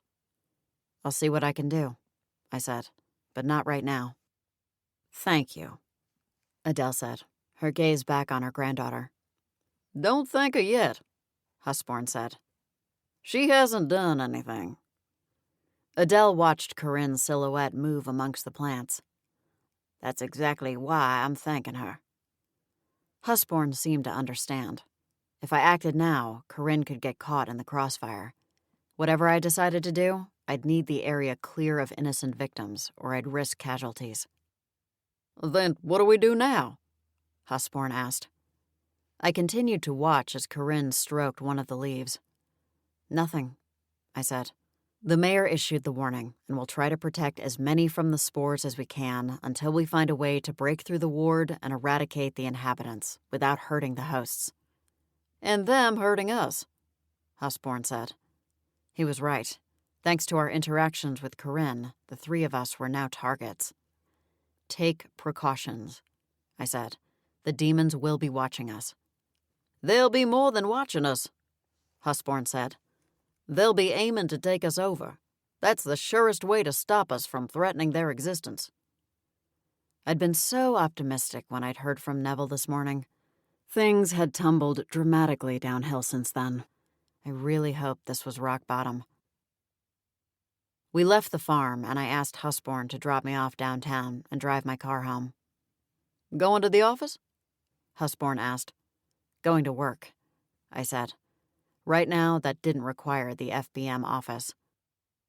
He pulled alongside Pecorino Place and let me out. Good luck, Eden. Although it was late, the weather was pleasant, prompting many residents to stroll the delightful waterfront streets. I didn't want to call the chief directly and ask where he was because that would raise suspicions. Instead, I shot Neville a text, cringing with every tap of the screen. The wizard kept tabs on the chief as part of FBM procedure. I convinced myself that it was necessary. If the chief of police was now inhabited by a pod demon, Agent Eden Fury needed to know. It was official business, I told myself. Cheese wheel 30 minutes ago, came the reply. So, he was off duty. I couldn't decide if that was better or worse. Would Corinne be with him, or was she still at the farm, coaxing more pods to life? I disliked both scenarios. I sent a second text, this time to Clara. Hopefully my best friend was still intact. It would be hard to tell from a text exchange, so I invited her to meet me at the bar and kept my tone light and breezy. If Clara was now one of them, I didn't want to give myself away. With hurried steps, I made my way toward the cheese wheel. Everywhere I turned, it seemed as though demon eyes were watching me. As fearful as I was that Chief Fox had been taken over, I had to know for sure. Given the rapid rate of takeovers, it was anybody's guess whether he'd be of sound mind and body. If Demon Corinne hoped to keep him as her companion, it was only a matter of time before she made sure to send a few spores his way. He wouldn't have a clue. Eden Fury, a voice said. We're watching you. I jerked toward the sound of the voice to see an unfamiliar bald man, mid-50s. His stare was as vacant as his body. Whoever this man had been, he was gone, unless I could defeat the pod demons in time. I kept walking, keeping my head down and avoiding eye contact. Eden Fury, another voice said, and then another, and another. Message received, I yelled, and ran the rest of the way to the cheese wheel. I spotted Clara in the parking lot as she emerged from her car. I rushed toward her, plastering a smile across my face. "What's wrong with you?" Clara asked. "You look weirder with that cheesy smile than you did with a swollen head." I instantly relaxed. "Thank the gods," I said, and threw my arms around her. "What's going on?" Clara asked. She pulled back to inspect me. "Did your family do something to you?" "Yes, but that's not the issue," I said. "You know things are dire when you wish you could lay blame at the feet of your evil family." Clara kept an arm around me as we headed for the entrance to the bar. "Tell me." As quickly as I could, I filled her in on the latest developments.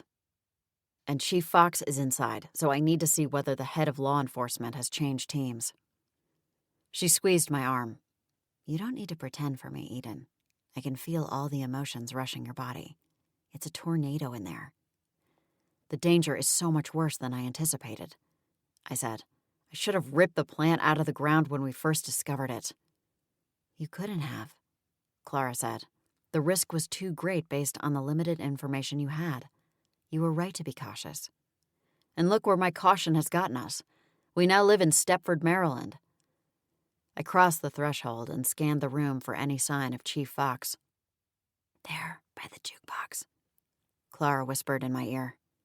He was studying the options, and more importantly, he appeared to be alone. "Would a pod demon care about music choices?" I asked. "Not from your description of them," Clara said. "He should know there's an app on his phone, though," I said. "A pod demon might feel the need to look at the actual jukebox." Clara offered a sympathetic look. "How about you go decide for yourself while I get our drinks?" Thanks, that would be perfect. I snuck up behind him and poked my finger in his back. Play I Left My Heart in San Francisco or you're under arrest. He twisted to grin at me. That's an actual song? My chest tightened at the sight of his twinkling sea-green eyes. Sawyer Fox was definitely still in there. I felt the tug of the connection between us. It was as strong as ever. Seriously? You don't know this classic gem? It's Tony Bennett. He turned back to the jukebox. I'll see if he's here. I pulled out my phone and tapped the screen a few times. Listen. The song began to play. Oh, slow song, he said. His eyes sparked with interest. Can't let that go to waste. He extended a hand. Agent Fury, why don't you show me the proper steps for this classic gem? Ha, I don't know. Friends can dance, Fury. I'll show you. He made a few ridiculous moves that involved thrusting his hips left and right. That's not called dancing on this planet, Chief. He slipped an arm around my waist. How about this?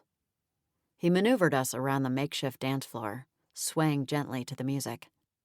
At least I knew if Demon Corinne entered the bar, there wouldn't be a strong reaction to the Chief with his arm around me. The current Corinne was closer to a robot than a living creature. Where's Corinne tonight? I felt compelled to ask. Don't know, he said. Didn't ask. So the Chief would rather hang out alone in the cheese wheel than check in with the woman he's dating. I guess he wasn't kidding about the casual nature of their relationship. Is this where you've been spending your free time? I asked. Here in the bay, he said. And the river, too. I love the water. Same. An image of the Chief on a boat with his shirt off sprang to mind, and I immediately shut it down.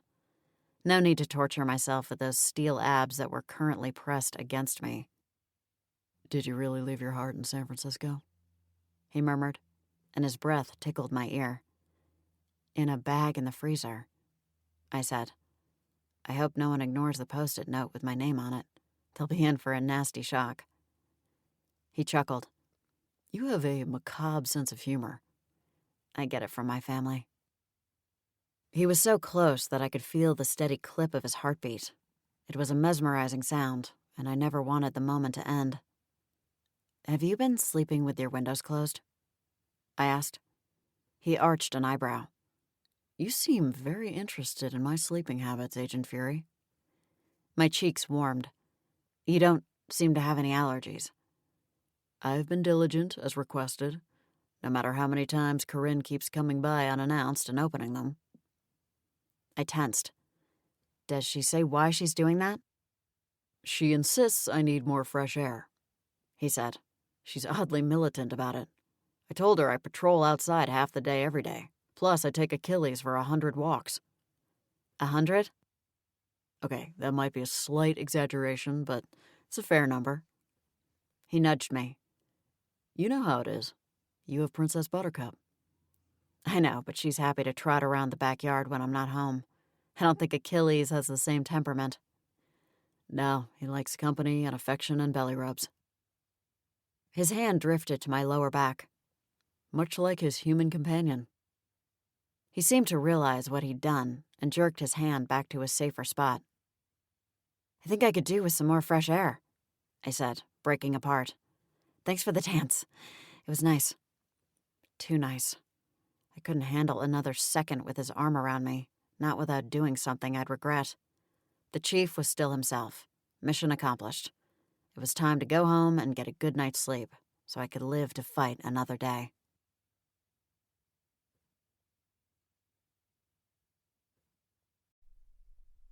Chapter 15. I left Clara in the bar to finish her drink. She and the Chief both offered me a ride home, which I rejected. I wanted to use the walk home to think. How could I bypass the ward and get to the pods? And more importantly, how could I liberate the inhabited bodies? As I moved toward the sidewalk, I heard the sound of a familiar voice. I squinted into the darkness and saw Bruce leaning against a car, talking on the phone. I told you to take care of it, Bruce said. I'm a professional, and I expect the same level of care from those I do business with. He listened for a beat. See that you do. He clicked off the phone and looked at me. I noticed that he wore another heavy metal t-shirt. He clearly had a musical preference. "Is that you, Mr. Fendel?" I asked. He seemed to notice me for the first time. "Agent Fury, I didn't realize you were a fan of the cheese wheel." "It's an old family favorite," I said. It was true. The drinks at the bar were one of the few things my parents agreed on. I was pretty sure they discussed including visitation and the divorce settlement. "You leaving already?" he asked. "Come on in, I'll buy you a drink. Do my part in support of the FBM. "I would, but I'm exhausted," I said. "Well, maybe next time." As he started toward the door, a realization took root in the back of my mind and took its sweet time spreading to the frontal lobe. In support of the FBM. Bruce had the site.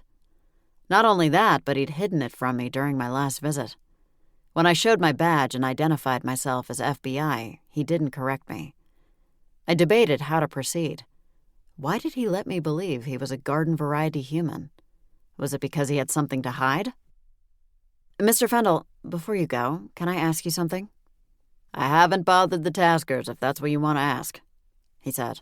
"I've held up my end of the bargain." "And I appreciate your compliance." I tried to maintain a friendly demeanor so as not to put him on alert. "Does the name Handel Gottsberg mean anything to you?" "Never heard of him," he said. "Are you sure? You haven't used his distribution company to handle any special supplies? Items that might be hard to find around here? In the human world?" "I can't say that I have."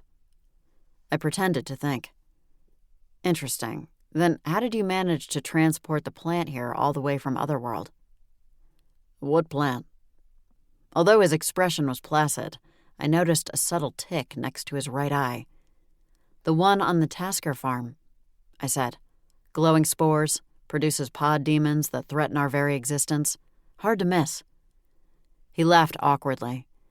"Glowing spores, pod demons. Are you on any medication the public should be aware of?" "There's no point in lying, Mr. Fendel," I said. "I know it's you." At least, I did now, and here I'd blamed myself. Neville was right all along. His jaw tensed. "Whatever you're accusing me of, and I'm not claiming to understand, maybe you should take a closer look at Brimstone." "That's what you wanted, isn't it?" I asked. "You know Brimstone's a demon, so you were hoping I'd write you off as a human and focus on him. It almost worked." Bruce's expression crumpled. "He's rich and ruthless. I didn't stand a chance of getting the farm with him in the way." "You didn't stand a chance of getting the farm anyway," I said. "For that you needed the Tasker's agreement, and you're never getting it." He cracked his knuckles. "That's what the pod demon was supposed to help with, but so far it only seems to have taken over the wife. I need the husband." I closed my eyes and counted to 10 in my head. Deep, calming breaths, Eden. "You brought pod demons to our town for the purpose of a real estate acquisition? Are you mental?" No, I could tell he wasn't mental, just ignorant. Humans with the sight could often see our world and assume they also understood it, but that wasn't the case. They weren't steeped in our traditions. They didn't have access to our knowledge. Great Zeus, even the supernaturals in this town were stumped when it came to pod demons. "What do you mean they threaten our very existence?" he asked. "Handel said if I planted one on the property, it would only grow there." "Yes, the pod would only grow there, but that one pod produces hundreds of spores in search of host bodies. My grandmother has been taken over by a pod demon. If I don't get rid of it soon, she'll die, and so will countless others." And now for the piece de resistance. "If the FBM gets wind of this, they'll destroy the whole town. Did you know that? So much for tin soldiers then, huh?"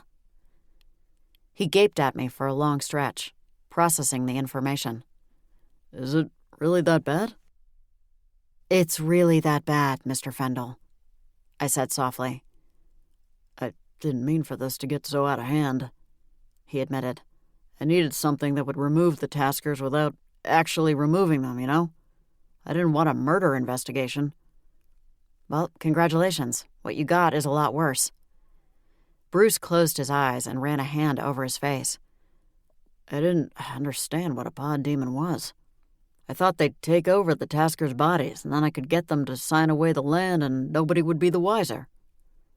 "You didn't realize that they multiply at a rate that puts rabbits to shame?" "Handel said containment wasn't an issue. I was misinformed." That was putting it mildly. "You were ignorant and stupid," I said. "You've put the lives of everyone in this town at risk, including yourself. Do you realize that?" "I do now." His head drooped. "What happens now? Are you gonna arrest me?" He frowned. "Wait, I'm a human. I don't fall under your jurisdiction." "You're a human with the sight who brought a deadly pod demon to the human world," I said. "Trust me, the FBM is interested in you." Unfortunately, I couldn't alert them about Bruce Fendel's crime until after I'd taken care of the pod demon. He held out his wrists. "If I cooperate, will you promise to request a lighter sentence?" "Cooperate how?" "I'll give you Handel. You'll never catch him if he knows you're looking for him. He's like a ghost. I'll get his location." Even though Handel hadn't intended to unleash deadly demons on the whole town, he'd twice played an integral role in a supernatural crisis in this town and deserved to be punished for his crimes. "You have a deal," I said. "Now listen, Chief Fox is inside. For the protection of the town, I'm going to have him arrest you right now on a different charge." "He doesn't have the sight, does he?" "No, he doesn't," I said. "He's from Iowa." Bruce laughed. "You think Iowa's a supernatural free zone?" "I assume so," I said. "Everyone there seems so normal. Plus, there was no portal close by, no vortex, nothing to attract supernaturals. Although if I were a sighted human, I'd move there just to get away from the world that was hidden in plain sight." "Don't you think it would be helpful if the chief of police knew how special this town is?" Bruce asked. "It would make your job easier, I'd think." "Not if I have to protect him," I said. "Knowledge is power," he countered. "Knowledge can also be dangerous," I said. "Makes you vulnerable, a target. Like with the pod demons." "That's a paternalistic attitude," he said. "I'm not really interested in your opinion, Mr. Fendel," I said. "You play along with me now, and I'll help you when the time comes." Bruce nodded. "Nothing too terrible, right? Maybe I tried to sell you drugs." I pulled out my phone and texted the chief. "Drugs it is." The chief didn't seem at all miffed to have his evening off interrupted. He thanked me and drove Bruce to the station for processing. I was so tired by then that I agreed to let Clara drive me home. "Chief Fox looked good tonight," she remarked. "He's got some smooth moves on the dance floor." "I shouldn't have danced with him," I said, feeling sullen. "Just reminds me of what I can't have." "Listen, I know you feel obliged to keep that protective wall between you," she said. "I mean, you tried that with me too, and you can see how that worked out for you." When I left chipping Cheddar to attend college and then work for the FBI, I'd let my friendship with Clara fade. It had been deliberate on my part.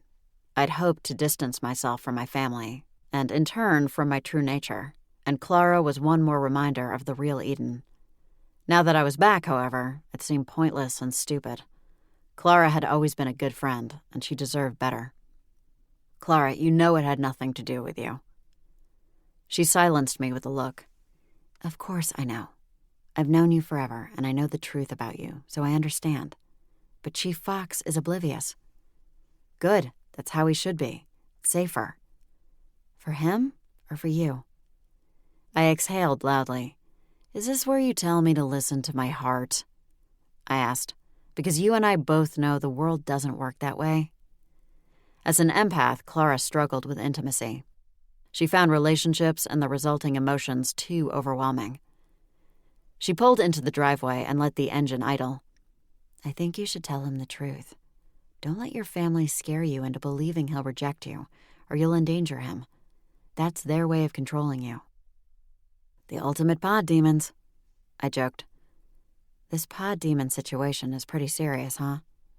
Clara asked. "Gee, what makes you say that?" The sarcasm slipped out before I could stop it. She offered a sympathetic smile. "The fact that the day of darkness is tomorrow, and you've barely complained about it. If I recall correctly, it's your least favorite holiday." It's not a holiday, I insisted. Not mine, anyway. Well, if you need a place to hide from the madness tomorrow, you can always come to my place. I appreciate the offer, but with Grandma on ice, my mother is going to be on a rampage, I said. She won't let a life-threatening pod demon get in the way of her special day. I'm here if you need me, Clara said. You're the best, I said. She really was. What a moron I'd been to cut myself off from a friend like Clara. I exited the car and plodded into the house, acutely aware of the weight of fatigue.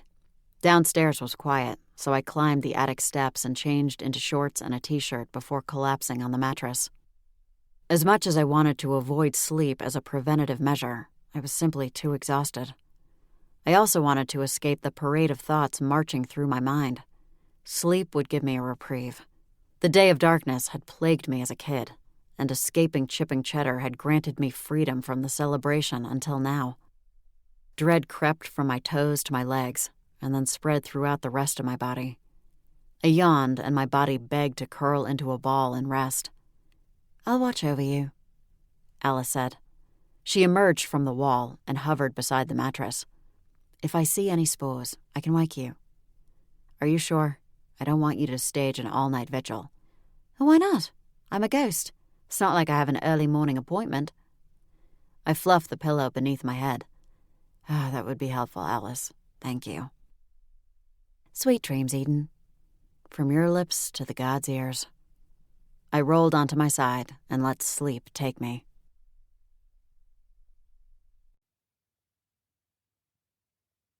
Chapter 16. I opened my eyes and relief swept over me. I was still in the attic, still conscious. I turned to look for Alice in order to thank her and swallowed a cry when I saw the body next to me on the mattress. It was mine. I froze, uncertain what was happening. Alice was nowhere to be seen. I scrambled off the mattress and fled downstairs. The kitchen was surprisingly empty. There was almost always somebody in the kitchen, though our numbers had dwindled thanks to the recent departure of Anton and his family. A quick glance at the microwave clock explained the absence of the wicked witches. 6 o'clock in the morning was far too early for them to rise, even on a day as venerated as the Day of Darkness. Unfortunately, there was a body upstairs that looked like me that I couldn't ignore. I was going to have to wake someone. But which someone? As much as it pained me to admit it, my mother was handy in a crisis. Her bedroom door was open, so I slipped into the darkened room and hurried to her bedside. She wore an eye mask, and I heard a slight wheeze as she breathed. "Mom," I said. No answer. I decided to raise my voice. "Mom!" She didn't move. I reached for her arm to shake her awake, but my hand sliced right through her. What in Hecate's name? I tried again with the same results. Shock tore through me. Why was I incorporeal? Was this a stress dream? It wouldn't surprise me, given recent events. A worse idea hit me. Was I dead? I rushed from the bedroom and called for Alice. If I were dead, she'd still be able to communicate with me. She'd be the only one in the house who could. "Alice! Alice!" I shouted again. "Eden?" The ghost materialized out of thin air, as ghosts were wont to do. Her eyes narrowed as she took in my appearance. "Are you unwell? You seem a little flimsy." "I think I'm a ghost," I said, panic bubbling to the surface. "I think I'm dead, like really dead." Alice regarded me for a moment. "No, I don't think so." "Why not? I'm incorporeal. I tried to touch my mother's arm and my hand went right through her." "But I saw you asleep upstairs not long ago," Alice said. "You were fine, sleeping soundly. Go check again." She frowned. "What do you mean?" "I mean, go to the attic and check again." Alice's form dissipated, but only for a moment. She returned quickly, her eyes round with fear. "You just woke up." "No, I woke up next to..." The sound of footsteps startled me. I turned to see me. Demon me. My doppelganger went straight into the kitchen the way I usually do. She didn't seem to notice us. Why can't the demon see us? I asked. If I had to guess, I'd say it's because you're more than the sum of your parts, Alice replied. In English, please. Your body alone isn't what makes you a fury, Alice said. It's all of you. In other words, demon you is missing crucial bits. In that case, doesn't that mean I am the sum of my parts? Her expression turned puzzled. Well, never mind that. Let's focus on the priorities. You mean priorities like what in the hell happened? I asked. Why didn't you stop the spores? How did they get in? Alice's brow creased with regret. I'm so sorry. I heard music coming from outside and went to investigate. It was such an odd hour for Taylor Swift, and I was worried that there was some kind of invasion on the way. And they were playing Shake It Off to announce their arrival? They're not a high school marching band, Alice. They're pod demons. It turned out to be Michael, the new neighbor, Alice said. His car was running and the song was on the radio. I noticed his golf clubs in the back, so he must have an early tea time, and ran back into the house for something. I wasn't much of a crier, but phantom tears welled in my phantom eyes. Alice hung her head in shame. It must have happened while I was gone. It wasn't very long. Long enough, I said. You didn't see me leave my body? No. I heard a cabinet open and close and went to the kitchen to see what demon me was doing. She filled a bowl with Cheerios, but instead of using milk, she added water from the tap. Yuck, that's disgusting, I said. I would never eat that. At least if my mother or Aunt Thora saw what I was doing, they'd know it wasn't me. They must need a lot of water, Alice said. They grow from plants, after all. This is a nightmare, I said. I don't think it is, Alice countered. How would I be experiencing it with you? I heaved a sigh. I don't mean an actual nightmare. Well, if it's any consolation, I don't think you're dead, Alice said. Why not? Because it sounds like you didn't experience any of the death hoops, or you'd have mentioned them by now. Death hoops? I repeated. What, are there literal flaming hoops I need to jump through to reach the next place? Alice tapped her foot impatiently. If I'd reached the next place, I wouldn't be here now, would I? About that, I began. But this wasn't really the time to discuss Alice's earthbound spirit. Let me ask you this. Did you see a white light? Alice asked. No. See any loved ones who'd already passed on? No, but I saw one who passed gas. My hand went right through her arm, though. Alice cringed. Yes, it's an unfortunate byproduct of being invisible. You see and hear a lot more than you'd like. You really don't want to know what your mother gets up to, even when she's alone. I held up a hand. I really don't. I racked my brain to come up with an answer. So, if I'm not dead, what am I? In purgatory? I think you'll have to ask someone with more knowledge of these things. That someone will have to be able to see and hear me, I said. Kind of a problem right now. Still, I had no choice but to try and communicate. When you disappear, how do you do it? Do you just wish to be in another place and you get transported there? Do these look like ruby red slippers to you? She clicked the heels of her old-fashioned black boots. Hey, when did you watch The Wizard of Oz? You said it was a classic. When I saw it was on, I took advantage of the opportunity. She shivered. Those flying monkeys are the stuff of nightmares. I caught a quick glance at Demon Me as she took a sip of tea, and her lip curled. She set the cup on the counter and proceeded to dump 2 more spoonfuls of sugar into the mug. If I don't get my body back soon, I'll end up with diabetes.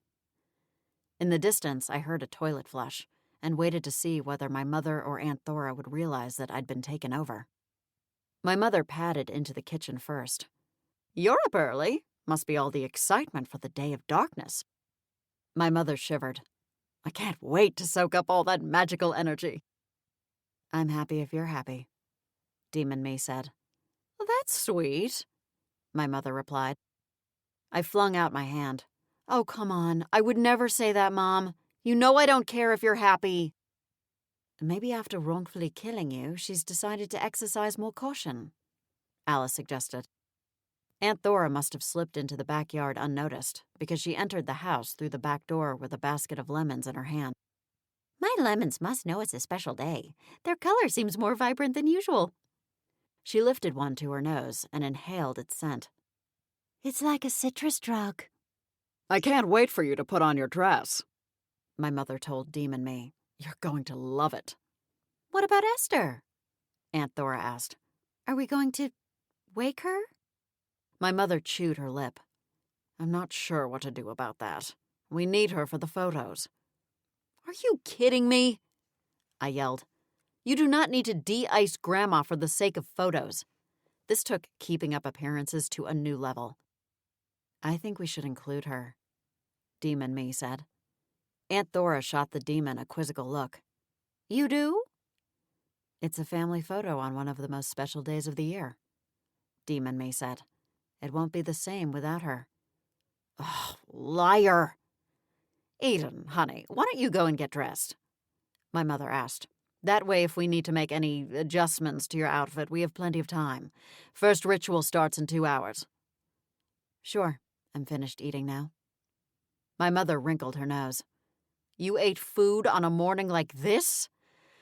Well, I suppose I can't expect miracles. Just suck it in if you have to. Demon Me retreated to the attic to change. They didn't notice, I said, more to myself. You've lived away for years now, Alice said. They're not as used to you as they are to each other. I'm her child, I said. Wouldn't you notice if your child had been commandeered by a demon? I don't know, Alice said quietly. I never had children. My tightly wound phantom body relaxed at the sight of Alice's pained expression. One of these days, I'd get her whole story. I turned and followed my doppelganger upstairs. She moved mechanically, as though she were still getting accustomed to having limbs. Are you wearing the outfit? My mother called a few minutes later. Yes, Mom, Demon Me called from the attic. I'll be there as soon as I brush my hair. Alice and I observed Demon Me as she stood in front of the mirror, not quite able to believe I was about to be photographed in that dress. The neckline was provocatively low, and the deep black fabric washed out my pale skin. Although I'd said no lace, apparently my mother had overruled me because the edges were trimmed in lace, including the neckline. Photographs last forever. If I let them capture that image of me, my family would lord it over me for the rest of my eternal life. Not a comforting thought. She looks like an old-timey prostitute at a funeral, I said. Alice inclined her head. Eden, your clothes. I know. I thought that's what we were just criticizing. No, the ones you had on, Alice said. They've changed to match the demons. I glanced down at my outfit. Sure enough, I was no longer in my blue t-shirt with the image of a cat eating tacos. So I have to wear whatever my demon counterpart is wearing? Sweet gods above, I hope she didn't buy me a new wardrobe. Or worse, raid my mother's closet. If it makes you feel any better, I think you look alluring and mysterious, Alice said. That demon doesn't know how I part my hair, I said. She's gone too far to the side. I touched my head, and sure enough, my part had shifted. That was going to bug me all day.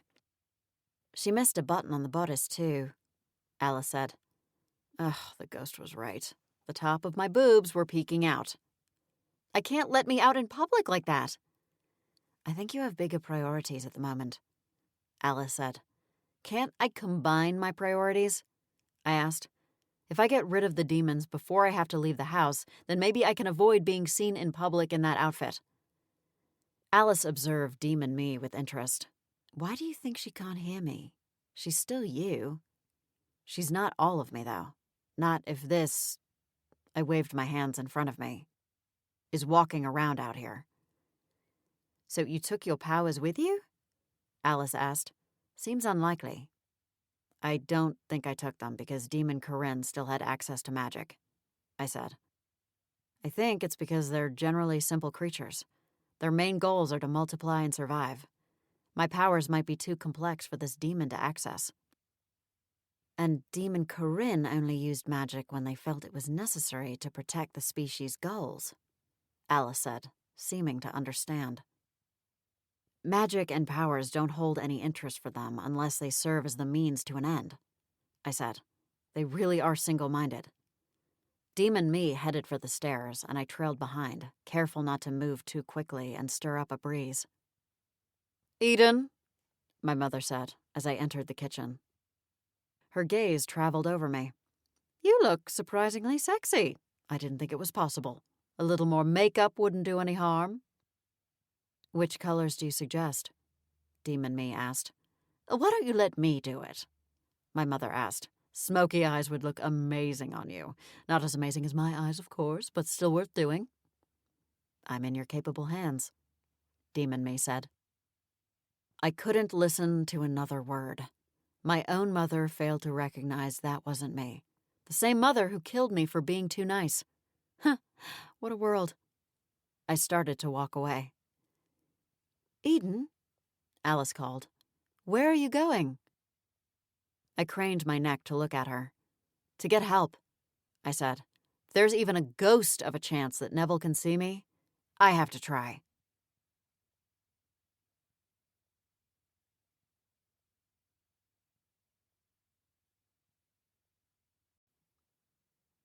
Chapter 17.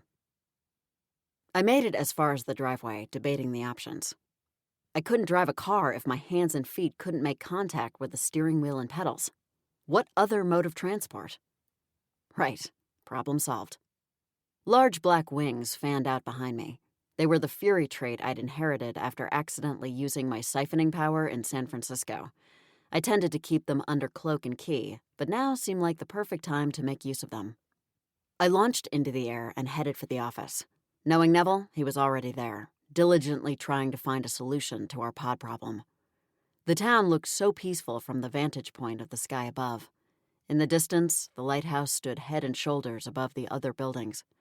People were driving to work and to school, but it wasn't a mad dash. More of a leisurely pace. Chipping Cheddar was rarely congested. That level of busy mostly occurred at the height of summer when the tourists swarmed the town to enjoy the waterfront lifestyle. My heart seized as I thought of the visitors that might get caught in the crossfire if the town had to be decimated. So many lives were at stake, all because of Bruce Fendel's greed and his ignorance of the supernatural.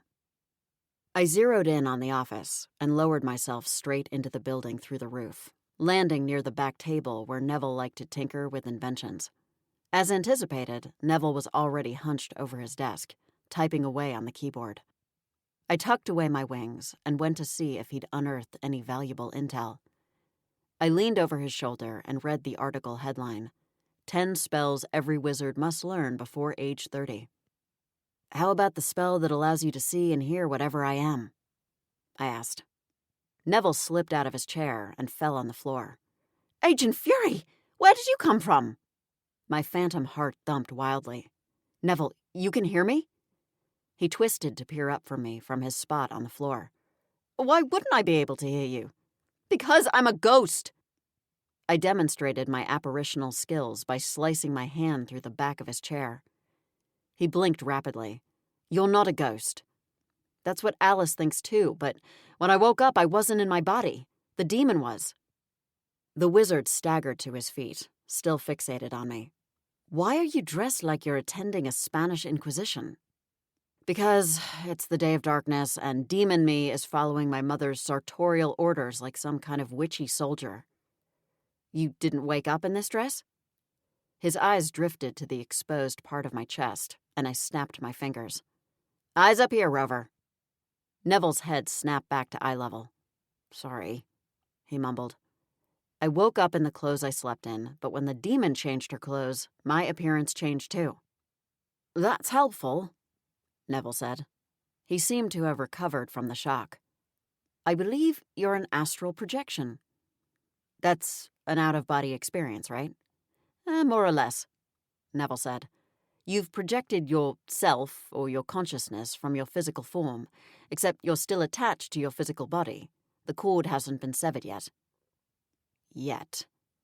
How did this happen? I asked. I suspect when the demon took over your body, your consciousness reacted by vacating the premises," he explained. "It's probably a benefit to be able to have your consciousness walking around outside your body. It might stave off the effects of the demon's inhabitants." "Well, that's good for me, but it doesn't help everyone else."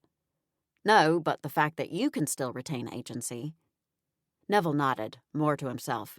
"This is a plus." "Speak for yourself," I said. "You're still in solid form." "Have you never used astral projection before?" Neville asked. "No dream walking?" A memory came to me. I was 11. I was with a group of friends in the woods playing hide and seek. I'd squeezed inside the base of a tree to hide. It was such a good spot that no one could find me. Eventually, darkness settled over the forest, and I got scared. I remembered going in search of my friends to see if anyone was looking for me. I found them in a clearing as they split up to hunt for me. I jumped up and down and called to them, but no one noticed me. I followed one of them as he sniffed his way to the tree I'd hidden in. He was a werewolf. "Found you," he'd said, and my eyes had opened to peer at him in the darkness. I was back in the base of the tree. I'd assumed that I'd grown so bored waiting to be found that I'd fallen asleep. "I thought it was a dream," I murmured.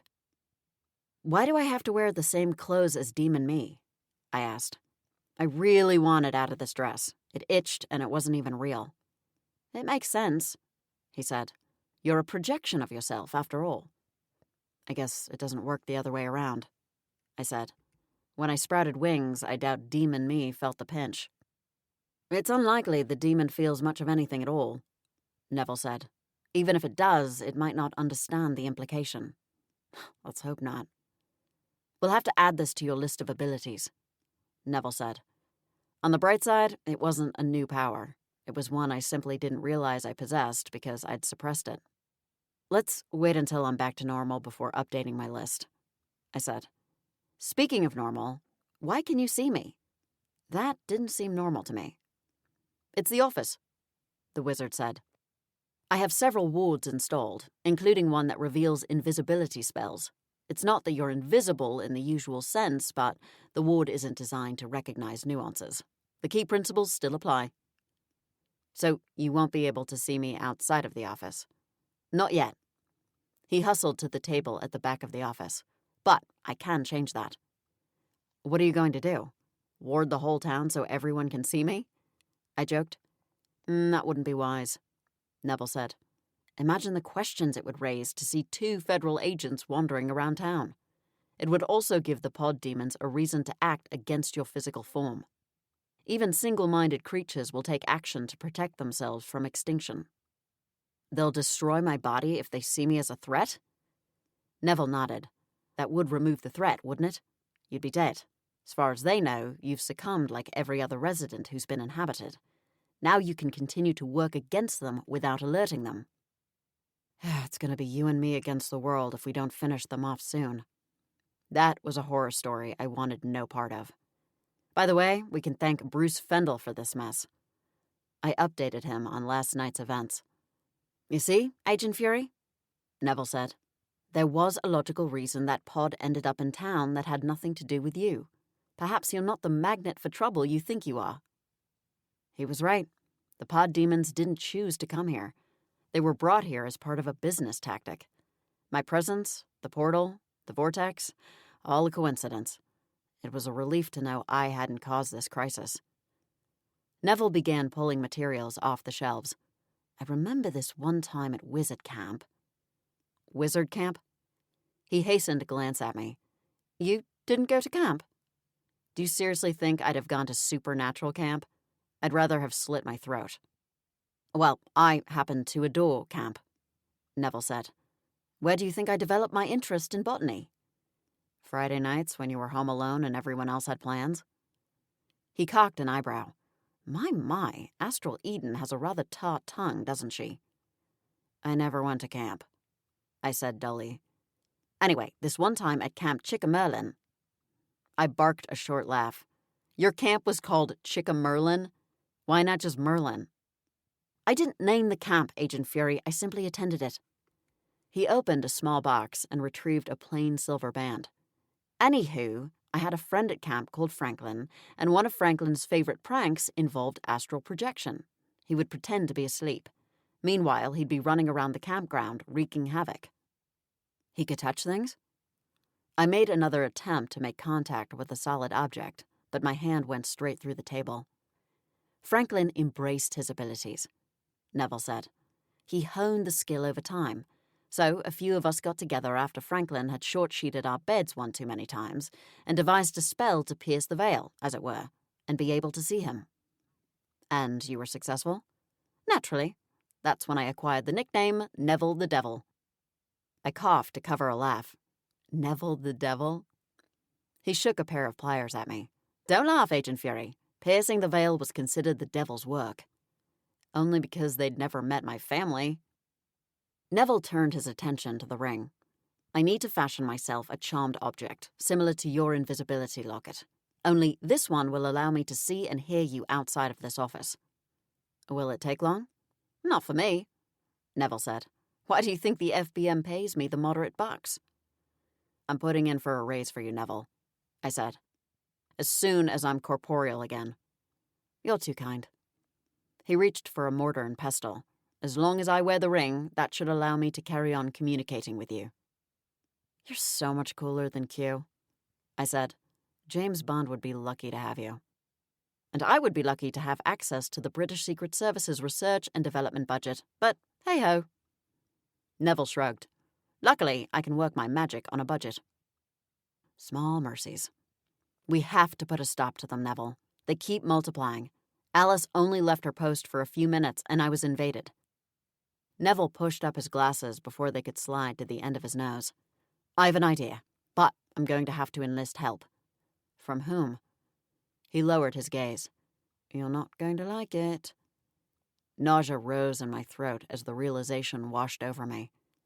How can I object? Desperate times call for desperate measures. I stood beside Neville on the front porch of my house as he knocked on the door. I wish my mother and I had a secret word, I said. It would be useless in this scenario because your doppelganger would know it, he said. The demon isn't just someone who looks like you. It is you. Good point. The door opened, revealing my mother in her own Day of Darkness dress. With her wide-brimmed black hat and black silk gloves, she looked ready to attend a royal vampire wedding. The body-skimming dress was more risque than mine. No surprise there. Mr. Wyman, can I help you? At least she remembered his name. May I speak with you alone outside? He said. It's an emergency. My mother tried to frown, but her forehead didn't comply. She must have dipped into the anti-aging potion again. What's this about? She stepped onto the porch and closed the door behind her. Eden's been compromised, he said. You have another pod demon in your house. She eyed him suspiciously. How do you know? Because the real Eden is right here on the porch, he said. She's astral projecting. He removed the ring from his finger and handed it to her. Put this on, and you'll see. My mother slipped the silver ring on her finger and gasped at the sight of me. I can't believe it! Your makeup looks just as good in ghost form. My handiwork is exquisite. I rolled my eyes. Not really the focus, Mom. I should have known it wasn't you, she said. You were far too agreeable. It didn't feel right. I want you to act like you don't know, I said. Let me participate today as is. And why would I do a thing like that? Because I don't want to rouse suspicions and because I need you to do a few things for me. For starters, I'm going to use my astral form to cross through the ward at the Tasker farm, and I need your help to do it. My mother folded her arms. Eden Fury needs my help. Again. Getting to be a habit, don't you think? At what point will you acknowledge that black magic is useful? I don't deny that it's useful, I said. It's the price we have to pay for it I object to. What do you need me to do? She asked. Tell Aunt Thora to stay here and make sure Grandma and Demon Me don't leave the house.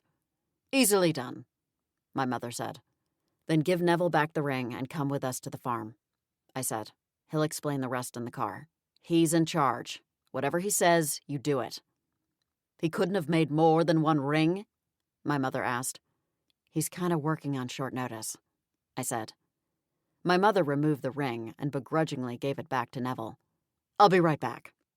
Neville and I returned to his car, and my mother emerged from the house a few minutes later. She started to get in the passenger's side, but Neville stopped her. "Eden's sitting there." My mother peered at the seemingly empty seat. "You need to get in back, Eden, honey, or we'll look ridiculous." "Has she looked in the mirror this morning?" I asked. "Eden wants to know if you've looked in the mirror," Neville said. I tried to smack him, but my hand went through his arm. "You're not supposed to repeat everything I say." "Sorry," Neville mumbled. It was automatic. He backed out of the driveway, and we headed to the Tasker farm. I doubt Corinne's there now. It'll just be the ward we have to contend with. Unfortunately for Neville, he had to contend with my mother's radio preferences. Every time he chose a station, she would change it in search of a better song. "I don't do country," she proclaimed, changing the channel yet again. She settled on an Alicia Keys song and belted out the lyrics to Girl on Fire. Finally, Neville turned off the radio in order to explain the rest of the plan. "You're finally straying from your no-kill policy," Neville said. My mother's eyes brightened. "She is? Oh, this is the best Day of Darkness gift ever!" "I don't see that I have a choice with this one," I said. "If I don't kill these pods, the demons will kill everyone in town, or the FBM will come in and do it for us." "Oh, I've dreamed of a moment like this," my mother said. She couldn't disguise her expression of pure joy, and I wanted to vomit, though I doubted it was possible in my current state. "You've dreamed of trespassing on a farm and destroying plants?" Neville asked. "It's not trespassing, darling," she said. "This is open season on pod demons, and my daughter is at the helm, ready to deal them cards of sweet vengeance. Happy days indeed." "I'm eradicating an invasive species to save the town, not indulging my inner evil," I said. "Tell her that." "I'm not getting in the middle of family squabbles," Neville said. "I'm only acting as a conduit for the sake of the mission." We reached the edge of the farm, and Neville parked off the road between two large oak trees in case any pod demons happened to drive past. We approached the field with caution. "Mind the ward," Neville said. My mother stepped right into it, stubbing her toe. She winced. "A little more of a warning next time." "No sign of Corinne," I said. "No sign of anyone except the pods." "I wish I could watch you in action." My mother glanced around awkwardly, not sure where I was standing. "Could I just wear the ring for the big moment?" "Don't give her the ring," I warned. "I need you to be my eyes." "I'm afraid I can't do that," Neville said. My mother's eyes narrowed. "She told you to say that, didn't she?" "Tell her to get ready," I said. "Get ready, Mrs. Fury," Neville said. "Get ready for what?" I placed a hand on her shoulder and concentrated on siphoning as much magic as I could without depleting the both of us. I wasn't sure how this influx of magic would impact my astral form. I couldn't afford any mistakes. My mother's legs began to slide out from under her. "Neville, help her," I said. I turned and ran straight through the ward, Corinne's spell unable to block my astral form from crossing the threshold. Magic thrummed within me, and I felt the immense pressure of it, a dull ache in my incorporeal chest. I skidded to a halt in front of the row of pods. New spores were in the process of forming. No green thumb? No problem. I aimed both hands and released my mother's wildfire. Purple light streaked from my fingertips and attacked the pods. I watched with satisfaction as the glowing spores dissipated into puffs of purple smoke. Each pod then exploded, tearing up the earth around them. Dirt flew through me and splattered on the ground. The roots, now exposed, sizzled with the wildfire's last gasp. I felt an amorphous pang as the remaining pod disintegrated, likely an echo of what my actual body was feeling right now. I wondered whether the inhabited bodies would register the death of the pods as well. If they were connected to each other the way we believed, then the answer had to be yes. I stared at the scorched earth for a prolonged moment. Disappointment stirred. Part of me had hoped that this would be enough, that I'd destroy the pods and snap back into my body. No such luck. I silenced the overachiever in me. The pods were gone.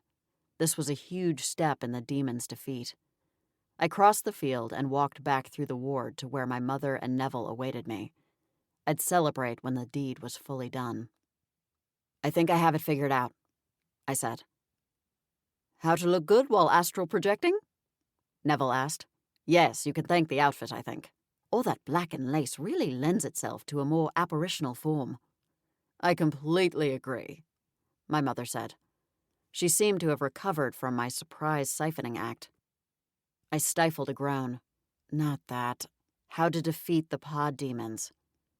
"She means how to defeat the pod demons," Neville repeated for my mother's benefit. "You've already uprooted the plants and destroyed them," my mother said. "Isn't that enough?" "I have to take them out by root and stem," I said, remembering Demon Corinne's words. "The pod plants are the roots. Now we have to take care of the metaphorical stems."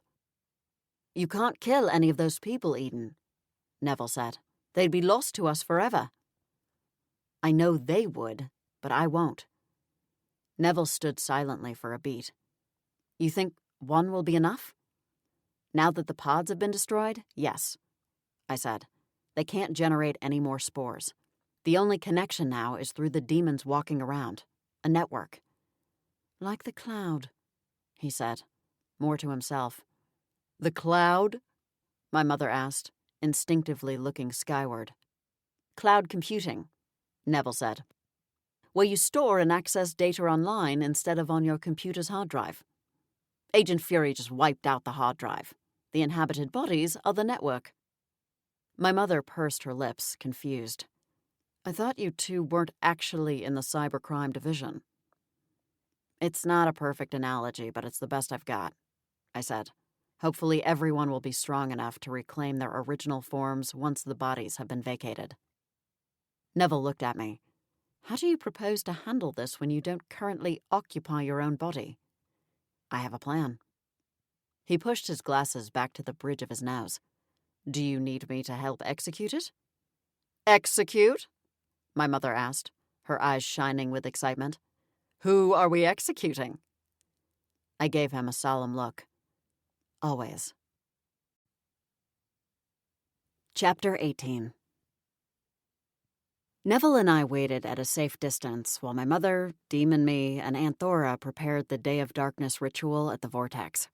As long as my mother didn't slip and say something to alert Grandma, the plan should work. She'd confided in Aunt Thora so that my great-aunt wasn't shocked by what was to come next. If Demon Corinne was willing to do magic to protect the pods, I could only imagine what Demon Grandma would be capable of. "Look on the bright side," Neville said. "You're getting out of participating this year." I glared at him. Forgive me if I don't really see a bright side to this day. Especially if this was my last. There was always that chance. We had powers, but we weren't infallible. Neville held up binoculars. "I see the dagger." "I hate that dagger," I said. The bejeweled dagger had been in our family for centuries and was always used in the Day of Darkness ritual. To the Wicked Witches, it represented ceremony and tradition. To me, it represented blood and destruction. "You'll hate it even more soon enough," he said. I cringed at the thought. It was a good plan, if it worked. "Can we trust that your mother has altered the ritual?" Neville asked. "We can hope," I said. "She wants Grandma back. She'd missed the barbed comments and constant criticism." "A strange thing to miss." "They're strange women." "What if your grandmother notices the changes to the ritual?" Neville asked. He was clearly growing anxious the closer we got to the pivotal moment. I don't know why he was so nervous when I was the one about to die. "We'll cross that bridge if we come to it," I said. "If Grandma and Demon Me stay inside the circle, we'll be fine." Demon Grandma needed to be there in order to lock in the rest of the demons via the network and prevent them from jumping to another host at the last second. Even one escapee meant failure. We couldn't afford the risk. That part was down to my mother and the ritual. Demon Me needed to stay in the circle so that I could carry out the rest of the plan. "Waiting for the signal," Neville said. "Your mother has just sliced all 3 palms." He paused. That seems like a lot of blood. Do they always use that much in a ritual? Surprised no one ever passes out. Please stop the running commentary, I said. You're making me nervous. He continued to watch the scene unfold through the binoculars. Between your family's magic and the vortex, this is your best chance. I didn't disagree, but it didn't make me any less scared. What if I failed? It wasn't just my own fate I was sealing. It was everyone's. Demon me stood in the ritual circle, facing my direction, flanked by my mother and Aunt Thora. It was exactly where I needed the demon to be. Even in my astral form, I could feel the powerful pulses of energy emanating from there. Go! Neville barked. I raced toward Demon Me without breaking stride. I ran straight into my physical form and pushed with all my strength, feeling the demon's resistance every inch of the way. Get out! I insisted. With one last push, I was back in the saddle. Well, more like sharing a saddle with my identical twin, but we wouldn't be uncomfortable for long if my plan worked. I saw the dagger in my mother's hand, already steeped in blood. I'm here! My mother didn't hesitate. She tossed the dagger to me, and I snatched it out of the air before Demon Me or Grandma could react. I clutched the dagger and felt the magic throbbing beneath my fingers. A supernatural death would mean a supernatural revival for me. I hoped. It was now or never. My mother held Grandma firmly in place while I sliced open my arm from elbow to wrist. The goal was to make this as quick and painless as possible. It was only after I pierced my skin with the blade and felt the pod demon's life force ebb that I heard his voice calling frantically. Chief Fox. Was I hallucinating? No, he was there, coming toward the vortex. Great balls of fury. He could see us. I staggered to the ground, and he yelled with such primal force that my bones rattled at the sound of my name. I dropped to the ground, trying not to fight the pain, trying not to resist death. No matter how many times I'd been killed by my family, it had never felt quite like this. And that worried me. It was too late now, though. I could only hope that even if I failed to survive, the pod demons wouldn't. One sacrifice for the sake of many? I could live with that. It was my job to serve and protect the residents of Chipping Cheddar, and I was very good at my job. Why are you all standing there? The chief bellowed. Why is there so much blood?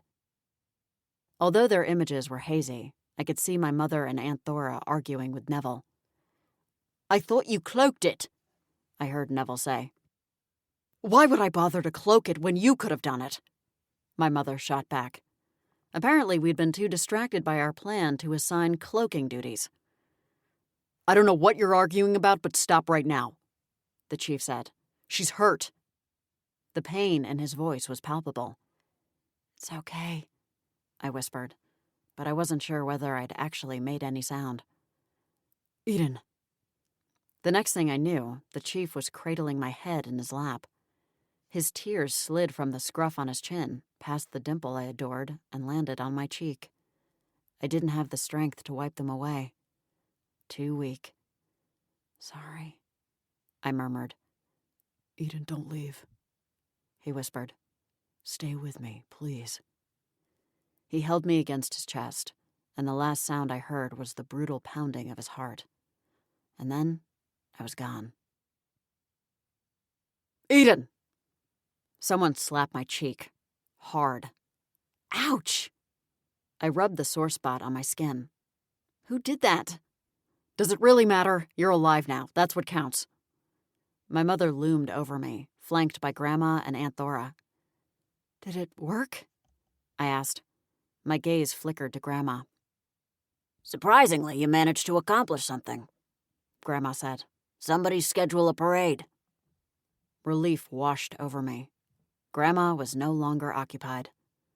Well done, Eden, Aunt Thora said.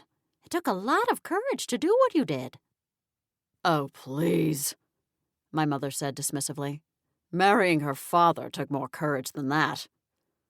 Mom, I said, I'm barely back in the land of the living. Can you wait to slam Dad when I'm feeling better? I have a nice glass of lemonade waiting for you in the kitchen, Aunt Thora said. I'm always thirsty after a resurrection, my mother said. I think it's something to do with salt. That's why I like a nice margarita with salt around the rim. She sighed. Now I want a margarita, and I haven't even died today. I prefer orange Gatorade, Grandma said. Replaces the electrolytes. My mother urged me to sit up. Let's take the photo again while you're still dressed appropriately. My head was still murky with yesterday's memories. Photo? What are you talking about? Our Day of Darkness photo, my mother replied. I struggled to sit up. Didn't you take that yesterday? Well, yes, my mother said. But that wasn't really you, and Grandma was on ice. We need to take it again. I am not posing for a picture, I insisted. I just came back to life for Hecate's sake. I'll wait for you to brush your hair and teeth, she huffed. I'm not a complete monster. I beg to differ, I murmured. My head throbbed as I made an effort to stand. Did resurrection always hurt this much? You're out of practice, Grandma said. That's a good thing, I said. No one should ever have to get used to death. Hey, if you didn't have our wicked blood coursing through those holier-than-thou veins of yours, you wouldn't have been able to save the town. My mother fluffed her hair as though she was personally responsible for my DNA. I guess she kind of was. Speaking of wicked blood, Grandma said. Any fury powers? She peered into my left eye, and then my right one. Flames are still there. How about the wings? Remove the cloaking spell so I can see. I don't lose the powers when I use dark magic, I said. I gain them. My heart skipped a beat. Do I look the same? Unfortunately, yes, my mother said. I touched various parts of my body to see whether anything new had sprouted. There had to be a fury power lurking. Really, you should thank us, my mother said. If we hadn't killed you the last time, you wouldn't have thought of killing yourself now. We inspired you, Grandma added. You murdered me. I think I should join the FBM, my mother said. It doesn't seem that difficult. You can't even open a jar of mayo without help, I said. Why exert the energy when there's someone with fatter hands to do it for you? She replied. I bristled. My hands are not fat. Sorry, I meant big-boned, my mother said. So everything's back to normal? I asked. The demons are gone? Yep, Grandma said. Demons are gone. No one remembers that anything strange happened to them. It's like another day. Aunt Thora licked her lips. Well, there's the problem of the chief. Nothing happened to him, but he certainly saw something he won't likely forget. He was so confused. Memories of the chief flooded my head. His look of pure anguish would haunt me for years to come. He wasn't supposed to see me kill myself, I said. I don't know why he was there. What do you intend to tell him? Grandma asked. You can act like a ghost, my mother said. Anytime he's around, you just make haunting noises. She proceeded to do a poor imitation of a ghost. Alice stuck her head out of a wall. How insulting! That sounds nothing like me. Her head quickly disappeared. Tell him it was a mistake and that you didn't actually die, Grandma said. He was there, Grandma. He saw me bleed out with his own 2 eyes. He didn't see where you went afterward, my mother said. We basically shoved him out of the way and told him we were rushing you to the hospital. Just because he believed you couldn't survive a wound like that doesn't make it true, Grandma added. He can check hospital records, I said.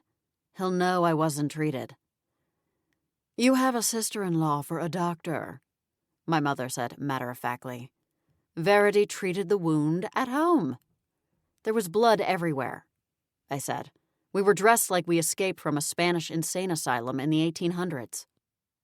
I honestly don't think he noticed, my mother said. All he saw was you. It was quite touching, really. You can't tell him what happened, Grandma said. We need to make him a forget potion. You bring it to him when you tell him you're alive. I needed to mull it over. Lies begat lies, and I hated it, at least where the chief was concerned. He could be an ally if we let him. I need to make a few calls, I said. To the chief? Aunt Thora asked.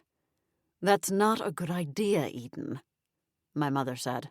You're still woozy and likely to make foolish decisions. No, that's you after too many margaritas, Grandma shot back. These calls are work-related. I glanced around helplessly. Where's my phone? I'm not sure, my mother said. Where did we put Eden's phone? Did someone charge it while she was dead? I zeroed in on Grandma, who was biting her lip. Grandma, where's my phone? It's downstairs. I may have downloaded an app on it. Which app? I asked. It's just little critters, she said. No big deal. Why would you download an app on my phone when you can play it on your own? I asked. Because I want to start over again with a new account and see if I can beat myself. No one else seems up to the task.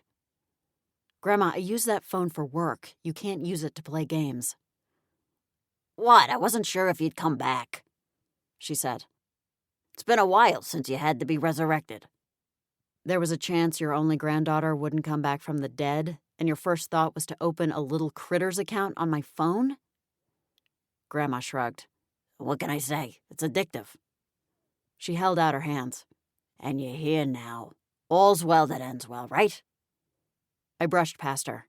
I'm deleting it off my phone. No games allowed.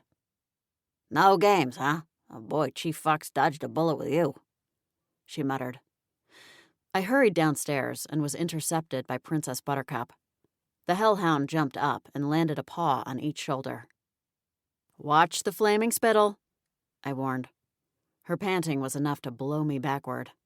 I'm happy to see you too. She dropped her front paws back to the floor and trotted alongside me as I entered the kitchen. I found my phone on the island next to Candy. The cat spared me a look before offering a lazy hiss. She couldn't even be bothered to spite me properly. I texted Clara to let her know I was okay in case she'd heard rumors, then sent Neville a message to meet me at the office. We'd have to file a report now that we'd taken care of the problem. No need to raise the town, thank the gods. Once again, crisis averted.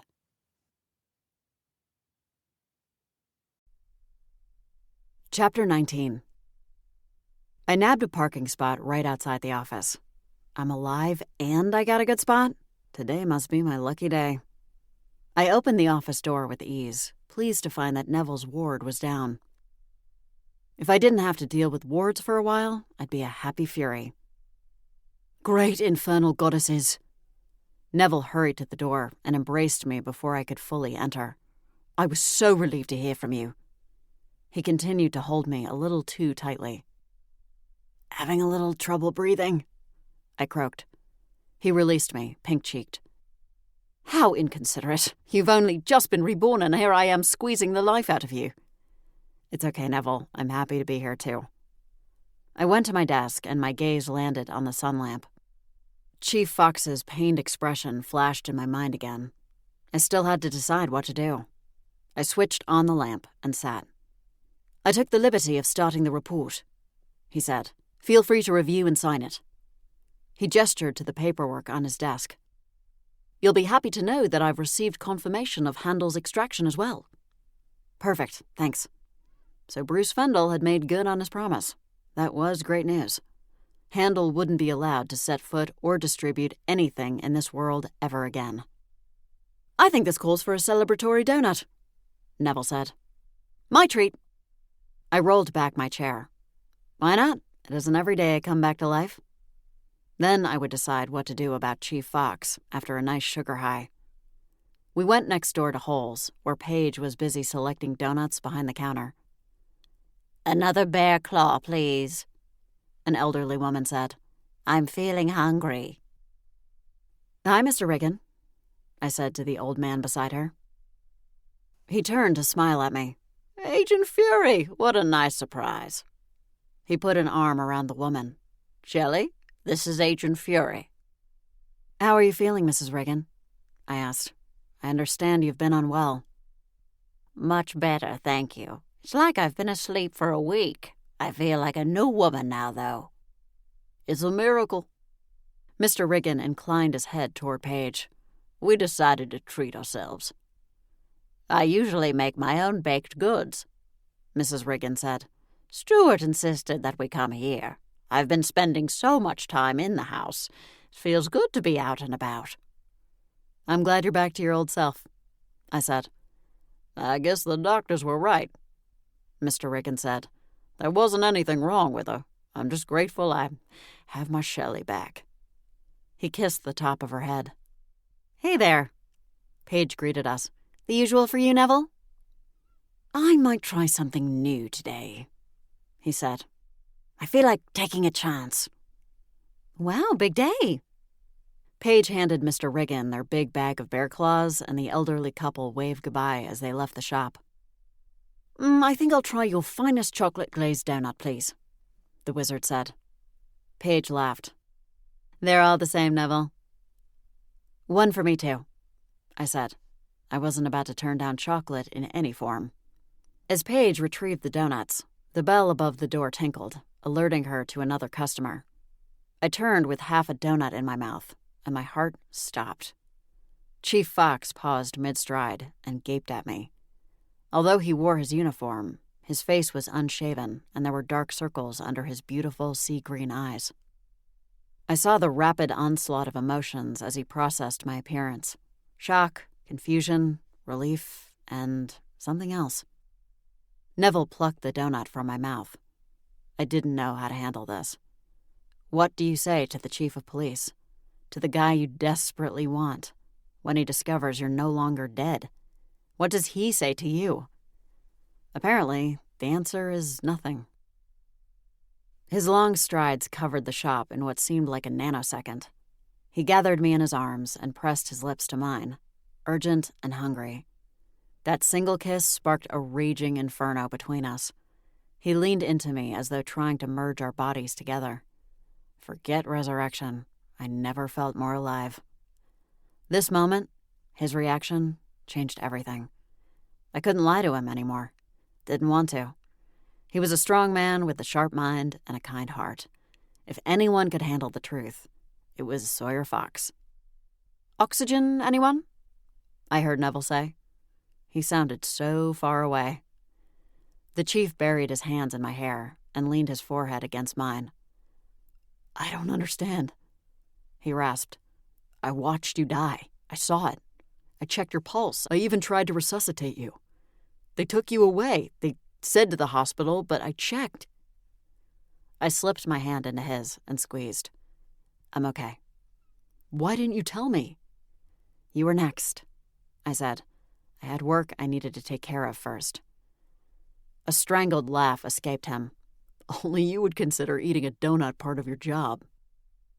Paige set 2 cups of iced coffee on the counter. "You two seem like you need to cool down." We broke apart, but he kept a grip of my hand, as though I might melt away. "Sorry about that, Paige," he said. "Agent Fury had fallen ill. I'm just relieved to see she's better." "Shia hadn't been himself this week either," Paige said. "Seems back to normal today, though. He got mad when I asked him to mow the lawn. That's how I know." Chief Fox didn't appear to be listening to Paige. He was staring at me intently. "Can we go somewhere and talk?" "We are somewhere." His gaze flickered to Neville and Paige. "Somewhere private?" "I'll enjoy my donut here," Neville said. "You go ahead to the office." I faced my assistant. "Are you sure?" I asked. Neville knew what I was really asking. The wizard clapped my shoulder. "Whatever you decide, I support you, O immortal one." The chief chuckled. "That should be your new nickname. Agent Impervious to Death Fury." Oh, he had no idea. "I think you might want a drink first," I said. He glanced at the iced coffee. "I've got a drink." "Something stronger," I said. In the immortal words of Grandma, sometimes you have to dispense with the looking and just leap. "In that case, should we try the cheese wheel?" he asked. "This isn't a conversation we can have in public," I said. He pressed his lips to my forehead. "Good point. There are other things I'd like to do that can't be in public either, or I'd have to arrest myself." We left Holes and slipped back into my office. I locked the door behind us, just to be on the safe side. Chief Fox didn't hesitate. His muscular arms reached for me and pulled me against his chest. "Yesterday felt like a nightmare, and today feels like a dream," he said softly. He kissed my forehead, and then each cheek. "What about Corinne?" I asked. He rubbed the sides of my arms. "Corinne and I broke up last night." My pulse began to race. "You did? When?" "I'd left the hospital and gone home," he said. "I was obviously upset. Corinne came by to see me." "Did she feel okay?" "She said she felt strange," the chief replied, "like she'd blacked out. She asked me why I was... Anyway, I was choked up and said your name." My throat tightened. "Did you tell her I was dead?" "Didn't get the chance. She thought I was..." He looked away, suddenly embarrassed by the admission. "She thought I was crying over you. Over not being with you, so she broke up with me. Said that even casual wasn't going to work if I felt this strongly for you." He turned back to me. "And I do." My head was spinning from the revelation. "Let's talk first. You may change your mind about a few things afterward." "Not about you," Chief Fox said. "When I thought I'd lost you..." He shook his head, unable to finish the thought. "I am so sorry I put you through that." "It's not your fault," he said. "Why were you there?" I asked. "I was on patrol," he said. "Deputy Guthrie was supposed to take the park, but he's been odd lately." "Odder than usual, you mean?" "Speaking of odd, what was going up there on the hill?" he asked. "There was blood everywhere. You cut your own arm with a dagger." He squeezed his eyes shut, as though trying to stop the memory from coming. "That's part of what I need to tell you." My legs began to wobble. "I need to sit first. I still feel a little weak." "Agent Fury admitting weakness." He offered a wry smile. "Mark this day down." "You'll be marking this day down for an entirely different reason soon enough." I sat in my chair, and he perched on the edge of my desk. "There's a reason I'm alive today." "Modern medicine is a miracle," he said. "Was it your sister-in-law?" "No, it was my mother," I said, "and my great-aunt and my grandmother." He frowned. "They're doctors, too?" "No." I drew a deep breath. "They're witches." I'd leave out the wicked part for now. I didn't want to overwhelm him with details. "They practice the kind of magic that can bring certain people back from the dead." He laughed and nudged me with his foot. "Nice try, Fury." I didn't smile. "You've seen these little flames in my eyes." I leaned forward and popped my eyes wide. "Do you know why I have them?" "You said it's some kind of birthmark." "No, it's an eternal flame," I said. "A sign of immortality." His grin slowly melted away. "You're not making any sense. I think you might have a concussion." I held up my arm for inspection. "Look, there's no evidence of a wound. I heal at a rapid rate." He dragged a hand through his hair. "You're telling me that your family's a bunch of witches and that you're immortal." "A coven." "Excuse me?" "Not a bunch of witches, a coven."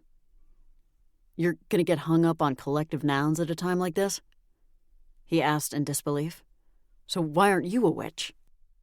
"Because I'm something else." I averted my gaze.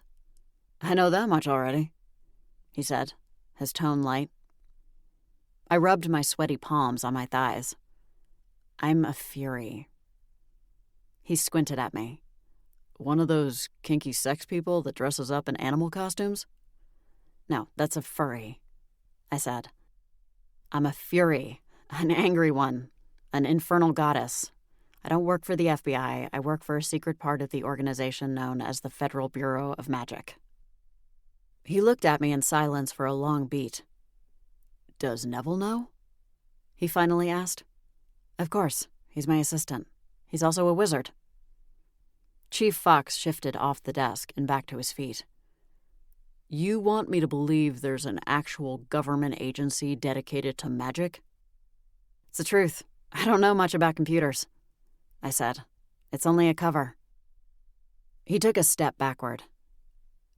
I think you should see someone. Maybe your sister-in-law can recommend a psychologist. I don't need one, but I can see that you might, I said. My high spirits began to evaporate as I realized he wasn't going to embrace this revelation as easily as I'd hoped. What had I been thinking? His gaze remained pinned on me. Show me. Show you what? I don't know. Anything. I smiled. Well, I just showed you I can be resurrected. Not just anyone can do that, you know. His expression remained neutral. Show me something else. Right here. I rose to my feet. Are you sure you want to see? He nodded. I uncloaked my wings and unfurled them, my eyes never leaving his face. His lips parted slightly at the sight of the large black feathers. You have wings. I do. He remained rooted in place. Can you fly? Yes, but I'm not very good at it. I try not to use my powers. Why not? Because then I get more. Fury powers were the gift that kept on giving. He took a tentative step toward me. You don't want more? No, I hate them. I hate everything about what I am. His fingers brushed the black feathers and then jerked back. How can you hate something so amazing? So beautiful? There's more, Chief, I said. Sawyer, he corrected me. If we're going to be making out, you should at least call me by my name. Are we? I asked. Going to be making out? Why wouldn't we? Because I just blew your mind? I said.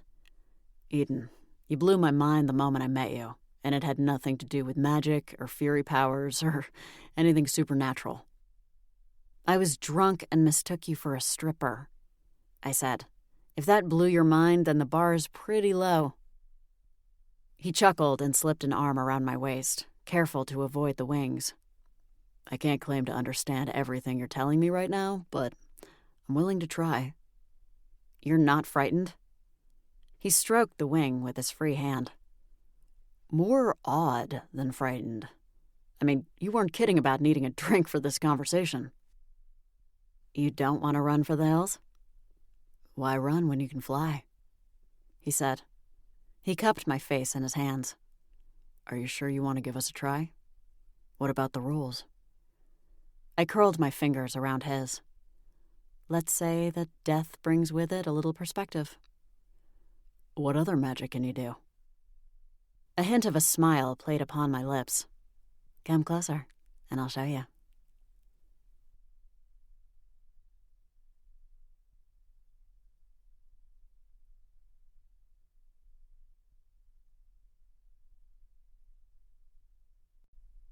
The end. You've just listened to Bedtime Fury, Federal Bureau of Magic Cozy Mystery, Book 5, written by Annabelle Chase, narrated by Elizabeth Seda.